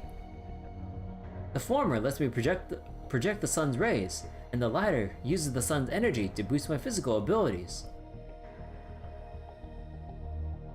Oh my god, Mordred just like singing here. Don't mess with Gawain when the clock strikes noon, or his triple jack strength will knock you to the moon. Mordred, when in the world did you come up with that ditty? Ditty? Yikes, yes. It would be very, very bad if the enemy had access to such power. You grabbed the screenshot of this line? Oh my god, of course. How large is your Mordred folder? Mine is similar. If the enemy were to steal my power, it would undoubtedly be the golden armor I received from the god of the sun. As for my spear, it's hard to say. I like to think that no one but me could effectively wield my spear or armor. But even putting that aside, my intuition tells me that the demonic beast would go for my armor over my spear. You just slapped it on Discord. For me, I expect it would be my clairvoyance. Even if they did take my noble phantasm, they'd be much more likely to kill themselves with it than use it against us, since the very concept of anti-evil is probably difficult for them to understand. So I think they'd almost certainly go with my much more straightforward clairvoyance. I guess that just leaves me. That said, I very much doubt they'd be able to use my Enuma Elish. So if they were to steal something from me, it would be my perfect form, my ability to regenerate using the Earth's magical energy. So it basically just keeps stealing all all sorts of abilities for it to sustain itself, like multiple layers of regeneration, pseudo mortality in a weird sense. Like sun power up, Karna's armor, regenerate from earth magical energy, Sansen's healing ability, and like, oh my god, dude. Like just that as on is fucking, ugh. Your Mordred folder is 5.5 gigs? Oh my god. Okay, that just leaves Team C. For me, it's a safe bet they take my noble phantasm. Is it pronounced as it's spelled? I don't fucking know, dude. Unfortunately, demonic beasts have no trouble using it. So I'm almost positive they go for that over Gay Bolg. My noble phantasm is the Nautilus. I'm pretty sure those demonic beasts wouldn't be able to use it. Oh god. But the power of Triton, the Merman, is another matter. It provides a blessing when embarking on trips to unfamiliar lands. That could well help them escape this building. Oh. Huh. Well, in my case, it's probably my swordsmanship. That's all I can think a demonic beast would want from me. As for me, I don't think there'd be anything useful they could take. Because any power I have exists solely for Sister's sake. Oh, very good. Thank you all for being so forthcoming. Well then, Master Caldea. These are all extremely powerful abilities, and even just having one of them stolen could be fatal for us. But I also have a bad feeling that some combinations of these abilities would be especially dangerous. Now that everyone's told us about themselves, did any such combinations stand out to you? Huh.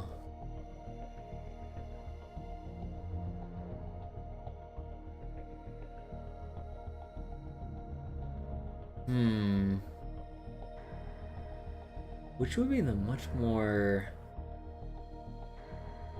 concerning combination? Probably Karna Gawain or Nemo Enkidu?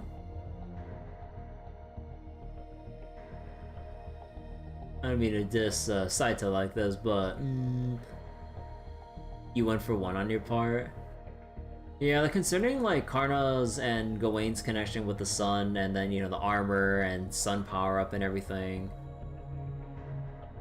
Like, I think that feels much more dangerous than like Nemo's boost to traversing unknown territory and Enkidu's like perfect form.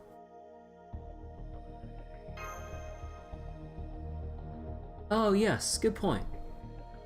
Armor with the power of a sun god and the skill that uses the sun to triple one's physical abilities would be a deadly combination. My armor with Gawain's skill, huh?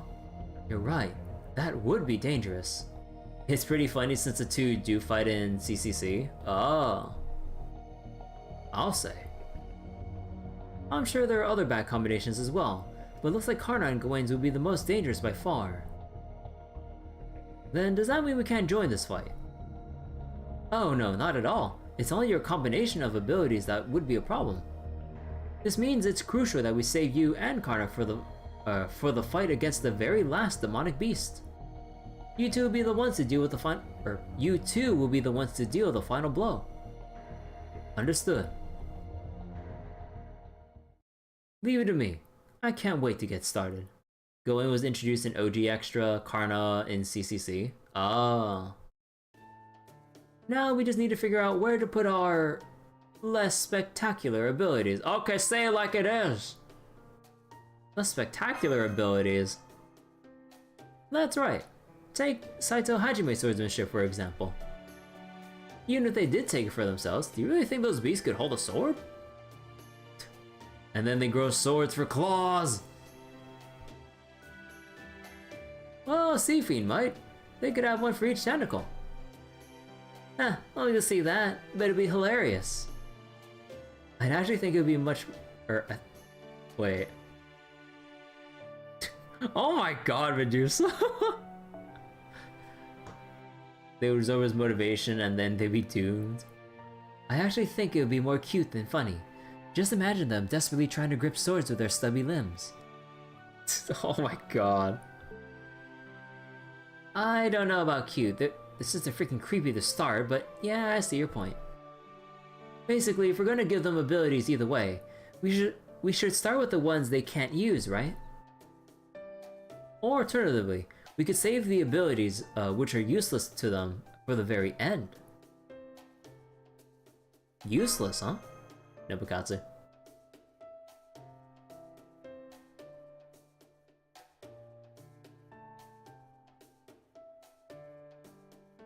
So, who should go right before Karna and Gawain? Maybe we should write all this down in a notebook. No, let's use a whiteboard. We can use this one I found over there. Let's see what we can come up with. You know, I really like this strategy talk. This is so interesting. Oh.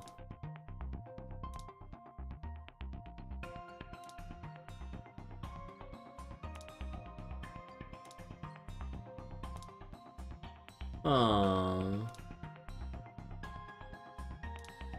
Where do we get these pins?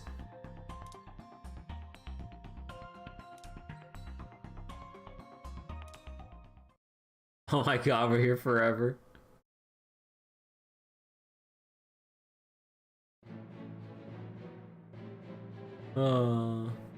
Okay, this is who will go before Gawain and Karna and Gawain at the end.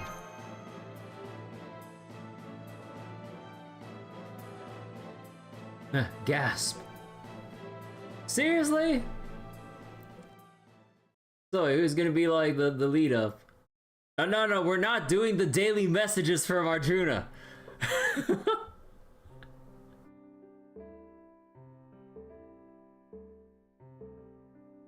Oh my god. I want to grab a snack right now, but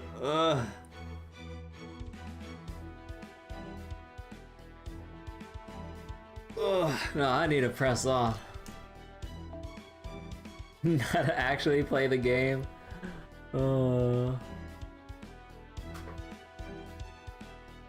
Alright, hold on, let me go read up on what's ahead of me right now. Anything I need to take into account before we go into these fights? Or is it just like simple, like destroy shit? Let me see. How straightforward is this? I'm almost to master level 157. Yeah. Hopefully that comes during the next event and not this one. How much is 1 million?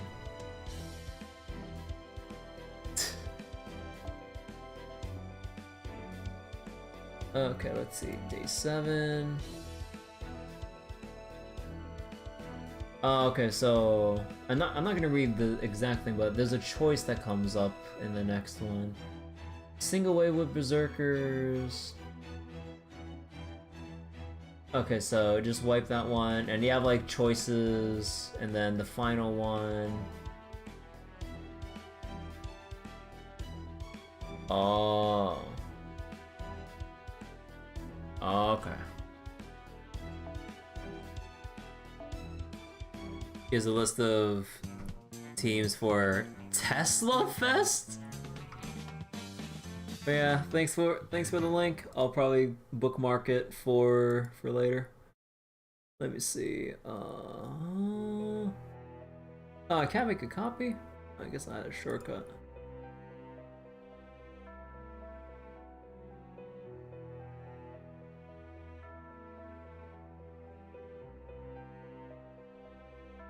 There we go.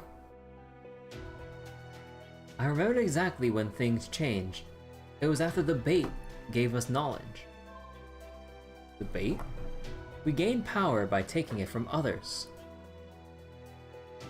And there is no greater power than knowledge. So of course we devoured the bait. I still don't know why they were so surprised. They must have known this would happen. Perhaps they didn't. Perhaps they felt so secure, they dropped their guard, or perhaps they became complacent.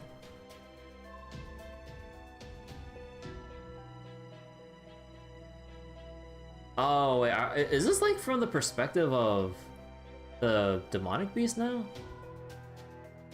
They were so surprised. Probably the researchers. Yes? Ah. Well, whatever. I'm gonna tell. Oh, they literally just spell it out for us here in the next line. I'm an intelligent demonic beast, a monster no one can see or sense. I wish to claim humanity's role as a dominant species and ensure this world is eternally peaceful and prosperous. But we were stuck here. No matter what we tried, we couldn't leave this building. I remember one thing that particularly satisfying bit of bait said right before it died. There's nothing for you to gain from killing us. It's pointless. So please, don't eat me. Don't eat me, don't eat me, don't eat me. God damn it, this is hopeless.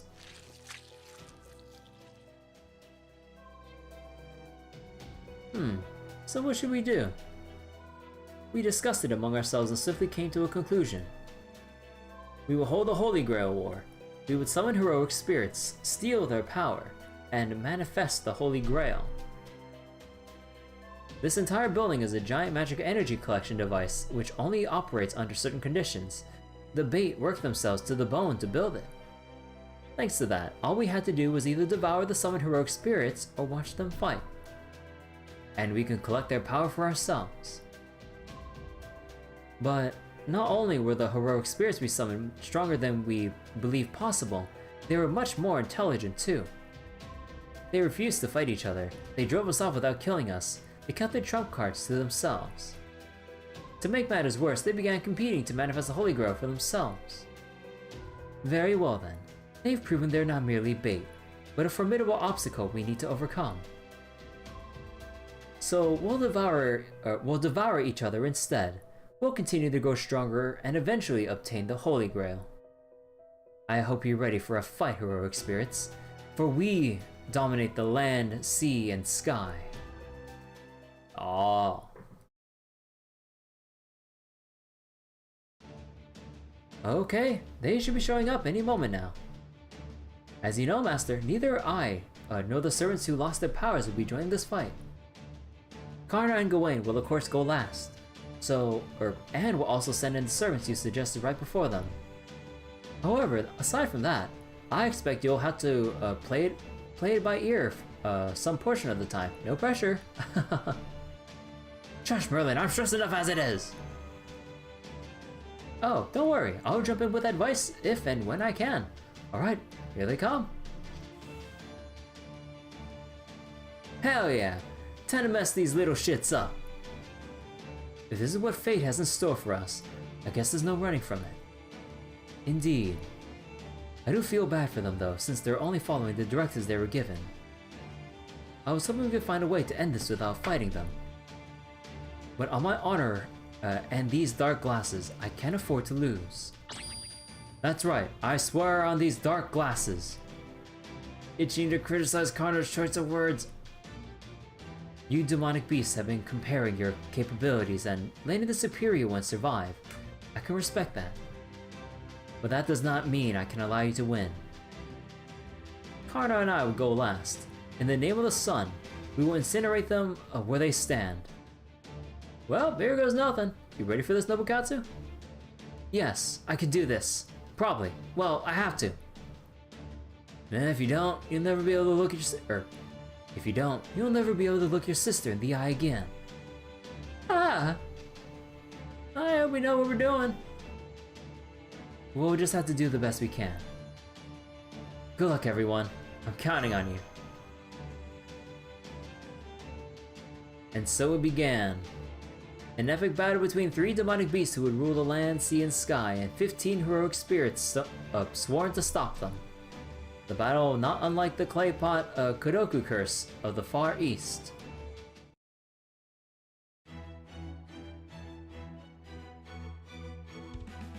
Wait, I didn't read that this is gonna be a fixed fight. Oh shit.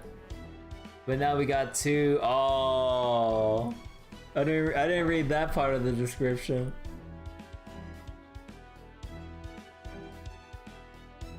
Two flex slots. of Hajime, I win. Hmm.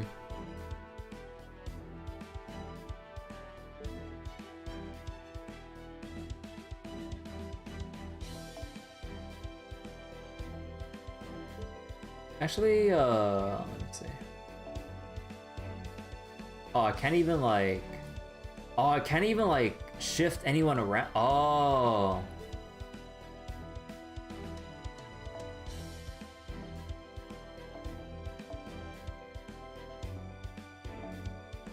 And what's it drop? Silver. I don't have this. No.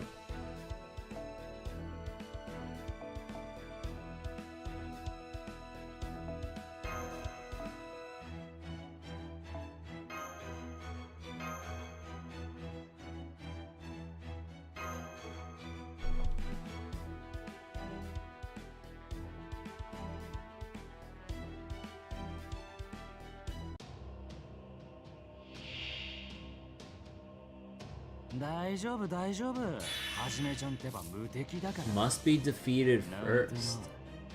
The days when people debated whether Q Alter or J Alter were better. Two different purposes. Wait, I just noticed that we have glasses too. Well, I mean, of course, but let's see.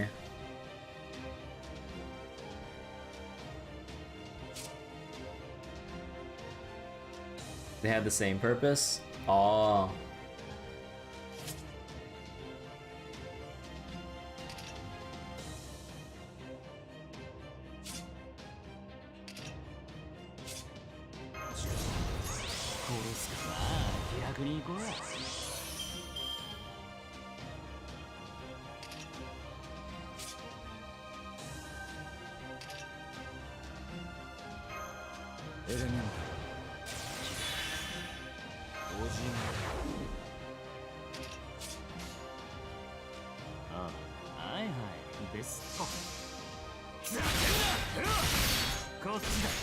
Where are my crits?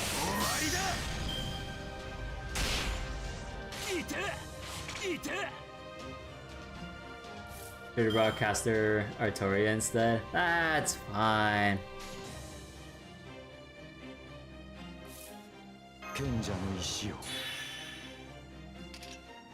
Her crits were better than her NP. So like, Q Alter, most survivability, J Alter crit blew things up? Yeah. Oh yeah, I forgot about this lasting 3 turns. I thought it lasted 1 turn for some reason.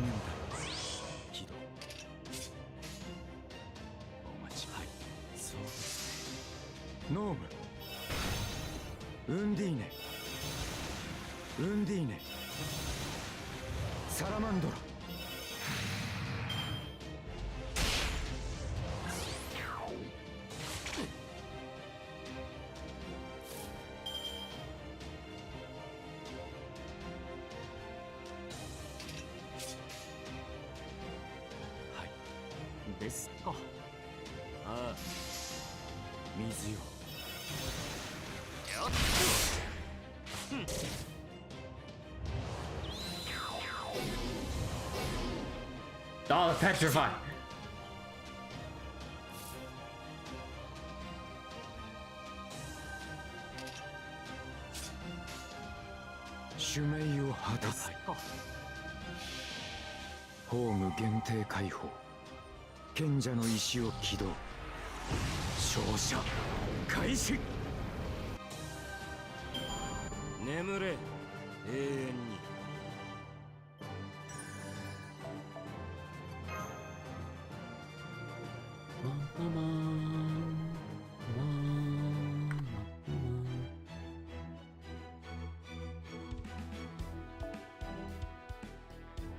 Alright, what are our choices here?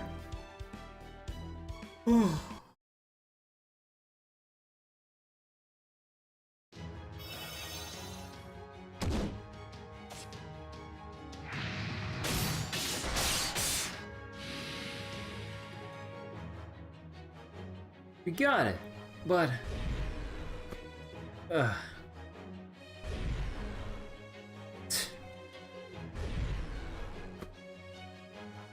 this is as far as we go.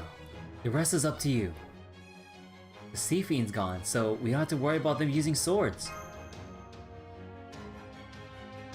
Their bodies have been enhanced with an exoskeleton, but I don't see any sign of either swordsmanship or spellcasting skills.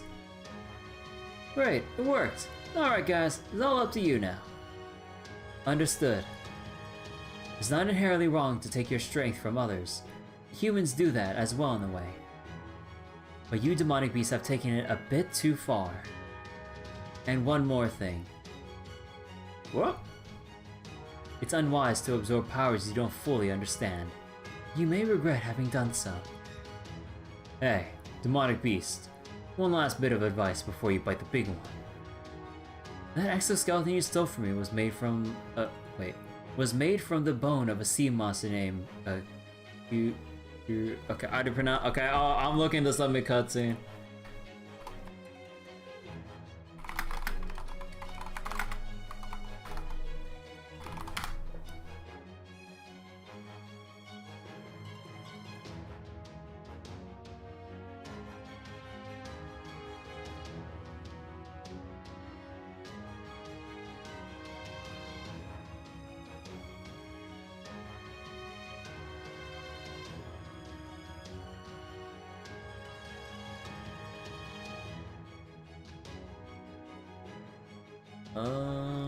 Hold on.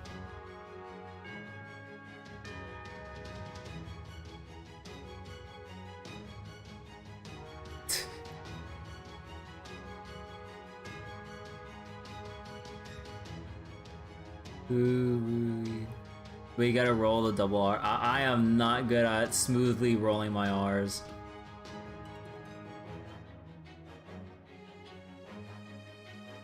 So it's like Kuruin or something like that.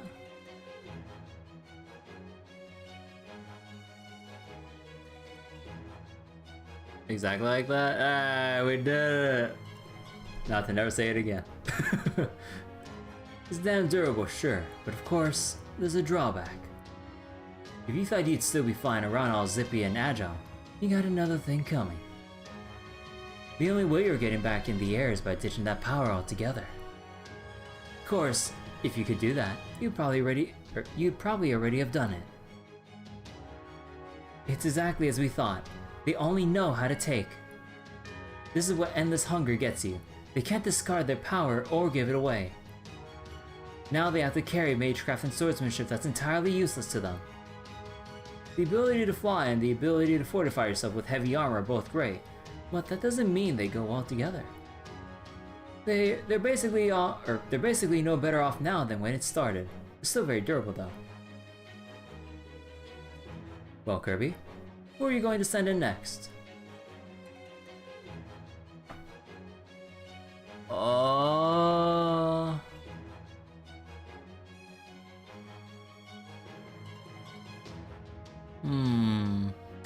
Oh, actually, who? Well, I mean, Enkidu would give them the regen, and then Mordor. Ah, fuck it.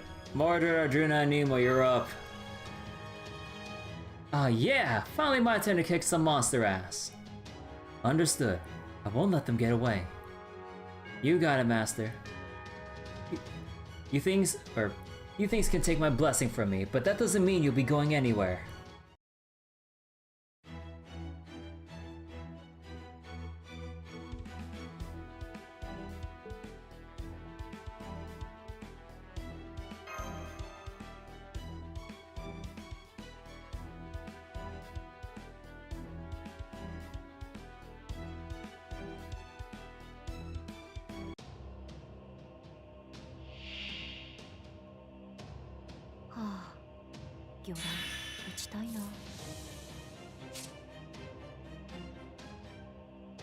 And decrease crit rate, demerit.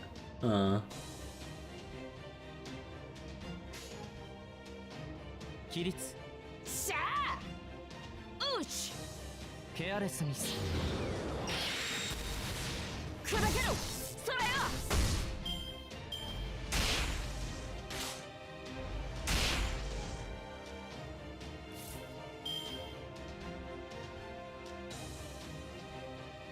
Hmm. Actually, they're both AoE, but what would be more effective? Oh, wait, what's going on? I see Dragon's Dogma post. Itsuna took the fuck around and find out approach to a whole new level.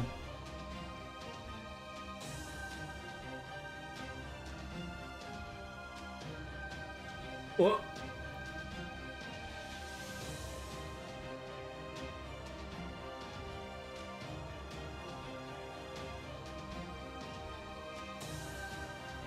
Oh. Bro, wait, they're essentially taking a Morrowind-esque approach. Holy shit.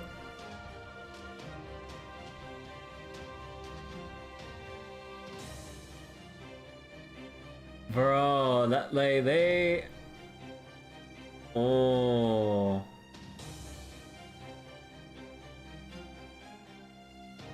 Oh, bro, finally we get another game that takes like the Morrowind-esque approach.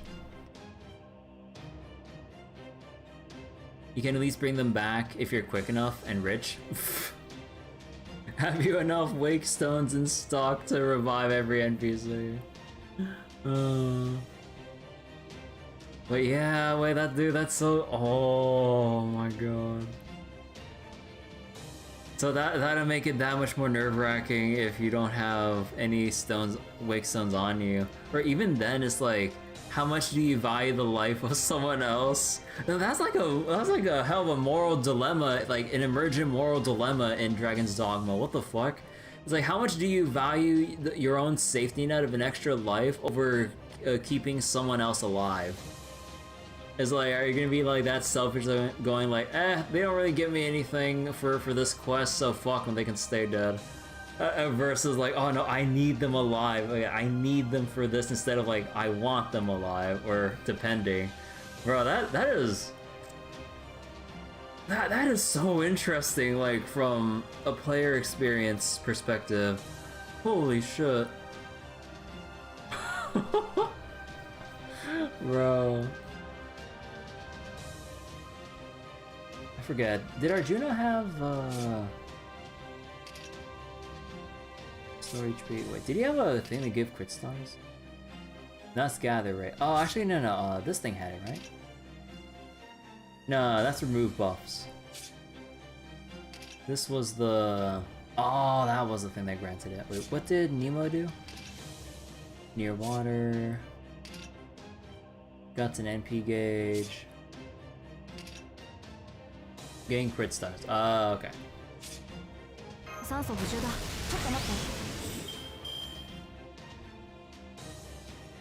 One comment from that thread. Escort quests just became the worst things in the game.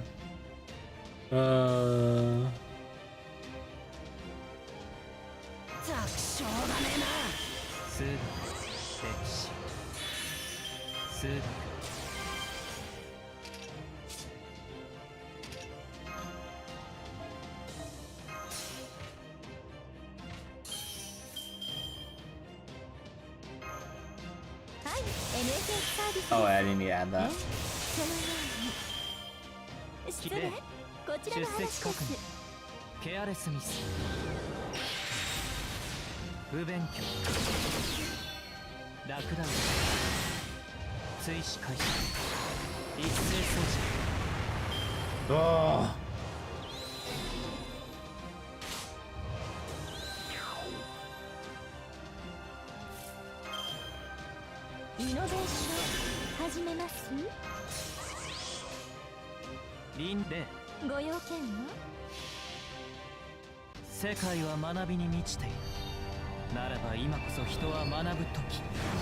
Oh my god, dude.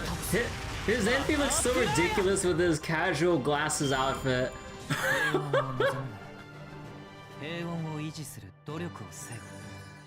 I'm sorry, I can't take it that seriously when you see his like outfit shine in that light during his NP. Oh my god.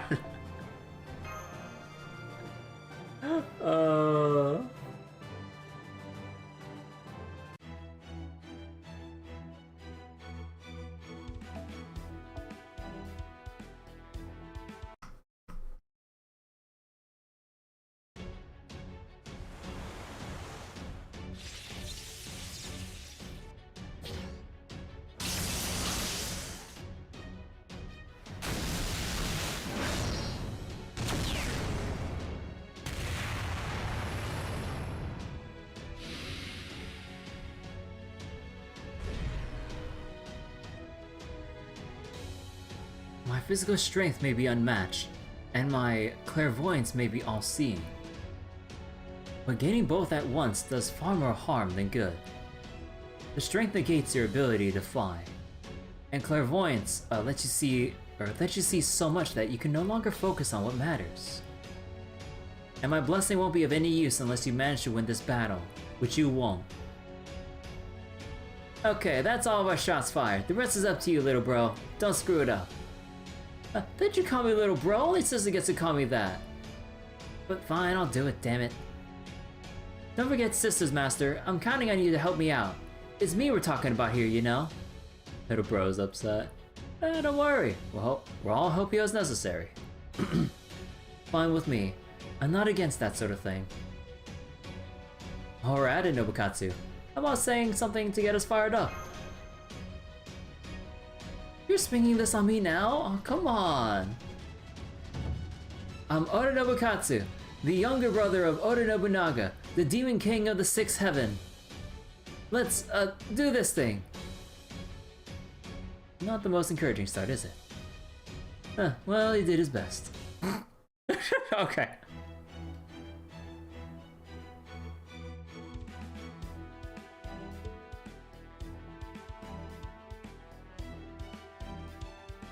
Alrighty then.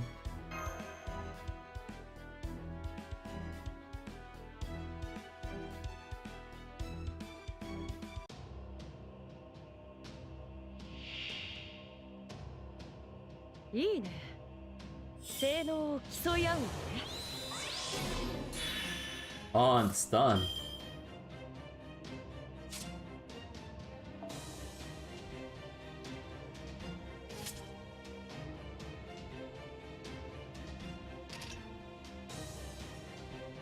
Randomly by just one turn? Remove debuffs and significantly restore.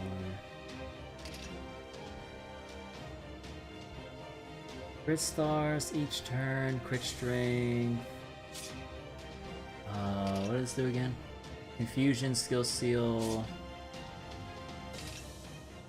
Target focus. Okay. And then this stuff, just like extra attack. This is like human, right? Yeah. And this one was just debuffs and okay. And this one, apply evade. Okay.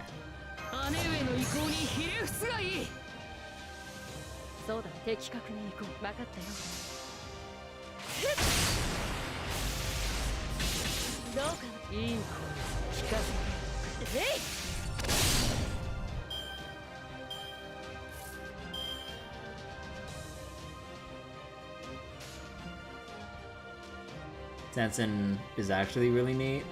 And he's forgotten much like the other bronzes. Not as much as the other bronzes.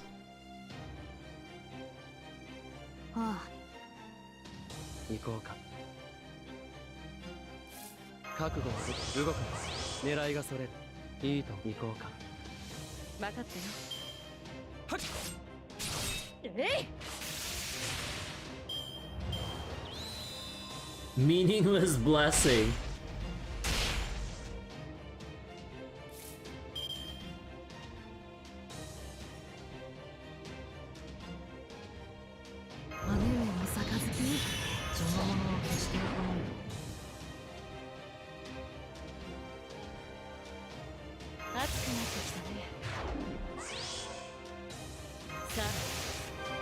Oh right, restores that much health.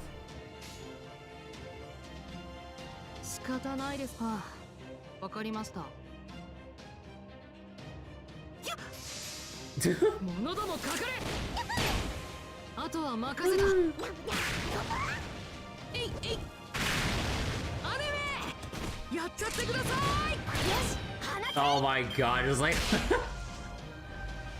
Enkidu's heal has always been insane.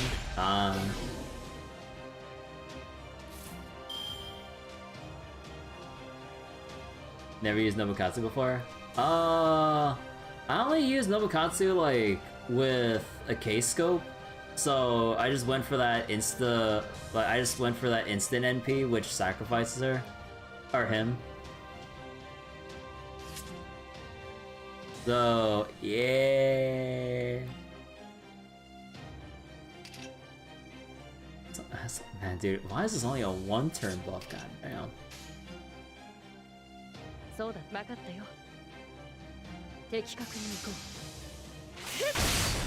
Sadly, need Nobukatsu alive for this fight.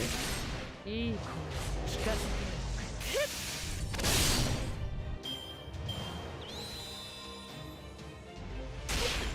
申し訳ない。 Oh, bye bye, Zanza.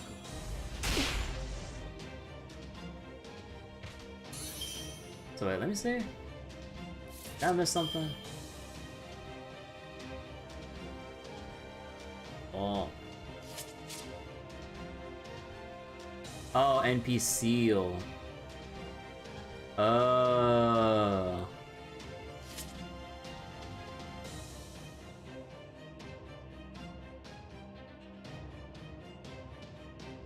熱くなってきたね。 No! I didn't get the quick buff. はい、NSS サービスです。もちろん Oh, お wait. 望みのままに。 Has to land the killing blow. Oh. Oh shit. え、そのように。失礼、こちらの話です。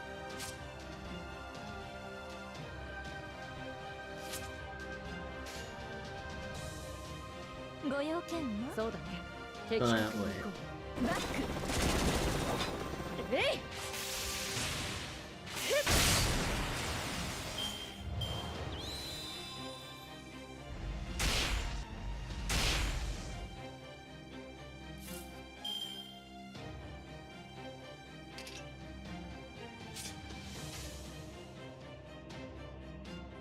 まあ大事か。仕方ない。はあ。 わかりました。飛びなさいませ。あとは Oh, yeah, I should have reordered that. Whoops. Or not. Oh, okay. やっぱりこんなものか。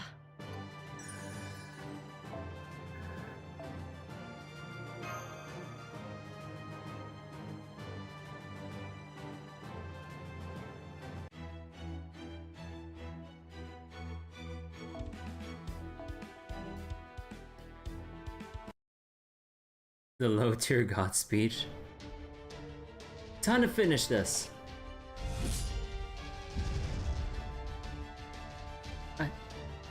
I did it, but it collapsed, but it's still not disappearing? No, this is fine. This is fine. It's just what we expected to happen. We knew the last demonic beast would come back to life as the strongest one yet after Oda Nobukatsu's attack. Only, it's become the weakest one now, hasn't it, Master Caldea? That's right. I was never meant to be a heroic spirit. As a servant, I'm basically worthless. The tiny spark of power I have is meant to give Sister power. It's the only reason I exist. And obviously, Sister isn't here. So what happens when the only one to whom my power can be given isn't around? Should have been a 0-star. Aw. What is this? The power. All the magical energy and abilities we've stored up so far. Swordsmanship, mystic eyes, clairvoyance, magecraft. They're becoming ill-defined and fading away. Giving power away? What the hell is that? How is it different from taking? I don't understand. The answer is obvious. Without Sister here, my power is meaningless. Now hurry up and spit out everything you stole.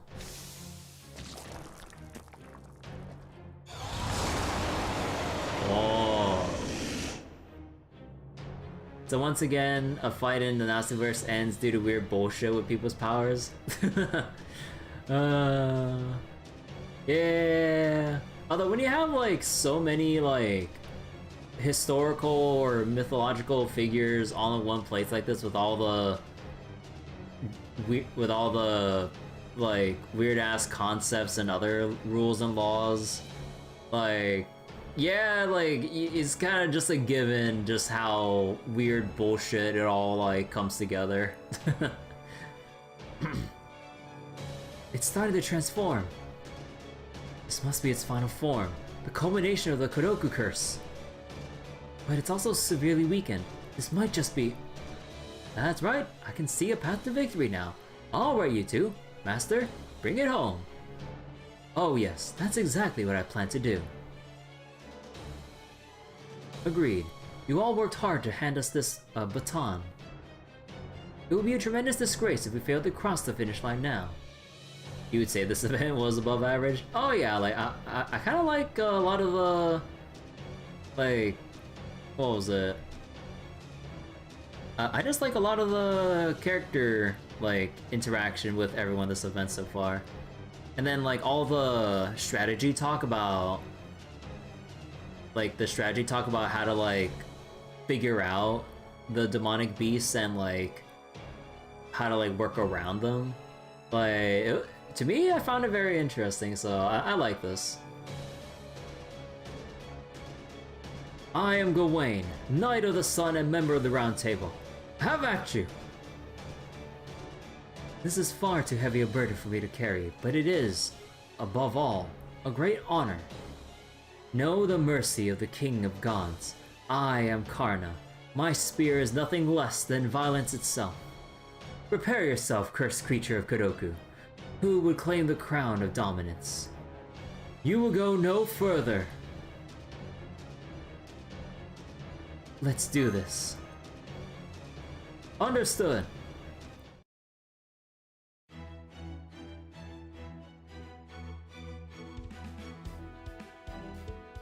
And I'm not allowed to, like, move them around? Yeah, of course. So wait, let me see. What do I need to know for this battle? 2 break bars.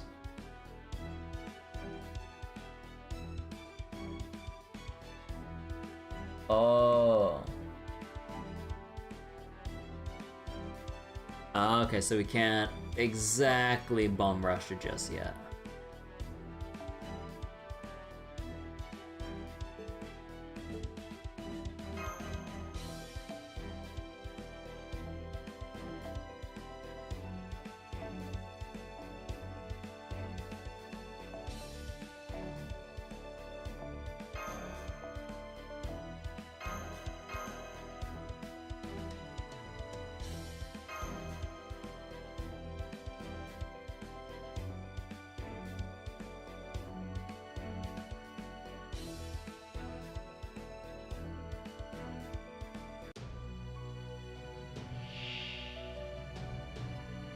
お客様、獲物はあちらでございますね。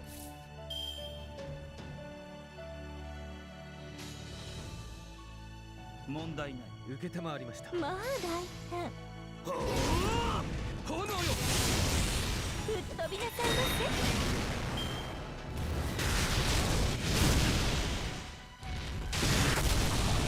せ。God, what is that? What is that form? Oh god, it's like... oh, actually I should have brought a stun Mystic Code.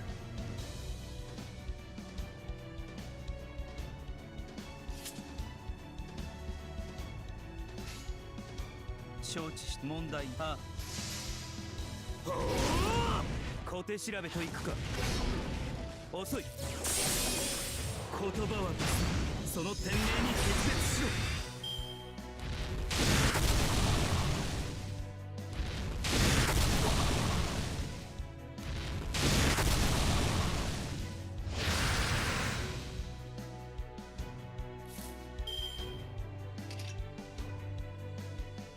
いよいよ行くぞ There we go. MP seal. And we can't brave chain anything here. まあ大お変。任せを受けたまわりました吹っ飛びなさいませ。いざ真正面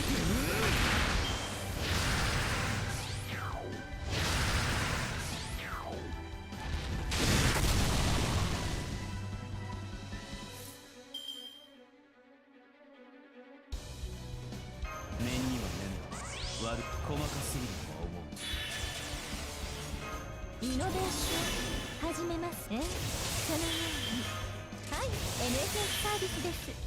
もちろんお望みのままに。命令とは Actually, I'm pretty sure I could just do Buster Brave and we're good. 承知した 吹っ飛びなさいブラフマーストラックだ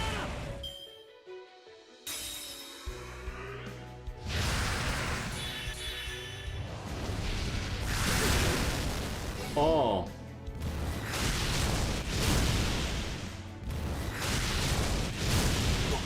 Ah, we good, we good. Also, wait, you had, charisma, was it? No, was it here? I hear it is charisma. 邪念立つべし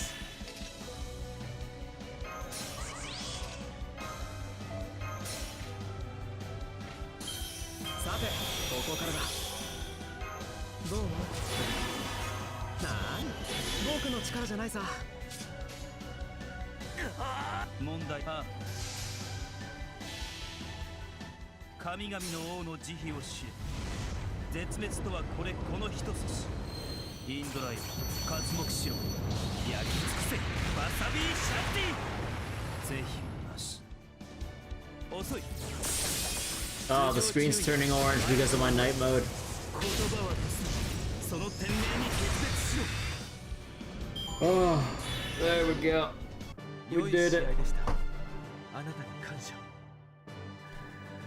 Alright, hold on real quick. I need to turn off my night mode.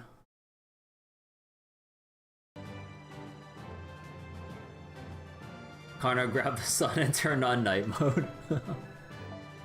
Oh. But yeah, this is a fun event. Like, I'd say, yeah, like, I'd definitely say above average. Like, a fun above average.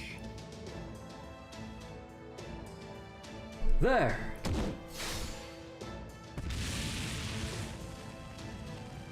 It's time you learn what a real hero is, creature of the Kodoku curse. Even through glasses, a real hero kills with their eyes. What? Take this. The final Dark God? What? The shortness of the event was to its advantage.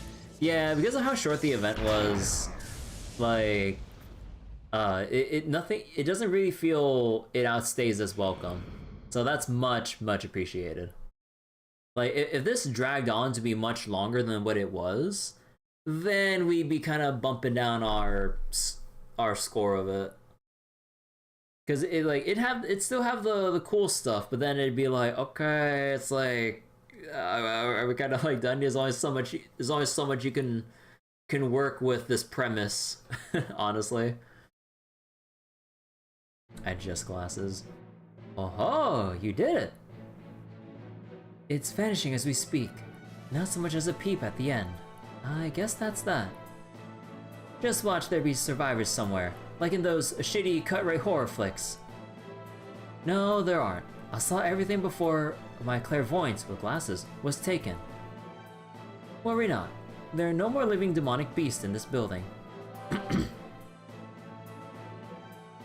Oh, it's the Holy Grail. So, you can have this one, Chaldeans. Yeah, not much point fighting now. Okay then, don't mind if we do. I'll go ahead and collect it, Master. This would seem to be goodbye. I know we'd normally be expected to fight. But I have to say, I enjoy this battle of wits far more than I expected. Farewell! I agree. This really was a lot of fun. It seems I've been summoned to Chaldea too, so I hope you tell that version of me about this experience. Though I doubt he'll believe it at first.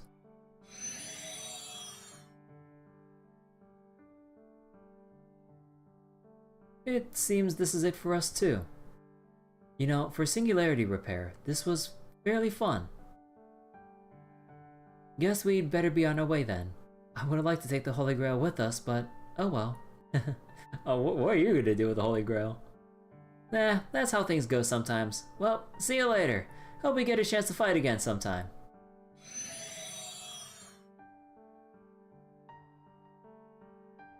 It's over. Yes, it is. And Karna, There's something I'd like to- oh, it's about the sunglasses. There's something I'd like to say before we part ways. You're wearing sunglasses. Those are not eyeglasses.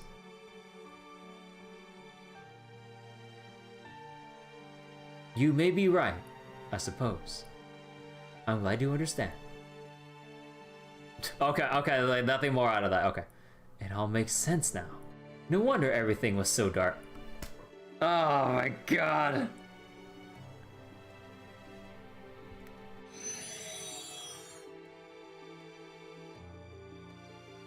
Was that really how you wanted to say goodbye, great hero of India? Yes, it's fine. One thing you found weird that this is Arjuna Altar and not normal Arjuna? Yeah, I kind of wonder about that. So why are they treating him like normal Arjuna? Yeah, that's like the one thing that's like kind of like the question mark in my head. It's like, is it because of like slight personality differences or something? I don't fucking know, dude. It doesn't really bother me too much, but it's like enough for me to go like, what about regular Arjuna?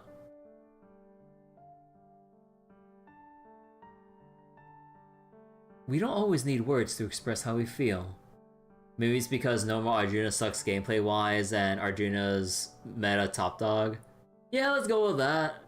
Like, what would you rather have? Arjuna Alter for a story support, or would you have regular Arjuna? Arjuna Alter all day. And also, we wouldn't have a rerun of Arjuna Alter's banner. We'd have regular Arjuna, and then literally everyone would go, who the fuck would want to pull for regular Arjuna? You would almost never see the skin on the normal one. Yeah. So they probably like I'm guessing when they're trying to like brainstorm like roster ideas and they got Karna involved. I was like, oh, we have to have Arjuna, but it's like, wait, do we want to like I'm guessing from both like, well, okay, now I can only sense it from like a hecking business standpoint banner wise. It's like, who the hell would want to roll on our regular Arjuna? That's like the only thing that comes to mind.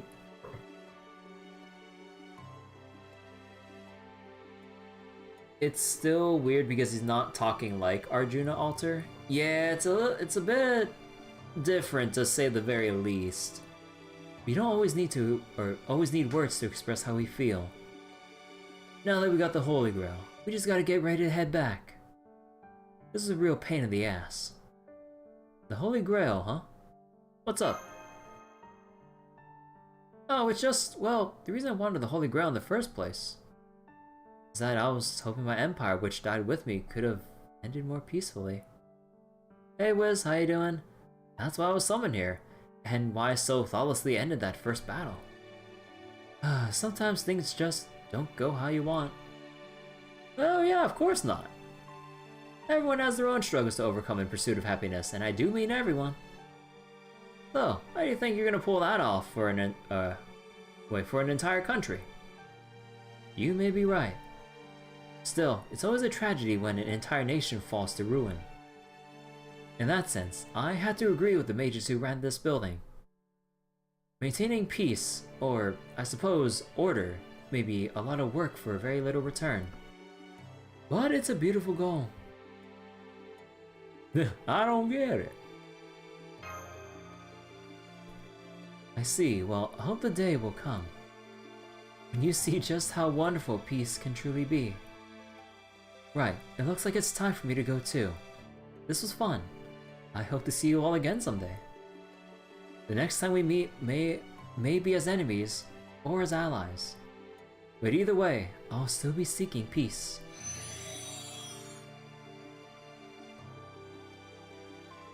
You did great, Kirby. Now it's time I was on my way too. I should, well, can only project my spirit for so long. It's too bad about the games though. I would have liked to do more brain teasers. You never get a chance to see servants all boggling over riddles. Merlin! That always made it sound like he was only here for his own amusement. When is he not? Honestly, that about sums him up. Oof, I'm really exhausted. This better be the last time you bring me along on a mission like this, and I mean it. You're starting to sound like a certain saber we know in Nobukatsu. Huh? A saber we know? A blonde arrogant slacker? Seriously?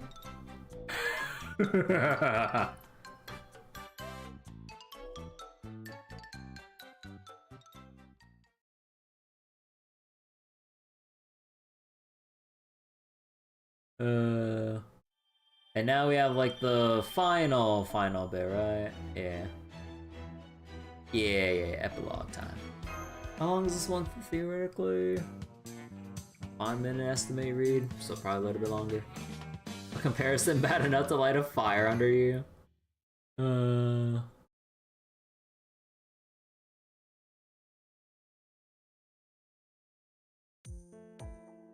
I see. So you actually decided to take your job seriously.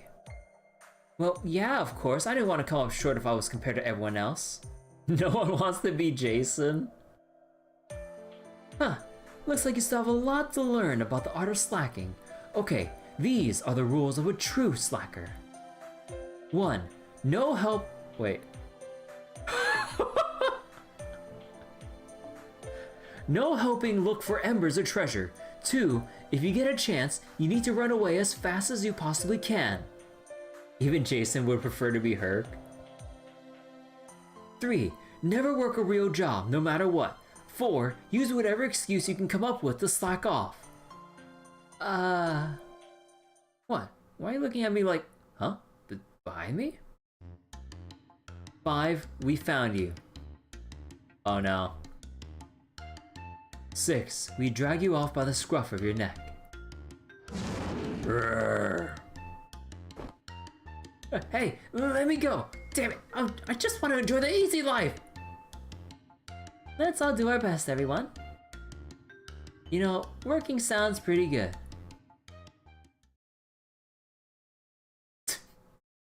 Caught, pretty much. What would we do without Jason? The same things we've always been doing. Well, that's a shame. I really wish I could have been there. Holy Grail or focus on glasses sounds amazing. That would have been the perfect singularity for me. But it's all in the past now. And now all these tears are fogging my glass up. I'm sorry. I didn't mean to exclude you. Don't mind me. I'm just going to sulk over in the corner for a while. Aw, Naval Professor! Ah.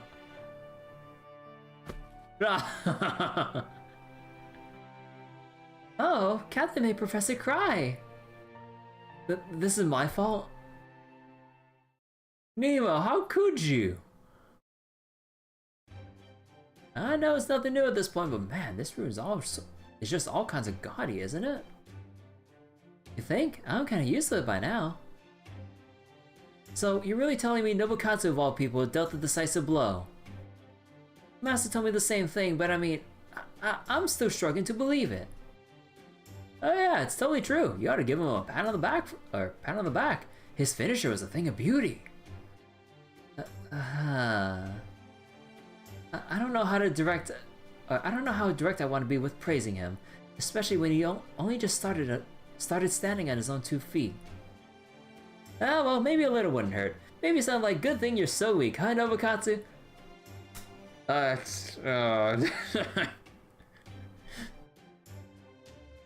That's your idea of praise? Well, he'd probably still be delighted.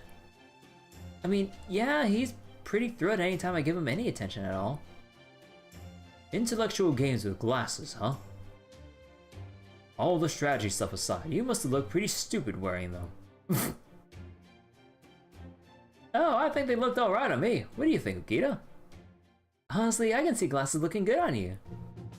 At this point, that suits you better than our, howdy anyway.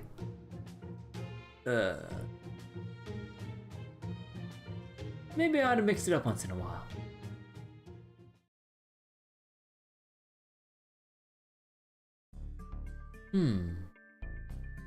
Is everything okay, Paracelsus? I can't remember the last time I started reading a book so intently. Yes, everything's fine. I was just inspired by the singularity that was repaired the other day. Apparently, another iteration of me materialized there as a rogue servant, and ran around like a small child.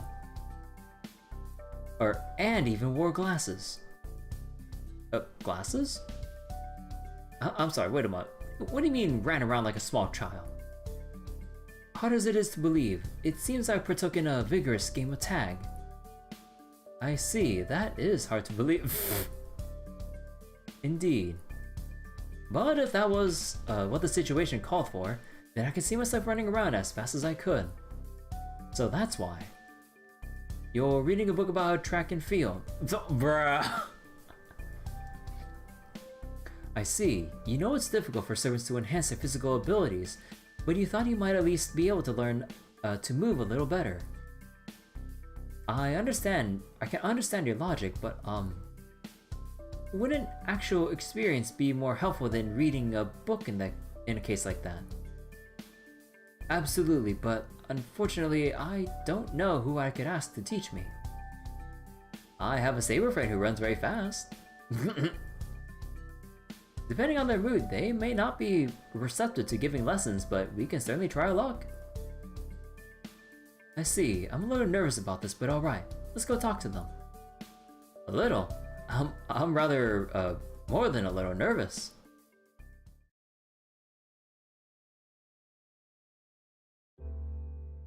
Interesting.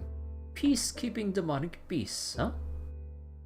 I, for one, would be much too afraid to engage in any skullduggery if I were being observed by a deadly invisible force. It certainly seems a perfect fit to your run-of-the-mill dystopian surveillance state. Technically peaceful, yes, but at what cost? The whole idea is screwed from the word go. Typical mage thinking. Be that as it may, I still believe his desire to bring about peace was a beautiful thing. It's just an unfortunate fact of life that people often take things to extremes. Such as life. I wonder how they defined evil. Oh, they probably just programmed in the typical stuff most people would say. Theft, murder, assault, and so on. But evil exists in countless different forms, and by the same token, something once evil can become good. So how do they try to distinguish between ordinary evil and evil that might also bring about something good? I'm going to tell you something very dull, and you're not going to like it at all. They simply could not have cared less about such nuances.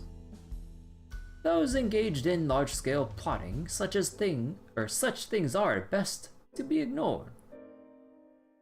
If so, I can only conclude that the mages were indeed mistaken. By the way, Master, I take you're rather fond of these glasses since you're still wearing them. Oh yeah, very much. Glasses are very versatile, you know. Then I recommend swapping out the lenses. Glasses that let you see the invisible may sound good in theory, but such things are usually like that for a lesson. Something on your mind? I was just thinking. If those demonic beasts had managed to survive our attacks and escape from that building into the wider world, what kind of civilization would they have built? I would guess they'd resume cannibalizing each other at some point and consequently die out. I certainly can't imagine anyone who destroyed a civilization being able to build a new one. Yeah, maybe you're right. Give me another round. Coming right up. Peace is a precious thing, a beautiful thing. It is rightly valued. But that is also exactly why it is so hard to obtain. For example, we'll take how things are right now. Suffice to say, nothing comes easily. Still. Yes. Even so, giving up is not an option. Right you are. So no matter how difficult it may be to create peace, it can be helpful to think about it. Oh, just think. That's right, think about peace. At least the time you spend doing so should be peaceful. I suppose you're right, but it is the very reason people strive to accumulate knowledge and wisdom, why they record their accomplishments at all. And to be certain they would ever be able to peruse such records at their leisure, they invented a tool to augment our sight. Who can deny that of the five senses, sight provides the vast majority of the information we perceive, as much as 80%. Which is to say, I'm speaking of glasses. Precisely. All roads lead to glasses. In the end, world peace was never achieved. Damn. The mage's dreams were dashed, gone like so much dust. When all was said and done, all that remained were the glasses which let one see the unseeable. Even so, whenever you put those glasses on, you can't help but think a little more deeply about world peace. Okay. So we're just gonna keep those glasses in our, like, pocket forever.